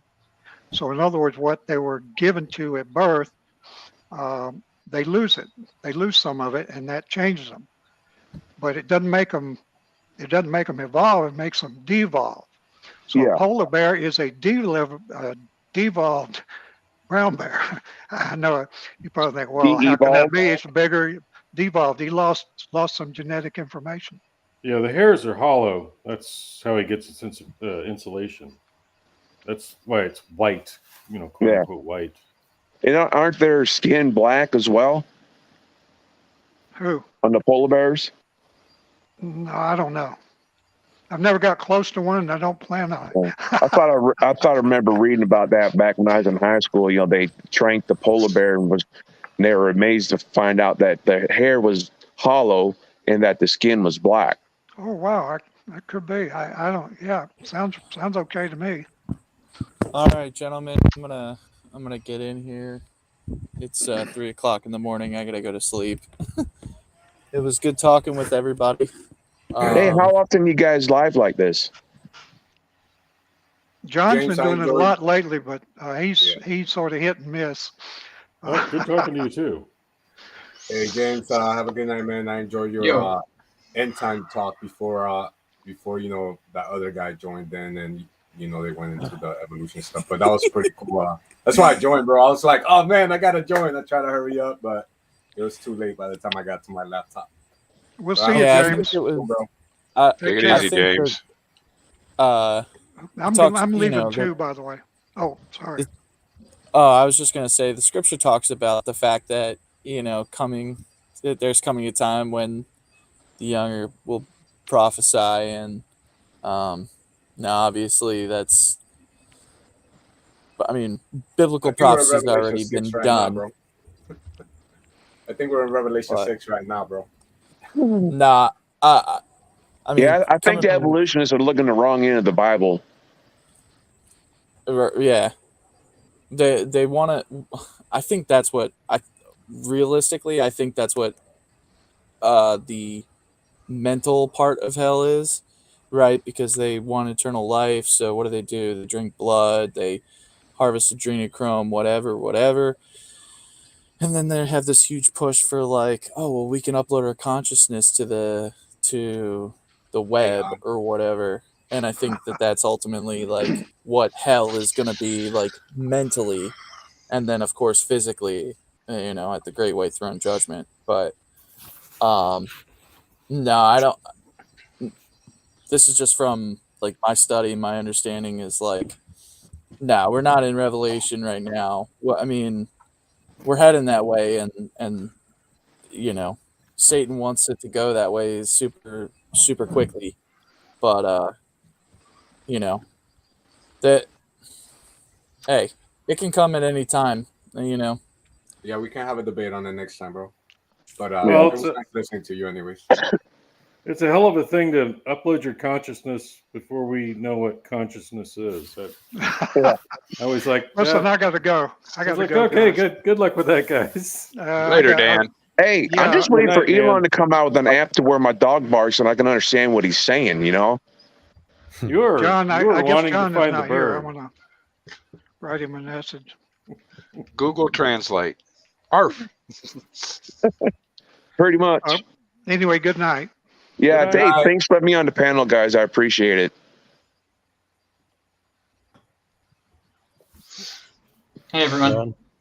Yeah. I as far as like the big head knocking and whatnot between creationists and evolutionists, I think the biggest thing that causes basically a war between the two is there will be facts, and creationists will come up with a worldview and say God did it. The evolutionists, under no circumstances, can allow that to stand, because that would put them under the authority of God. So they come up with their own view, which is fine in and of itself. They're well able to do that. But then they say, our view is fact, with nothing to substantiate that. And they push it in the schools and lie to all the kids and say that their idea is fact, when in result it's not. What is it Ken Hovind says? That there are layers to the earth. We say that there was a big flood and that God did it, and they said that it was laid down over the course of millions of years, and they keep trying to erase that line.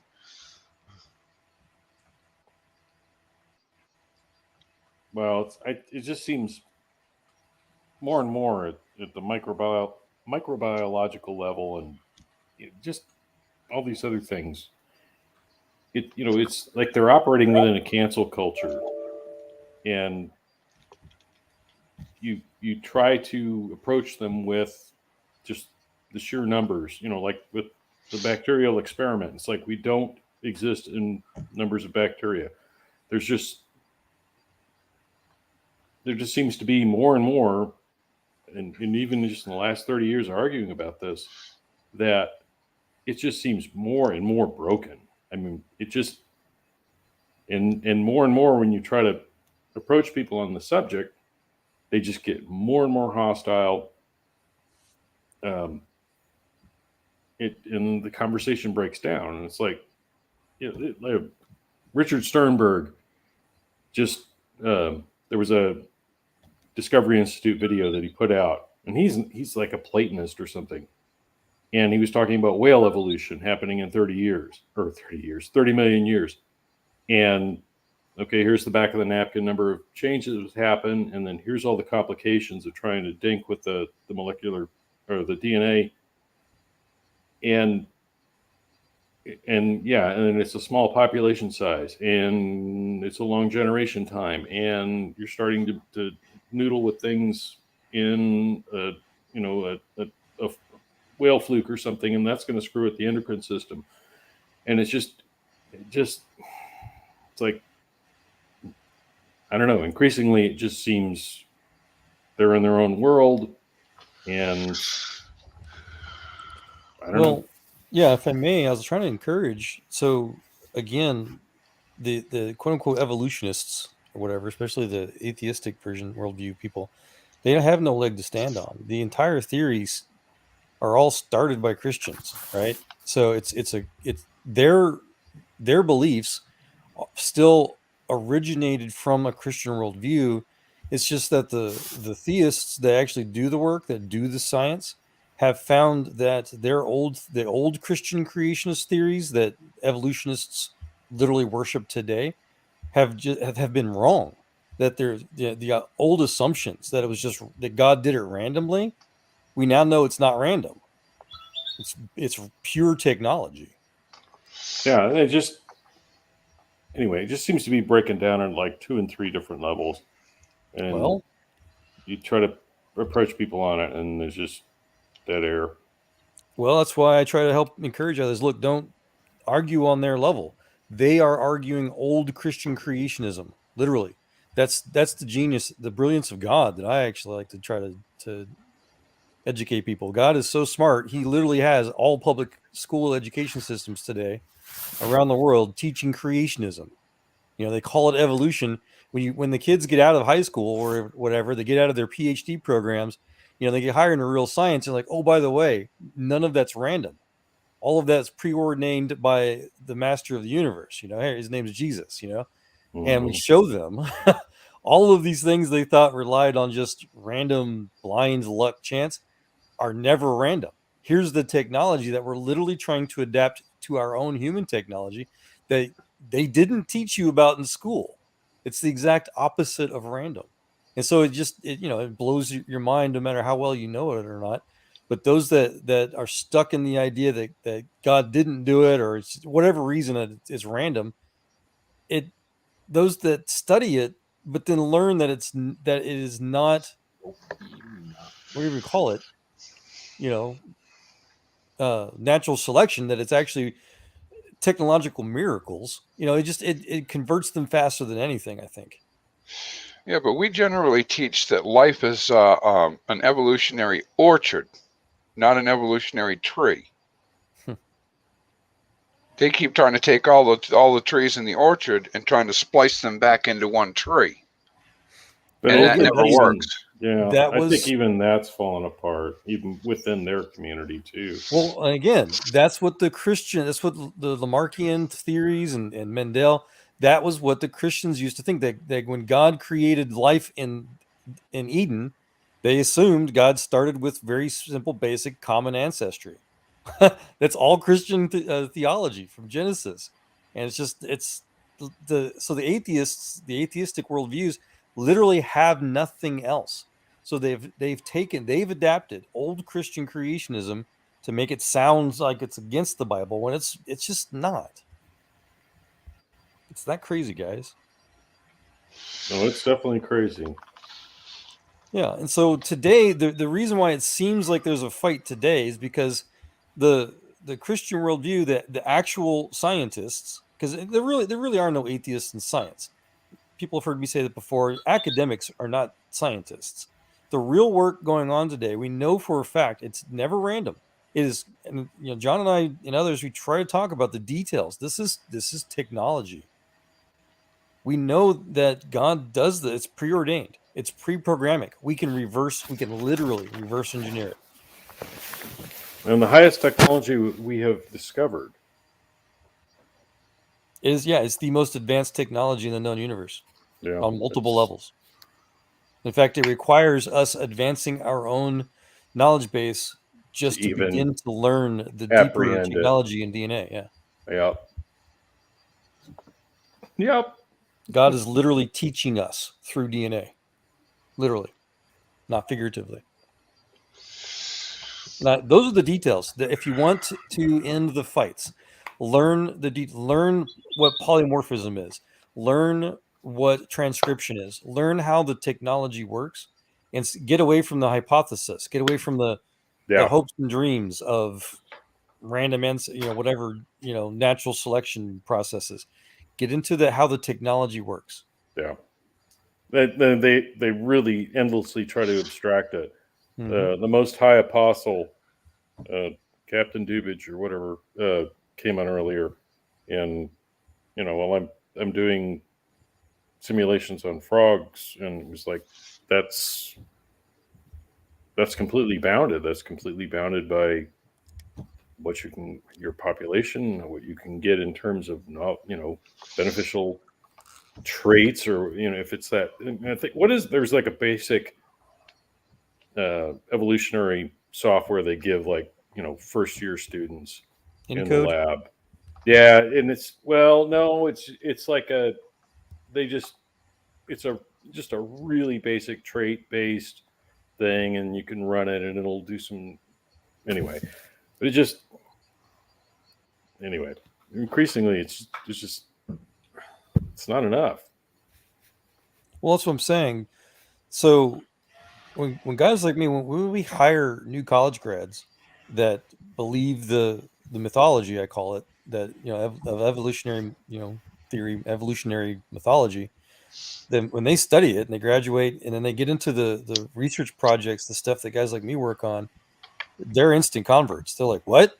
Why didn't everybody tell me that we're already developing the literal archive retrieval type programs, the histone group technology that's in DNA? We're trying to reverse engineer to create real world molecular storage devices for human adaptation purposes. Why didn't we talk about this in school? It's like, well, I don't know. I don't run your school, but we're trying to we're trying to do that. We're trying to use the same exact mechanisms to store and retrieve literal data at a molecular level, just like God's been doing. Error correction. Yes. Yeah. Line 1 retrotransposons are literal error detection and autocorrection subroutines. Literal, not figurative. Yeah. They used to call them jumping genes, and they were, they used to think those were random. They're not. Life does not work without the code literally self-correcting itself and adapting and rearranging pre-triggered mechanisms. Yeah, it's like one of the things that I brought up the other day is the ERVs, the endogenous retroviruses. Mm-hmm. Everybody keeps saying, well, how did the virus get into the gene? And my question is, well, what if you flip that around and how did the virus get out of the gene? What if it started in the gene? I mean, for all we know, viruses could have started out as a way for genetic material to be interchanged in order to correct errors. Well, yeah, don't get me lying.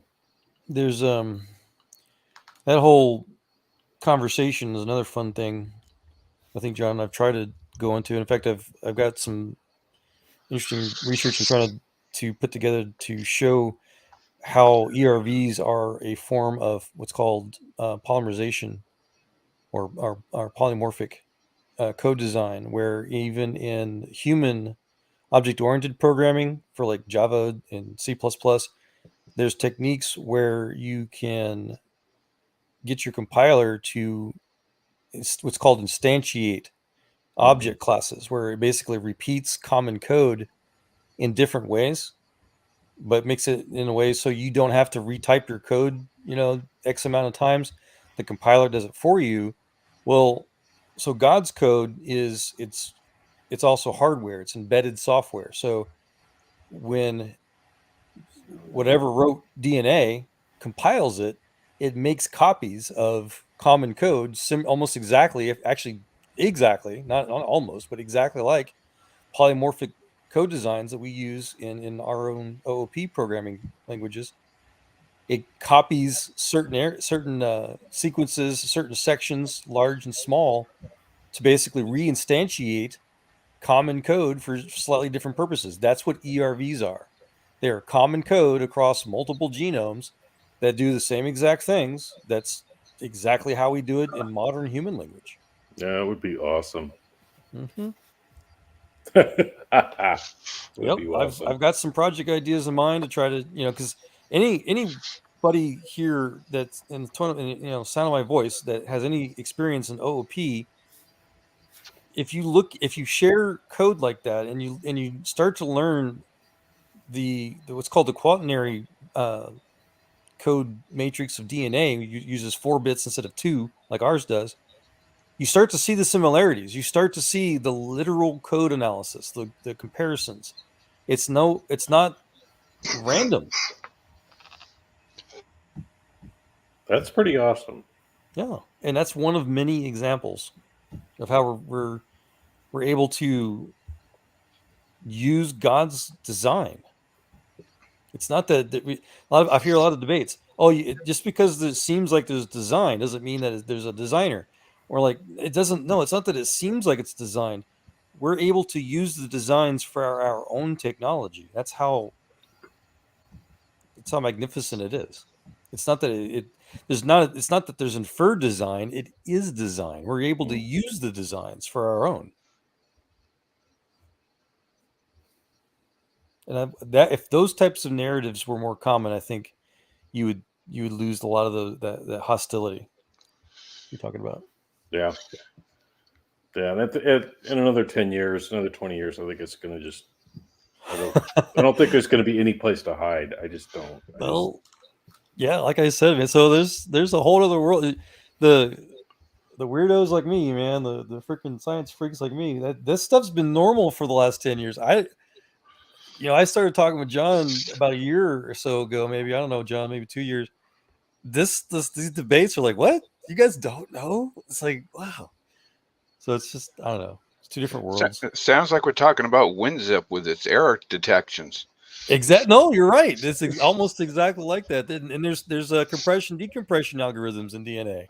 There's literal codec information transfer protocol technology in DNA. It's better than WinZip.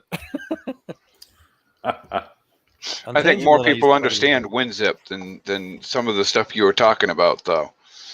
That's one of the things Kent Hovind is really good at. Is like, what did he say? That he tries to teach everything at like a 3rd or 4th grade level. Sadly, most of the population now is at a 3rd or 4th grade level.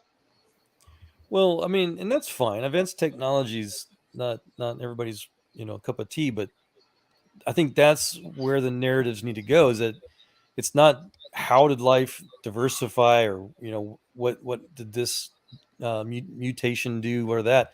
All the speculation can be transferred into the technology discussion. Mm-hmm.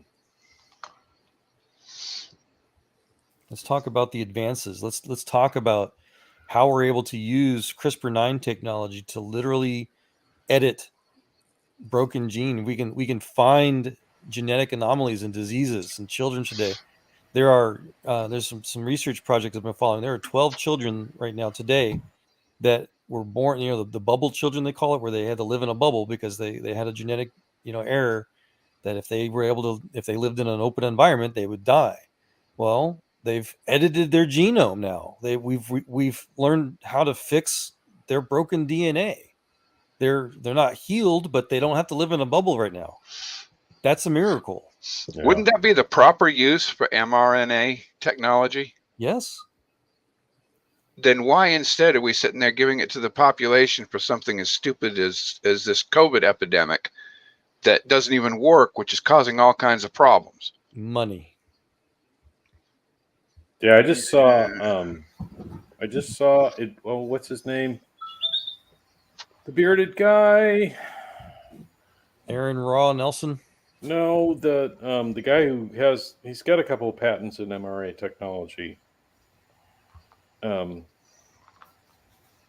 Brother, I follow him on Substack. My brain is going. Robert Malone. Malone, yes, he just gave testimony to the Texas Senate or the Texas House or whatever today, and he was like, I used to think this was a conspiracy theory, but yeah, I think it might be about money. Not only money, they wanna got something to do too, where they can hack your body with this mRNA technology. Well, just again, like the fallen angels did back before the days of Noah, where they manipulated the genome of mankind, and one of the reasons why God decided to flood the earth, it wasn't just because everybody was evil, it's because everybody had, only Noah was pure flesh and spirit and thoughts, I guess. So he was the only one to be spared. But we're getting to that point. That's why I think we're in Revelation 6. But whatever they're putting in, this is experiment on humanity. I was going to point out we don't need to rely on experimental mRNA genetic modification technology. So CRISPR is a pre-existing autoimmune system that's found in prokaryotes and bacteria. It's how bacteria defends itself from viruses is through CRISPR, and so humans have literally stolen God's way of doing autocorrection stuff in bacteria, and we learned how to use it to do it for any genome. Yeah, I think it's all evil, bro, honestly. And it's cheap. All the GMO technology and GMO crops and everything CRISPR related is evil. There is commercially available CRISPR editing tools. It's like $100 an edit now. Yeah, and you can be patented once you become GMO like that, genetically modified. Well, that's what I'm saying. The technology is here today, gentlemen. The only question mark is the ethics of it. If you're going to edit your own genome versus some animal thing you're working on. Yeah, you will find in about 99% of the cases, it's not the tool that is evil. It's what you do with the tool. Agreed. Technology is a two-edged sword, used for good and evil. But that's, again, I think that's the benefit. That's the thing that I wish we all would get into, is talking about the advances. Get away from the old mythologies. Like the Bible, like the 4,000. No, the abstraction. Trying to abstract. We found bones, and it's like, okay, that's great. How? The Bible confirms modern technology on cosmological levels, even in biology. The idea of the sins of the father, being put on the up to fourth generations, that's called epigenetics today. Literally, it's real world science. The study of how the things that we do in life, the way we sleep, things that we watch on TV, people that we associate with, the things that we eat, all of that affects our epigenetic code, and that code layer on top of the code layer, the code above the genetic code, or epi means outside of in the Greek, outside of the genetic code, that also gets transferred to our progeny. So our sins, the things that we do in life that cause our genes to express differently, get passed on to future generations, exactly like biblical science said who knows how many thousands of years ago. Pretty amazing. Yeah. Now there was something I ran into that I read that stated something along the lines of, like, if a woman sleeps with one man and then she ends up getting pregnant by a second man, there is a potential that the other man that she has slept with, some of his genetic code can actually mix with hers and go into the child from the second man. You heard anything about that? I have not heard of that. My current, I'm not a biologist, I'll admit, but my current understanding is that sperm don't last that long. Well, the sperm itself doesn't last that long, but supposedly there's something in women that they can actually incorporate some of it into their own genetics or something. I don't believe so.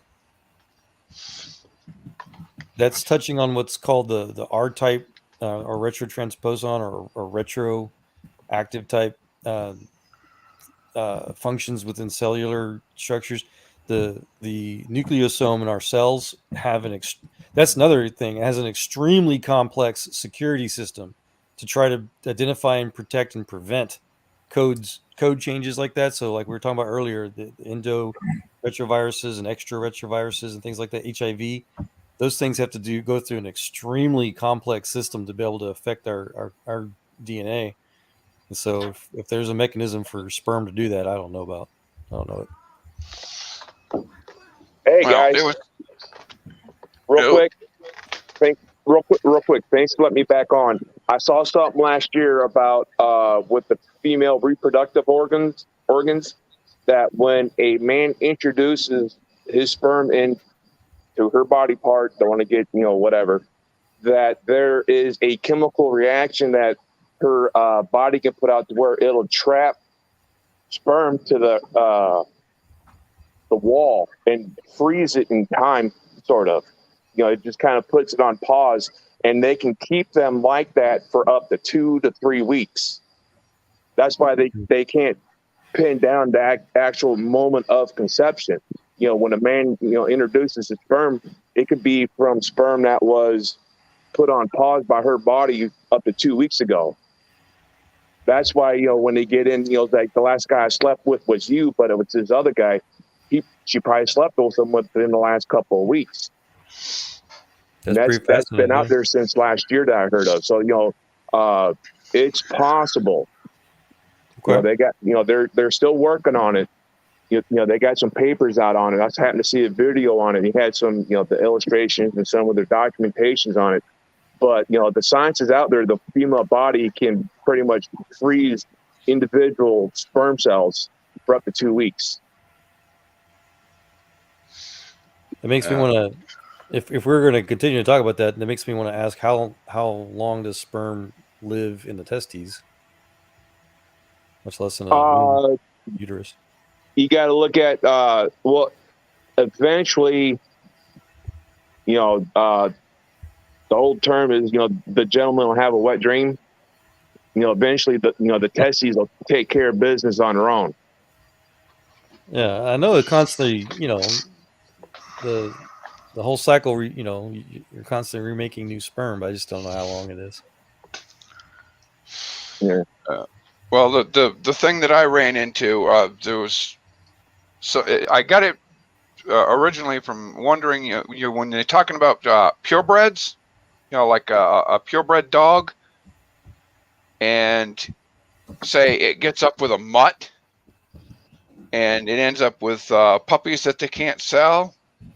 Usually, the standard procedure they have is the next time that it's mated with a purebred animal, like whatever type of dog it is, those puppies can't be considered purebred either because of whatever it is with the female that can hang on to this DNA. That reminds me, if you don't mind, John, if you're still listening, buddy, I brought up a quick Google search for they call it the Grawler bear or the Pizzly bear, the grizzly and the polar bears. Oh yeah. I brought pictures up. I've been waiting to share behind scenes, but hybridization, which is another interesting rebuttal to the evolutionary model. The idea of speciation is when a certain species is not able to procreate or mate with another species. Well, these bears mate. So are they separate species? Or it also goes back to the biblical concept of a kind. Right. The other thing too is like they bring up like the kaobab and the Ebert squirrel that can't mate with each other, but that doesn't necessarily take into account that maybe the kaobab and the Ebert squirrel can both mate with a third type of squirrel. Right. Right. They just can't mate with each other. It's like mules, right? Let me throw this at you guys. This is something that came up not too long ago. A study that was released about a rabbit that was native to, the south of North, like the southern states of North America, and through the natural temporal fluctuations over the past that they're able to migrate north. And when the normal winters came back, that those that stayed up there and survived, they, out of necessity, changed to live in a hardier climate. And they reintroduced the northern breed to the southern breed and found out that they, rabbits be rabbits, they do what they do, but they could not reproduce. Something in them genetically had changed where the northern breed can no longer breed with the southern breed and have offsprings because of the change. I don't know if have you guys heard about that? Yes. Okay. That's part of the extension of breeding cycles. It's the same thing with like canines or cats. They can have hybrids like a Chihuahua, can't necessarily breed with a poodle, but they can both breed with other variations of the same canine, family. Yeah, like a beagle. Yeah, or something. Eventually, the Chihuahuas can eventually become mutts again, and then they can mate with what do you call it, purebreds. But even that's an example of artificial or manual. Yeah, well, I mean, if you look at DNA like as a can of alphabet soup, how many times you pull your spoon out and there is a word actually spelled out? When you talk like that, in my layman brain, I'm thinking it's kind of like a can of alphabet soup. Eventually you're going to get a word come up, but you're going to be digging through a lot of letters before it happens. Well, it's fascinating you bring that up, man, because what you may or may not realize you touched on is called allele groups. And so within the same genome, even for like human, like us, for example, the reason why we have different color hair and skin and eyes and stuff like that is because there's a very small section of every genome that codes for diversity. But within those groups, those allele groups, they can only go so far within that group. The whole program, the whole software is designed to allow some variation, but not too much. In machine learning terms, it's called a finite state machine. We use the same exact concept to create the illusion of variation, but it's not true variation. Yeah, that's what I love about these kind of talks. Yeah, generally when we hit that type of limit, you usually either end up with a miscarriage or somebody is sterile, don't you? Well, I think that's a different problem. Yeah. Well, when I was talking about the alphabet soup, it's like, let's say you pull out the word dog and all the letters is of the DNA of a dog, but it's like, that dog you pulled out was the Chihuahua line. you talk about, eventually go back to mud. I'm envisioning is like, oh, look, dog, I dump it back in, stir it back up. How long is it going to take for me to pull the word dog out again randomly out of that can of soup? To come up with the Chihuahua again. If it were to go back to a mutt stage, eventually it should be able to come back to a Chihuahua stage. It just depends on how much time you got to stir and dig and get it to pull back up. No, Does that make any sense? It's a really good analogy. It also explains the variation that in Darwin's finches, which, by the way, that old myth. So Darwin did not discover finch beak changes. The British population had already known that to be an extent, and the Christians actually hired Darwin to go on the Beagle to go out there and verify what they had already known, because there was a huge, it was a pastime for people to breed their own finches, in captivity in their own coops, and they were artificially trying to get them to change shapes and change colors and all kinds of things, and so they hired Darwin. He was a young Christian minister. He was fresh out of Christ's College of Cambridge, working on his divinity degree, looking for a job, and say, hey, go see if what we're seeing here in our finch coops, go see if it happens in the wild as well. And the thing that I guess the narrative of the other side forgets to mention is that the beaks change back. Yeah, beaks don't never stop growing. Well, the variations stay within a group of variations. Yeah, reverted back. Yeah, if it's they dry may and all the flatten nuts for are one hard season. and get thick. Yeah, They may flatten out for one season. They may get fat for another season, but they continually change. Every offspring, they fit within the group. They don't speciate into something other than a finch. Yeah. Finches That's where are you get in, pre-designed. that's where you get into people, black hair, blonde hair, brown hair, red hair. Mm-hmm. It's different, but it doesn't mean you can't intermingle. Well, right? that's the real conclusion, is that these things are designed to adapt within a certain specification, within a certain range. If they're introduced into environments that they're not designed for, they die. They go extinct. They don't evolve. The hope was that they evolve outside of their environment, and it's just, not the case. Now, have you heard anybody mention anything about how the DNA itself is actually a three-dimensional code that depends on the amount of twist in the DNA also? Yes, sir. That if the twist amount changes, it can express or hide certain traits? Right. That was another discovery that falsified the idea of junk DNA. That it's called How long ago was that? About 20 or 30 years ago now. I haven't heard about that. That's new to me. The evolutionists don't like that.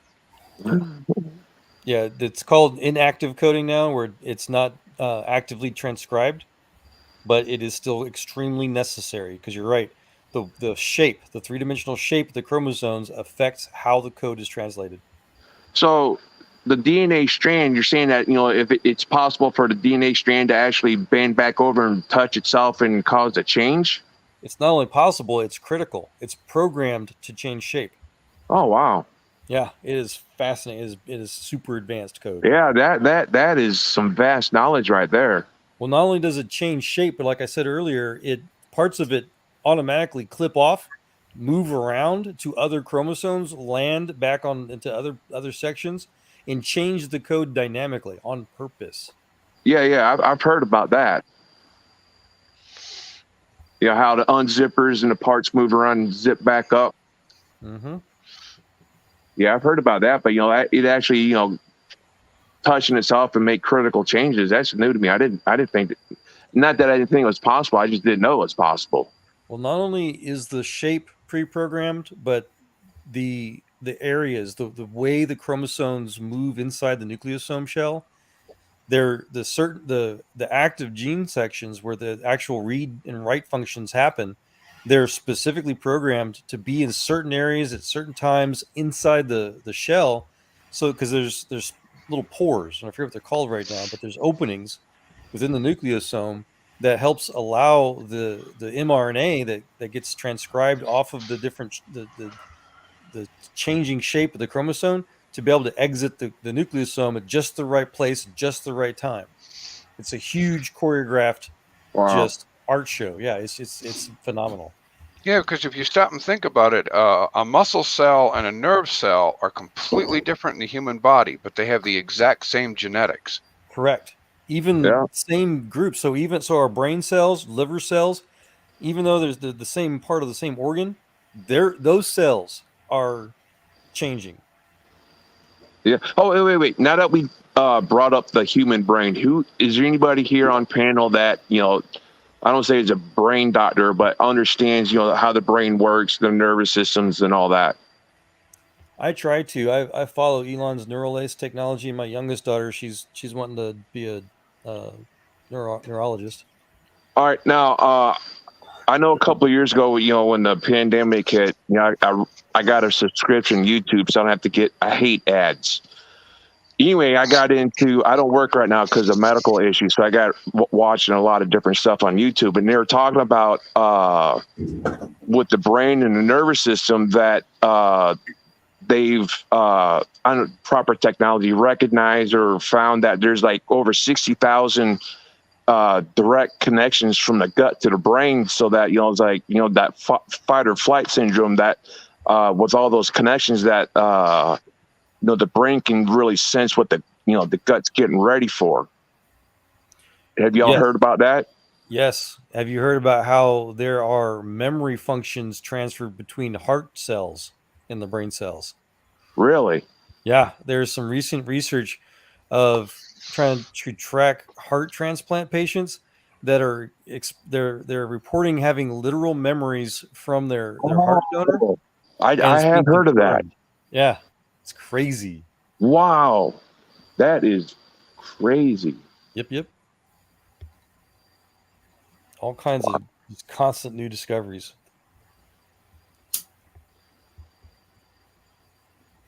Yeah, I try to follow what's called near-death experience research as well. There's billions of dollars, real-world money going into research to study people that die and come back to life again.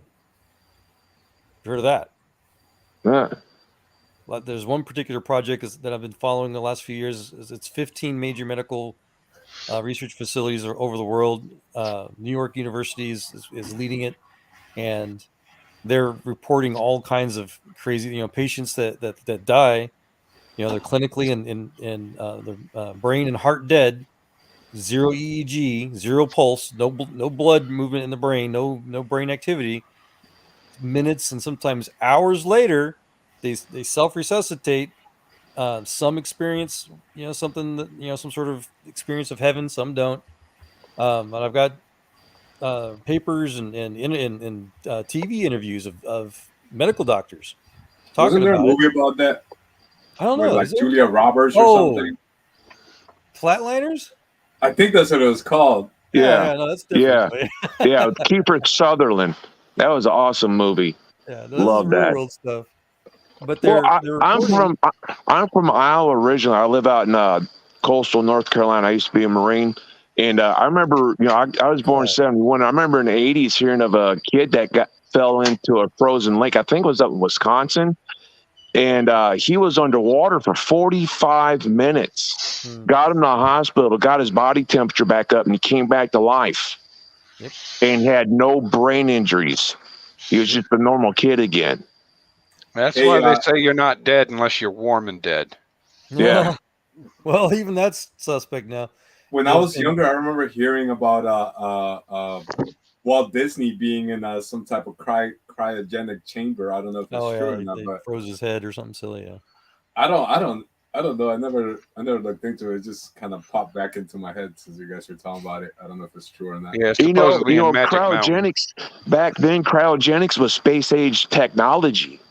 Now you get cryogenic chickens, shipped to you, and just throw them in your freezer and let them eventually thaw them out and cook them.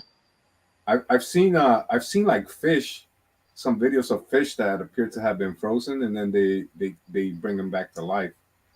Yeah, I've seen that too. Yeah, I don't know about the chickens. Well, there's all kinds of animals out there that they do that on purpose. They bury their young on a beach or something like that, and just kind of protect them for like up to a year, and then they. Well, I mean, if you step back and think about this, being a Christian, it's just mind-boggling that this happens in nature. But then you look out on the West Coast, there's certain pine trees that don't reproduce unless there's a fire to burn the pine cones to release the seeds. Yep. I mean, like, how does that happen randomly? How? I thought that was the sequoias or redwoods that did that. It might be. I think there's a pine tree that's out west that does the same thing. The only, it goes through natural fertilization. I live out on the East Coast. The seeds are in the pine cones, and they naturally deteriorate because it's so wet and boggy down here that they can reproduce and they grow back quickly. But out there in the West Coast, they just drop pine cones after pine cones over seasons after seasons, and they just sit there dormant until a wildfire comes through and burns them up and the seeds pop out.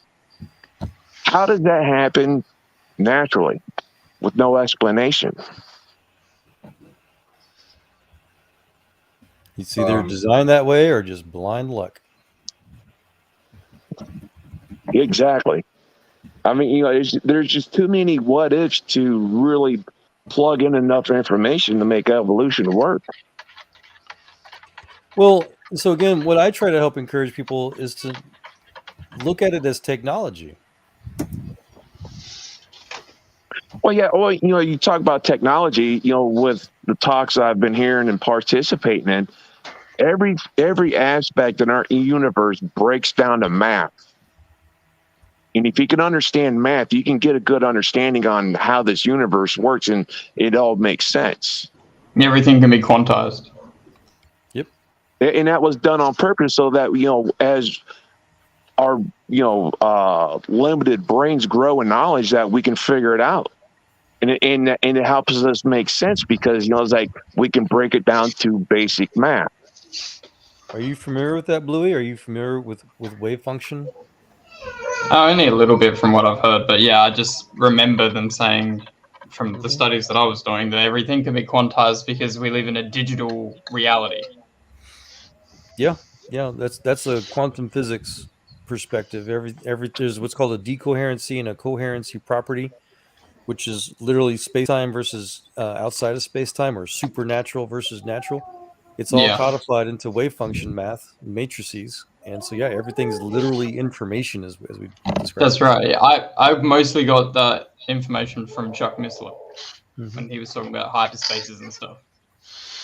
Of course, one thing I'm kind of curious about is how much would Adam laugh at us at what we consider the height of knowledge, considering how much he probably was pre-programmed to know. Oh my goodness. Hey, for the Bible scholars real quick on that, back in the Old Testament times, there's a spot, I can't remember the book and the chapter and the verse where, God pretty much said, this family is going to be master wood craftsmen. This person and his family be master stonemasons, and this guy's going to be, master cattle, and this guy's going to be horses and crops and so on and so forth.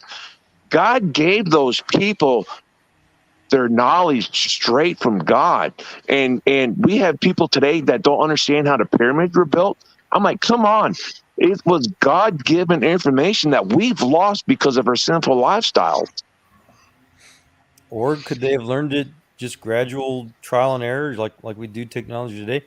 Those are the kind of questions I like to ask, gentlemen, because I have no idea how the people that wrote the words in the Bible knew what they wrote, but they're right.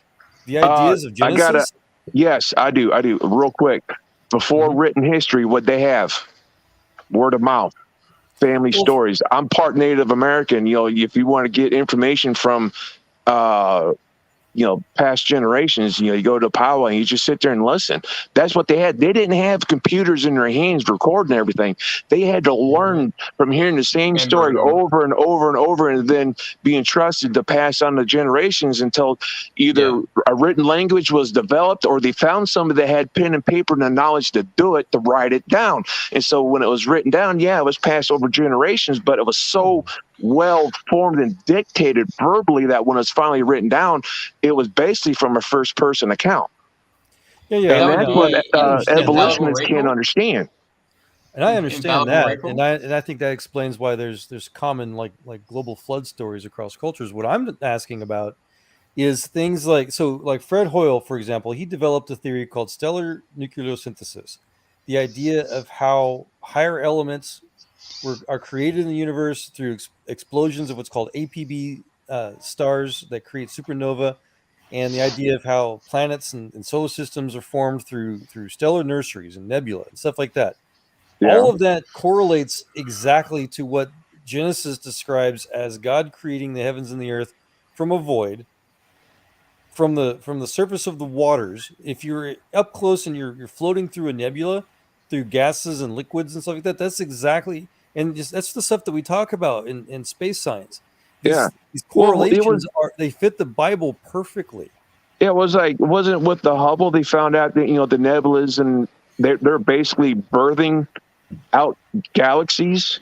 Well, that's the theory, but another example, the Arno Penzias, the gentleman that won the Nobel for discovery of the cosmic microwave background radiation, when he discovered that, they started researching that. He started finding correlations within Scripture. In fact, he advertised that essentially as Nobel Prize Committee. He said that it's exactly what he would have discovered if all he had was the first 5 books of the Bible. The correlations are that precise. It's not just that they sound similar; they are precise. And that's my question: how the heck did these ancient Bronze Age sheep herders that people criticize? How did they know? Because somehow they knew it. They wrote it down, like you said. But it's not just that they wrote it down; it's exactly correct today. Yeah, Yeah. doesn't it say something about the music of the stars in the Old Testament? You're talking about music of the spheres, I think. Okay, music of the Yeah. spheres. I don't know Well, about in the new. God. I don't know this about where that's in the Bible, but with some of the new sensors they got up there, they're saying that space has no sound.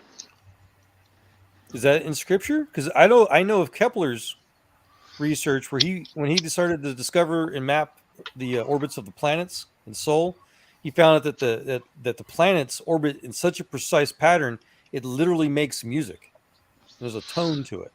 Yeah. But is that in Scripture too? If you guys can find that, I've If loved you it. if you look at the stars through a telescope too, every star is like recognizable in its own distinct manner. They like Sirius.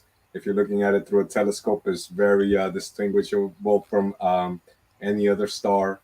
Or Taurus. A lot. All these stars have like their own little vibrations and stuff. They're very unique.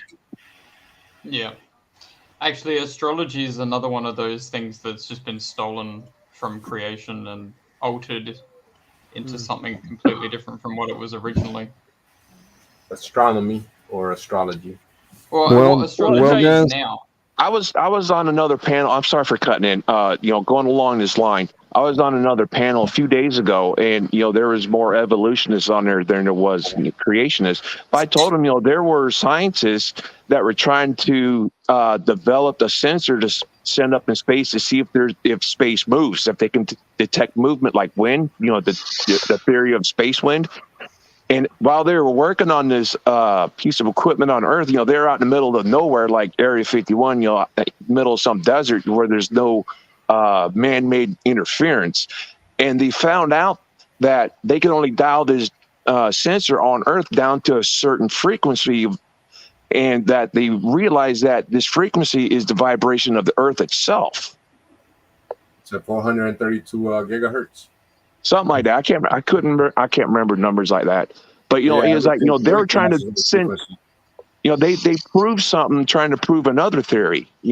Crazy how a lot of these scientific discoveries, if you look at them, a lot of them were accidents. They're trying to prove something else, and they figured something else out. And they're like, "Hey, you might want to look at this." Yeah, that's how Arno discovered the cosmic background radiation. He was developing what was called a horn antenna at the time in New Jersey. It's a giant old school type super sensitive antenna trying to communicate with satellites, but he kept getting background interference. So he thought it was, the local cities, he thought it was New York, was giving, affecting the sensitivity of the antenna. And so they just trying to it did what you're talking about. They try to find the different oscillations and frequencies of nearby interference, try to cancel it out. And there's this real deep bass 4 hertz frequency he could not isolate for nothing, and it was literally coming from everywhere, basically. And so that's how they said, oh well, that's the cosmic microwave background. All right, guys. So we're gonna wrap up here in just a second, but I've been off searching for what I'd read a couple years ago in response to Jay's rampage earlier. I finally found it. Okay, this is regarding Linsky, right? Okay, so this is from a 2020 paper. We observed similarly high proportions of dead cells for both clones and DM0 as well as yada yada yada. These results indicate that the evolution of aerobic growth on citrate in the LTE was associated with elevated mortality. Moreover, the increased mortality was not remedied even after almost 20,000 generations, since the new trait arose in the AR3 population. The 2 evolved clones we examined from our evolution experiment, long letters and numbers combos, show somewhat different patterns. Both show lower mortality in glucose-containing yada yada, but higher mortality in citrate only. I got a question for you. Hang on. I'm starting. Hang on. All right. The reduced mortality in which you list off this bunch of numbers and letters, in which it evolved for an additional 2,500 generations, suggests that the apparent metabolic imbalance associated with growth on citrate may be reduced by evolving in a medium that also contains glucose. It is even more surprising, then, that we observe no comparable reduction in mortality in the 50,000 generation ARA3 clone, which might indicate that historically contingent ecological and genetic interactions are important for this trait. Moreover, the very high death rate for, and list off the numbers again, the medium in which it evolved suggests that correcting the metabolic imbalance is even more difficult when citrate is the sole carbon and energy source. Yeah, so I would say that substantiates the point that we were making earlier. He claimed we were just translate that to English for us. Yeah, I was going to ask, do they have a research for dummies out there? Yeah, like research just papers tell for us what dummies? that proved real quick. Basically, their supposed evolution actually, big picture, resulted in them dying at a higher rate than the non-evolved one, and not having the survivability in this new environment they've supposedly evolved for. It's actually not better; it's worse overall. Is the short version. So the whole point that we were making about it's not actually being fitness, enhancing fitness like they're claiming, is just substantiated by their own words. And Linsky's name is on this paper, by the way. I think maybe another way to help explain that is that there is a backup subroutine written into the code for E. coli, so that whenever it finds citrate and it doesn't have enough glucose to normally process, it'll temporarily adapt to try to use the citrate as well, but it will not evolve into a new species of E. coli that lives on citrate only. It's a temporary adaptation. Oh, speaking of that, I also read another paper where some researchers were pretty sure that the experiment was not exactly all it was claimed to be, and they were able to replicate the citrate processing capability within 12 generations. And they were able to do it over and over and over again. And it was through the insertion of a promoter for a transporter for citrate. That's it. So long story short, in their experiment, they were able to prove that the short study was like 12 generations and usually within 100. Actually, I think everyone was within 100. They were able to cause the exact same activation of a pre-existing function, which is what they claimed was done in Linsky.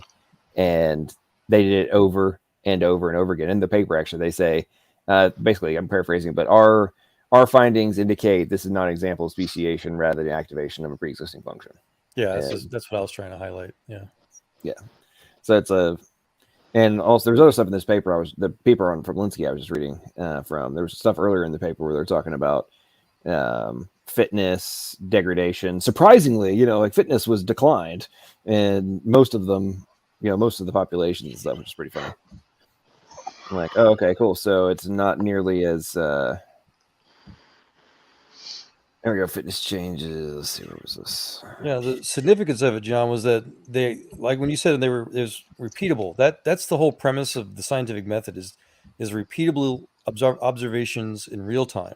So if you can find a repeatable quote random mutation, that would be the linchpin to say, okay, well, since we see this always happening, then that's how we can presume it happened in the past. But the catch was like we're highlighting, it repeatedly happens because it's pre-programmed to do so. No, here we go. I found it. Okay. Nonetheless, we still saw inconsistent and paradoxical fitness changes in some clones. 2 DM0 evolved clones were significantly less fit than their ancestors in DM0. All DM25 evolved clones, except for blah, blah, blah, were significantly less fit than DM0. In DM25, 2 evolved clones, let's go on these number combos, and 2 DM25 evolved clones were significantly less fit than their ancestors. So it's like, I don't know what Jay was talking about earlier, but he kept claiming that it was more fit and claiming that we were wrong. And I don't know. Did you guys hear them directly stating they were less fit? I believe so, but I think the proper counter to that might be, John, that the fitness parameters are not relevant. Most evolutionists that I listen to today also agree that the survival of the fitness is not a good motivator anymore. Oh, here. Here's another piece. Did I read the part? Okay, I don't think I read this. Our finding that some evolved clones are significantly less fit than their ancestor, along with the differences in the growth parameters of the evolved clones and the whole populations, implies ecologically relevant genetic variation exists in both the DM0 and the DM25 evolved populations. We therefore consider the possibility that improved growth performance on citrate always comes at a cost of reduced growth on glucose. I mean, think about that for a second. So you absolutely lost function. Like, no ifs, ands, or buts about it. Well, again, the way I understand it, John, is it's a temporary adaptation. It doesn't evolve to try to breathe citrate instead of glucose. It's a temporary survival mechanism that if the citrate gets removed, if it goes back to a normal environment, it turns that function back off, de-evolves. Yes. Well, in some cases, probably, but I know for a fact that there were, well, I say fact, I'm pretty darn sure, if I remember this correctly, that there were instances where there was deletion of the glucose capacity. So, like, they deleted the genes that would be necessary for the glucose. They went over to citrate only. Okay, that's something I've not heard of before. So that's not...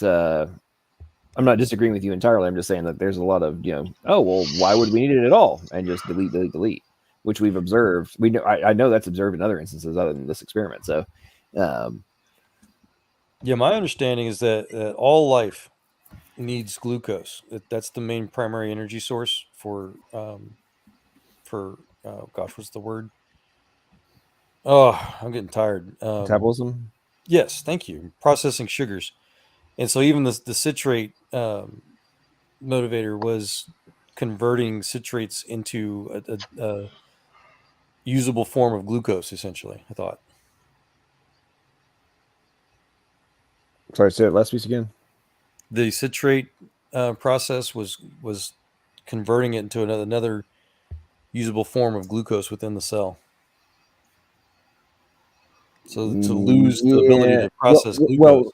Well, let me rephrase. The mechanisms that make it primary. Yes. Okay. I don't mean the entire, like...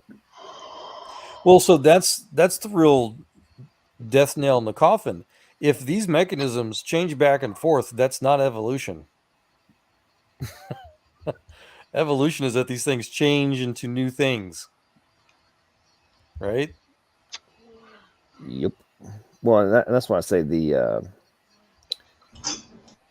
paper that I was referring to regarding them being able to reproduce it over and over again, just showcases that it was pre-existing function. That's all it was. I mean, they were able to show that. Well, that was what the whole promoter region thing was. Remember, you have promoter and terminator sequences on every sequence. Every sequence. It's literal header footer technology. Yep. Yeah, I'm really, Packetized. I'm becoming more and more convinced that that the only reason that a lot of evolutionary biologists continue to perpetuate the stupidity of their models on the macro level is they're not applying basic communication logic to genetics and biological systems, which is ironic. Which cracks me up Francis because Collins? Francis Collins was he was head of the Human Genome Project, and then he just stepped down a couple months ago, but he was the head of the NIH for like 15 years or whatever. He's a prominent Was he the one that? theistic evolutionist. Yeah. Yeah, he was the one that was pushing for this chromosome 2 theory. Oh yeah, okay. I'll just say that I have significant doubts about Francis Collins and strong suspicions that he may be a wolf in sheep's clothing. Yeah.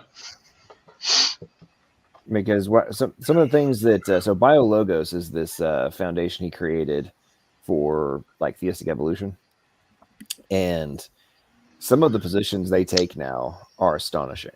Like, they are now trying to argue that it's not really a code, like the genetic code, and there's multiple other things they're doing, and it's like, so that would be like a 180-degree shift from the positions that Collins has taken his entire professional career. He's written books on the subject, and now you guys are, well, it's not really a code. Like that's what the if you go to their website, like it's now on their on one of their pages on the topic. I'm like frequently asked questions and stuff.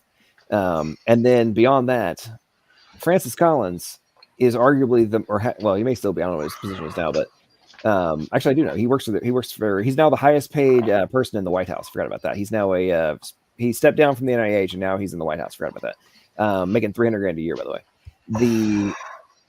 But when he was the head of the NIH, he's arguably the most powerful man in academia as the head of the NIH, right? And then somehow his foundation has shifted over to like contradict what is readily accepted in academia as the genetic code being a real code, that kind of thing. And they're going to like on your own little personal foundation, they're going to like smudge the waters on that one. Interesting. That's why I say stuff like that just kind of gives me some suspicions. And then his activities over the last 2 years with what's been going on globally, some of the different freedom of information requests for him and Fauci's emails have had some rather interesting revelations. It's part of the reason he stepped down, because he was issuing orders along with Fauci to suppress data that was against the standard talking points. So yeah, all of that is where I get my conclusions, John, that evolution theory is more of a church than it is a science. That not only is the theories all self-contradictory and obsoleted, but guys like Dr. Collins, like you're talking about just now, they self-refute themselves. They contradict themselves, and I think the motive very likely is so that he can stay within the higher order of their church. He doesn't want to be a knave, if you know what a knave is. Mm-hmm. Yes, but if evolution is accepted as a religion, then that means the U.S. government has broken the First Amendment. Well, again, not only that, but even evolution theory itself started from Christians. Hello. I think the U.S. government done broke every commandment, bro. Yes. I mean, blatantly though, where it's not supposed to promote any religion, but yet in all the schools it pushes evolutionism. Yep. I used to wonder what the one world religion would be. Then I found out that evolution was a lie, the Big Bang was a lie. Everything that pretty much just a scientist says is with a caption: "Scientists discovered this" or "Scientists discovered that." What's the name of these scientists? It's all a religion, bro. It's called scientism. And I say this not in a conspiratorial way. It's specific for using those examples. So Dr. Collins and a lot of other scientists, they fear being literally excommunicated from these circles if they don't toe the party line. I think is what's happening. I wonder how much of this crap can actually be traced back to the Roman Catholic Church, because I know a lot of things keep cropping up that came from there. Yeah, all those secret societies pretty much come from Well, there. They started at the Lamar- Knights Templars, and then they became the Freemasons. They became the Jesuits. So Yeah, sure. the Roman Catholics supposedly started the Muslims.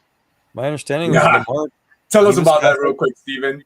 I always like to hear that story, bro. Tell us about how the Roman Catholics started the Muslim. Tell us what you know. I don't remember all the details off the top of my head. I was reading something about that, about how they basically needed something to fight. So they basically created their own competing religion to fight against, and it kind of got out of hand. And so the Jesuits were supposed to help manage it to keep it in line, and they became more of a problem themselves. There's a Jesuit priest that published that supposedly. All right, There's so two popes. I decided to go check.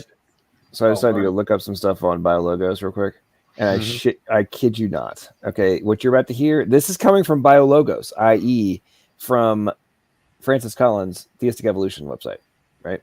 Mhm. Giant headline: A scientific consensus deserves to be trusted. Oh, oh snap! Talk about them.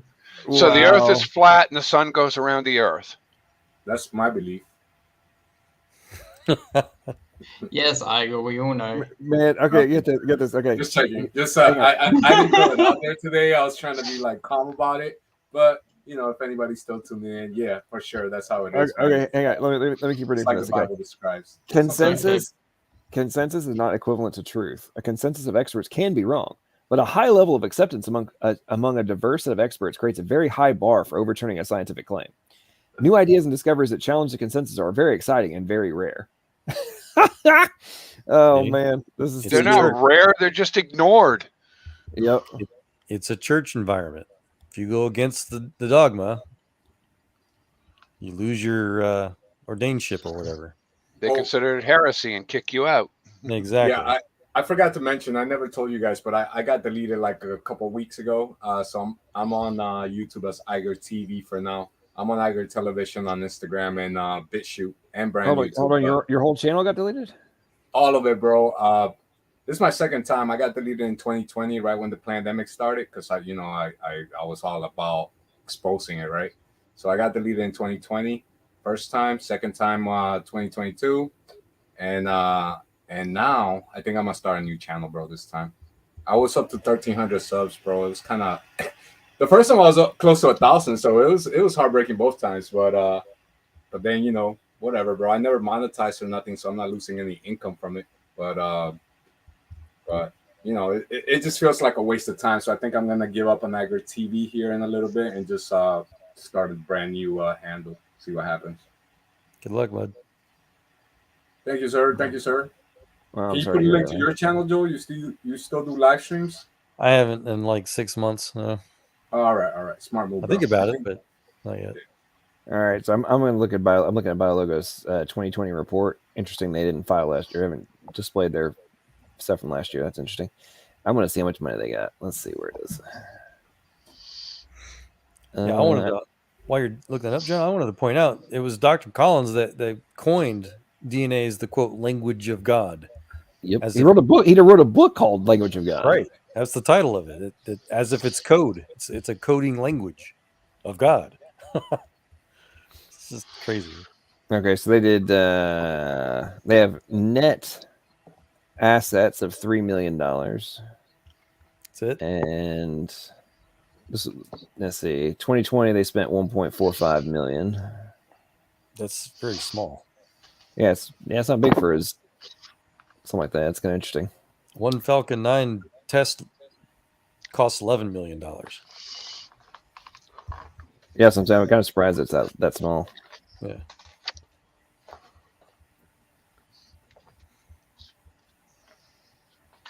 Okay, whatever. I'm trying to find the little thing where they said that the genetic code is not actually a code. I'm trying to figure that. I remember reading that and just being like, what am I looking at right now? If I had the chance to talk with the man, I'd ask him what happened. What What made you go backwards? Well, I think I haven't gotten over that. Can we trust science? That whole deal is killing me right now. You've heard me talk about that before, John. Science is a tool. Yep. Your tool is only as good as the way you use it. That's You can true. misuse tools. You can use the tool as you can use a hammer to build something or to destroy something. Well, and a screwdriver isn't very useful for anything other than screws, usually. Well, the way they're treating science lately, it's like trying to use a chainsaw to untie your shoelaces. There you go. Goodness gracious. They'll be untied, but you might not have a foot left.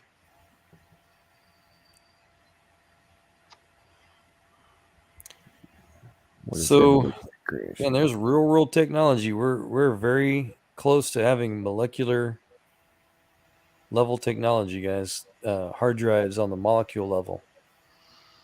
Yep. Copied from DNA functions.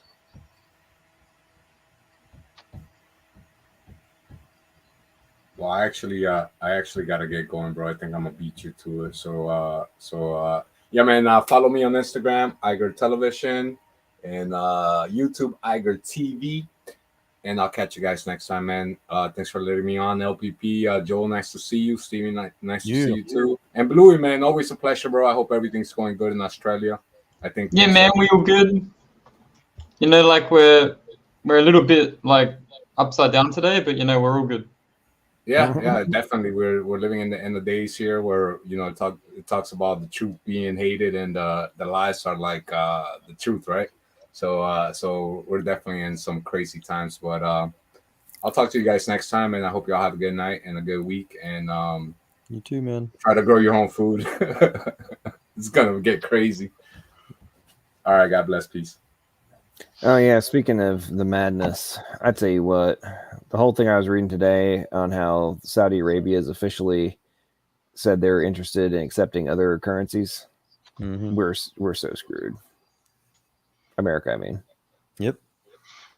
I mean, we're just totally screwed. It's not necessarily new though either, John. I mean, they've always threatened it. I mean, Saddam threatened it. I mean, this is bully stuff.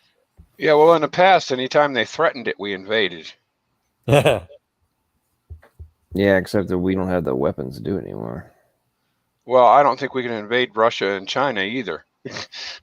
Well, I think the potential good news, maybe, speaking politically at least, is that America is energy independent. We don't need Saudi Arabia anymore. Trump And proved everyone, it. actually, have you noticed the left have really started just to hate on Biden in this year? Yes. That's at least something. Well, and Stephen, the oil and the LNG and stuff like that made us energy independent or independent just a few years ago is still there. We just need to have the right whatever elections to allow us to get it. Yeah, we have the exact same problem in Australia. You know, Australia, more than a third of Australia has oil, and we've never mined any of it. Well, I know you have a lot of natural gas off the coast as well. My brother-in-law, this is probably 15, 20 years ago, he's a geophysicist. And I think it was when he was working for Exxon. Him and his team, they discovered some like gigantic natural gas resource off of Australia. And it, to my knowledge, is still sitting there because there was no way to get it out. Like they found it, but it was not at the time anyway. It was not economically viable to like build a pipelines and stuff needed to get it over to convert to liquid natural gas or whatever. And that's basically our excuse for everything. It's always not economically viable to actually do anything. Not yet. Well, if oil goes to $380 a barrel, like they're talking about, I wager it will magically become viable to go get it. I mean, it's I say technology. The technology to tap resources like that is constantly improving as well, getting cheaper and cheaper. The cost to benefit ratios changes. Yeah, but the big problem right now, though, I tell you what, is the ESG crap that's being pushed by the World Economic Forum, they're making it very, very difficult for companies to get funding for drilling. I was talking with my brother-in-law about this, and he's like, man, it's ridiculous. We can't, we're having a really hard time getting the banks to loan us money, and like serious problems. So he's like, we know it, there's demand for it and there's price for it. We've got good potentials, and we go to try and get the capital, and banks are like, yeah, we don't know if it's, compliant with ESG, so they're like holding off. Yeah, well, I ran into something that said back when oil was like $14 a barrel, Trump trying to have the strategic petroleum reserves refilled, and Congress blocked him from doing it. I think the game plan is to sit there and totally run us out of reserves, so we're at the mercy of whatever they decide to do. Yeah. It's all crazy. All right, I think I found this section where they had said this on BioLogos. And I wonder, because I remember, I wonder if a certain individual, I won't name names, who knows those people over there, I wonder if he reached out to them, because I had a conversation with him and was like, hey, so do you know they're saying this? Because I knew it was one of his major pet peeves. And I wonder if he reached out to them and was like, what the heck what is this? Because I'm pretty sure this is a section where they used to say it, because it's like on their evolutionary origins of genetic information. And they're talking about, let's see, for evolutionary theory, one such proposition is that some features of genetic information cannot evolve through natural processes unless we allow for an intelligent designer. This proposition claims testability by defining information in a way that is usually reserved for human creations, such as computer code. The underlying idea is that we know intelligent beings create computer code, so if similar features occur within genetic information, then perhaps genetic information derives from an intelligent agency. However, many biologists perceive that they are able to understand exactly where life's genetic information comes from, their explanation, the local environment, by thinking in terms of more fundamental and well-established definitions of information that do not involve intelligent design. Yeah, it sounds like it's straight from an atheist website. Yeah, and they continue on, like, current science does not have a detailed, widely accepted description for how genetic information system evolved in the first place. Intelligent design proponents suggest that this is a key weakness in existing evolutionary theory, consistent with the need for an intelligent designer. I describe the progress that mainstream science has made towards understanding the origin of genetic information since the molecular basis of genetic information was first understood, encouraging readers to reach their own conclusions. Yeah, dude. I didn't understand that second part. Yeah, it seems that was a lot of words without saying anything like definitively. Yeah, so are they saying that information emerges on its own or not? Well, first he said that, okay, let's see. Where do you see? First he said, however, many biologists perceive that they are able to understand exactly where life's genetic information comes from, quote, and then it's like in parentheses, the local environment, by thinking in terms of more fundamental and well-established definitions of information that do not involve intelligent design. And then next paragraph, by thinking in terms of more fundamental and well-established definitions of information that do not involve intelligent design. Then the very next paragraph, current science does not have a detailed, widely accepted description for how genetic information system evolved in the first place. I mean, that, like, talk about direct contradiction. Did I hear you read that they said that local environment is the source of information? Yeah. However, many biologists perceive that they are able to understand exactly where life's genetic information comes from, parentheses, the local environment, close parentheses, by thinking in terms of more fundamental and well-established definitions of information that do not involve intelligent design. That's begging the question. I mean, but to follow up with, think about it. Perceive that they are able to understand where exactly life's genetic information comes from. And then the following sentence, current science does not have a detailed, widely accepted description for how a genetic information system evolved in the first place. Right. So not only is that, are they self-contradicting themselves, but the starting premise that it comes from the local environment, is the same as the conclusion that it comes from the local environment, that's begging the question fallacy. That's circular reasoning. I They mean, love circular reasoning. that is just. It's kind of Wow. like we say it can, but we can't show that it does. So I need to tell you guys something. So there was on a local Facebook group yesterday, there was this woman trying to sell a Bible for $20, and everyone or a bunch of people just jumped on her and just started giving her so much just crap online. And these two guys in particular, where I've just gone back and forth about 50 comments, and of course it's all devolved into the whole, young Earth creation is nonsense. You're not educated. You're missing chromosomes because you're so stupid. I'm glad we live in a secular society where this rubbish is disappearing. Yeah. He said if indoctrination of children was banned until the brain had time to develop, then your religion would disappear. Like, just dumb comments like this. So I've called these guys out, and I said, if you want to actually discuss this stuff, come onto LPP and we will discuss it. Nice. And they are refusing. Like, they keep saying that they're in the chat, but they're not. Haven't they found that children instinctively believe in God? Yeah, exactly. Like, well, more I think important is that they confess they're the ones that want to indoctrinate children. yeah, I know. That's the crazy thing. Everything they're like, spewing about is exactly what they're guilty of. Mm-hmm. It's driving me absolutely crazy, and I'm not going to go back and forth writing thousands and thousands of words to address all their points. Well, that's where I like said all the basic stuff, right? Like I said, I brought up a whole bunch of things about you believe that you came from a rock. You believe that monkeys surfed 30 million years ago. You believe, all this stuff. And then they just don't address anything, and they just call me out and say that I'm not educated and whatever. I'm like, well, let's discuss it. That's what I was trying to say. Yeah, I really wish to encourage everybody study and discuss the technology.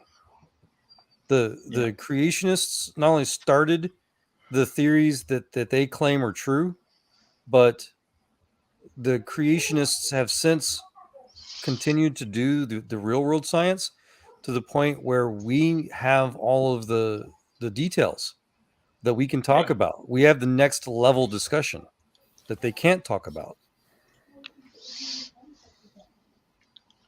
And Christoph, it's not that religion is disappearing. It's just that atheistic religions are on the rise. Hey, Joel, do you follow Dr. Nathaniel Jensen's Y chromosome DNA stuff at all? I don't, but I think Jungle Jargon does. That guy knows that stuff backwards and forwards. Well, if you look through some of his stuff on Answers in Genesis, the changes in the Y chromosome DNA, he has linked it to major events in history. Yeah. If he uses the time scale that seems to go with the genetic codes. Yeah. Have you listened to or talked to Jungle Jargon about that before? No, I haven't talked to Jungle Jargon. I just listened to it where Dr. Jensen's on Answers in Genesis about it. He has a whole series. Yeah. Yeah, I'm only familiar with it mainly because of Jungle. He'll talk your ear off. Yeah, well, Jensen has come out with 2 books. I think the first one was something about challenging evolution or something, or replacing Darwin. And the second one, which is the newest one, which he's going into now, is called Traced. Nice. Which is showing history in the DNA code. Mm-hmm. So I'm pretty sure that the woman that I remembered writing this thing about the it not being a code is no longer on the board of and like I'm looking through all their articles, and all the articles from her no longer exist on their website. Is there saying there's hope for that group? Maybe, I don't know, but it's not really, because I kept while you guys been talking, I've been reading through that more of that article I was reading from. And man, I felt like I was reading an Evo atheist article, but you know. So are they maybe slowly filtering out the wrong people? I don't know. No. I'm saying like it's like a Evo atheist with a slight twist. I mean, well, did I hear you correctly that they may have let go the lady that was talking about how it's not code? Yeah. Okay, maybe they just haven't got around to whoever you're reading. Well, I mean, she's not on there. I mean, she says she could have stepped down, but I mean, I'm not seeing anything about her on here anymore. I remember her face, and she is not on here anymore. They quietly let her go. Hopefully, I don't know. Maybe. I don't know. I just don't understand why I don't get it, man. It is so obvious that we do not exist. I don't understand the trash talking. Like, I just don't understand why they have to attack constantly, and it's getting really bad in Australia. Oh, really? In which context? Like, what's happening? Okay, so this year the census said that we are no longer considered a Christian country because apparently we have now basically, like, the Christians only make up like 46% according to the newest census. So it's basically saying that we are now a secular country. And so that's just caused a lot of people online, especially in any sort of public forums, to just attack anyone who mentions Christianity. You're talking about atheists' religious hate speech, basically. Oh yeah, it's like I said, this lady that's just trying to sell a Bible, and you should just see like how many comments people were throwing at her. It's just disgusting. Like, it's toxic. I just don't get it. Okay, who's Rampage? Oh, that's okay. No, I don't see. I see you say, Christoph, is that you, Rampage? Are you thinking that this is a sock account? Oh, Rampage, yeah. I don't know. I mean, Rampage is his Facebook name, but I don't know if he's actually gonna grow a pair and. Christoph, I don't know. What is LPP searcher hard to strawman the genetic code? Is that searched hard to strawman? I'm really sure what you're trying to say there. But on that note, it's 3:25 my time. Yeah. It's time to go to bed. Hey, LPP. Yeah. Hey, when are you next streaming, bro? I'm not sure. Why? What's up? No, it's fine. It's just in case these guys actually want to make an effort. Give them a time. What are they wanting to talk about? Oh, because they keep trying to, I keep saying to them, come join. If you want to actually discuss this stuff, then come join on live chat and we can talk about it. And I prefer your platform because you've actually got people that have a brain. Well, what's the topic that they want to? Oh, sorry, it's just creation evolution. Oh, okay, yeah, I'm always up for that. I mean, I would enjoy it. It's like the Evos never want to come anymore. No, they don't.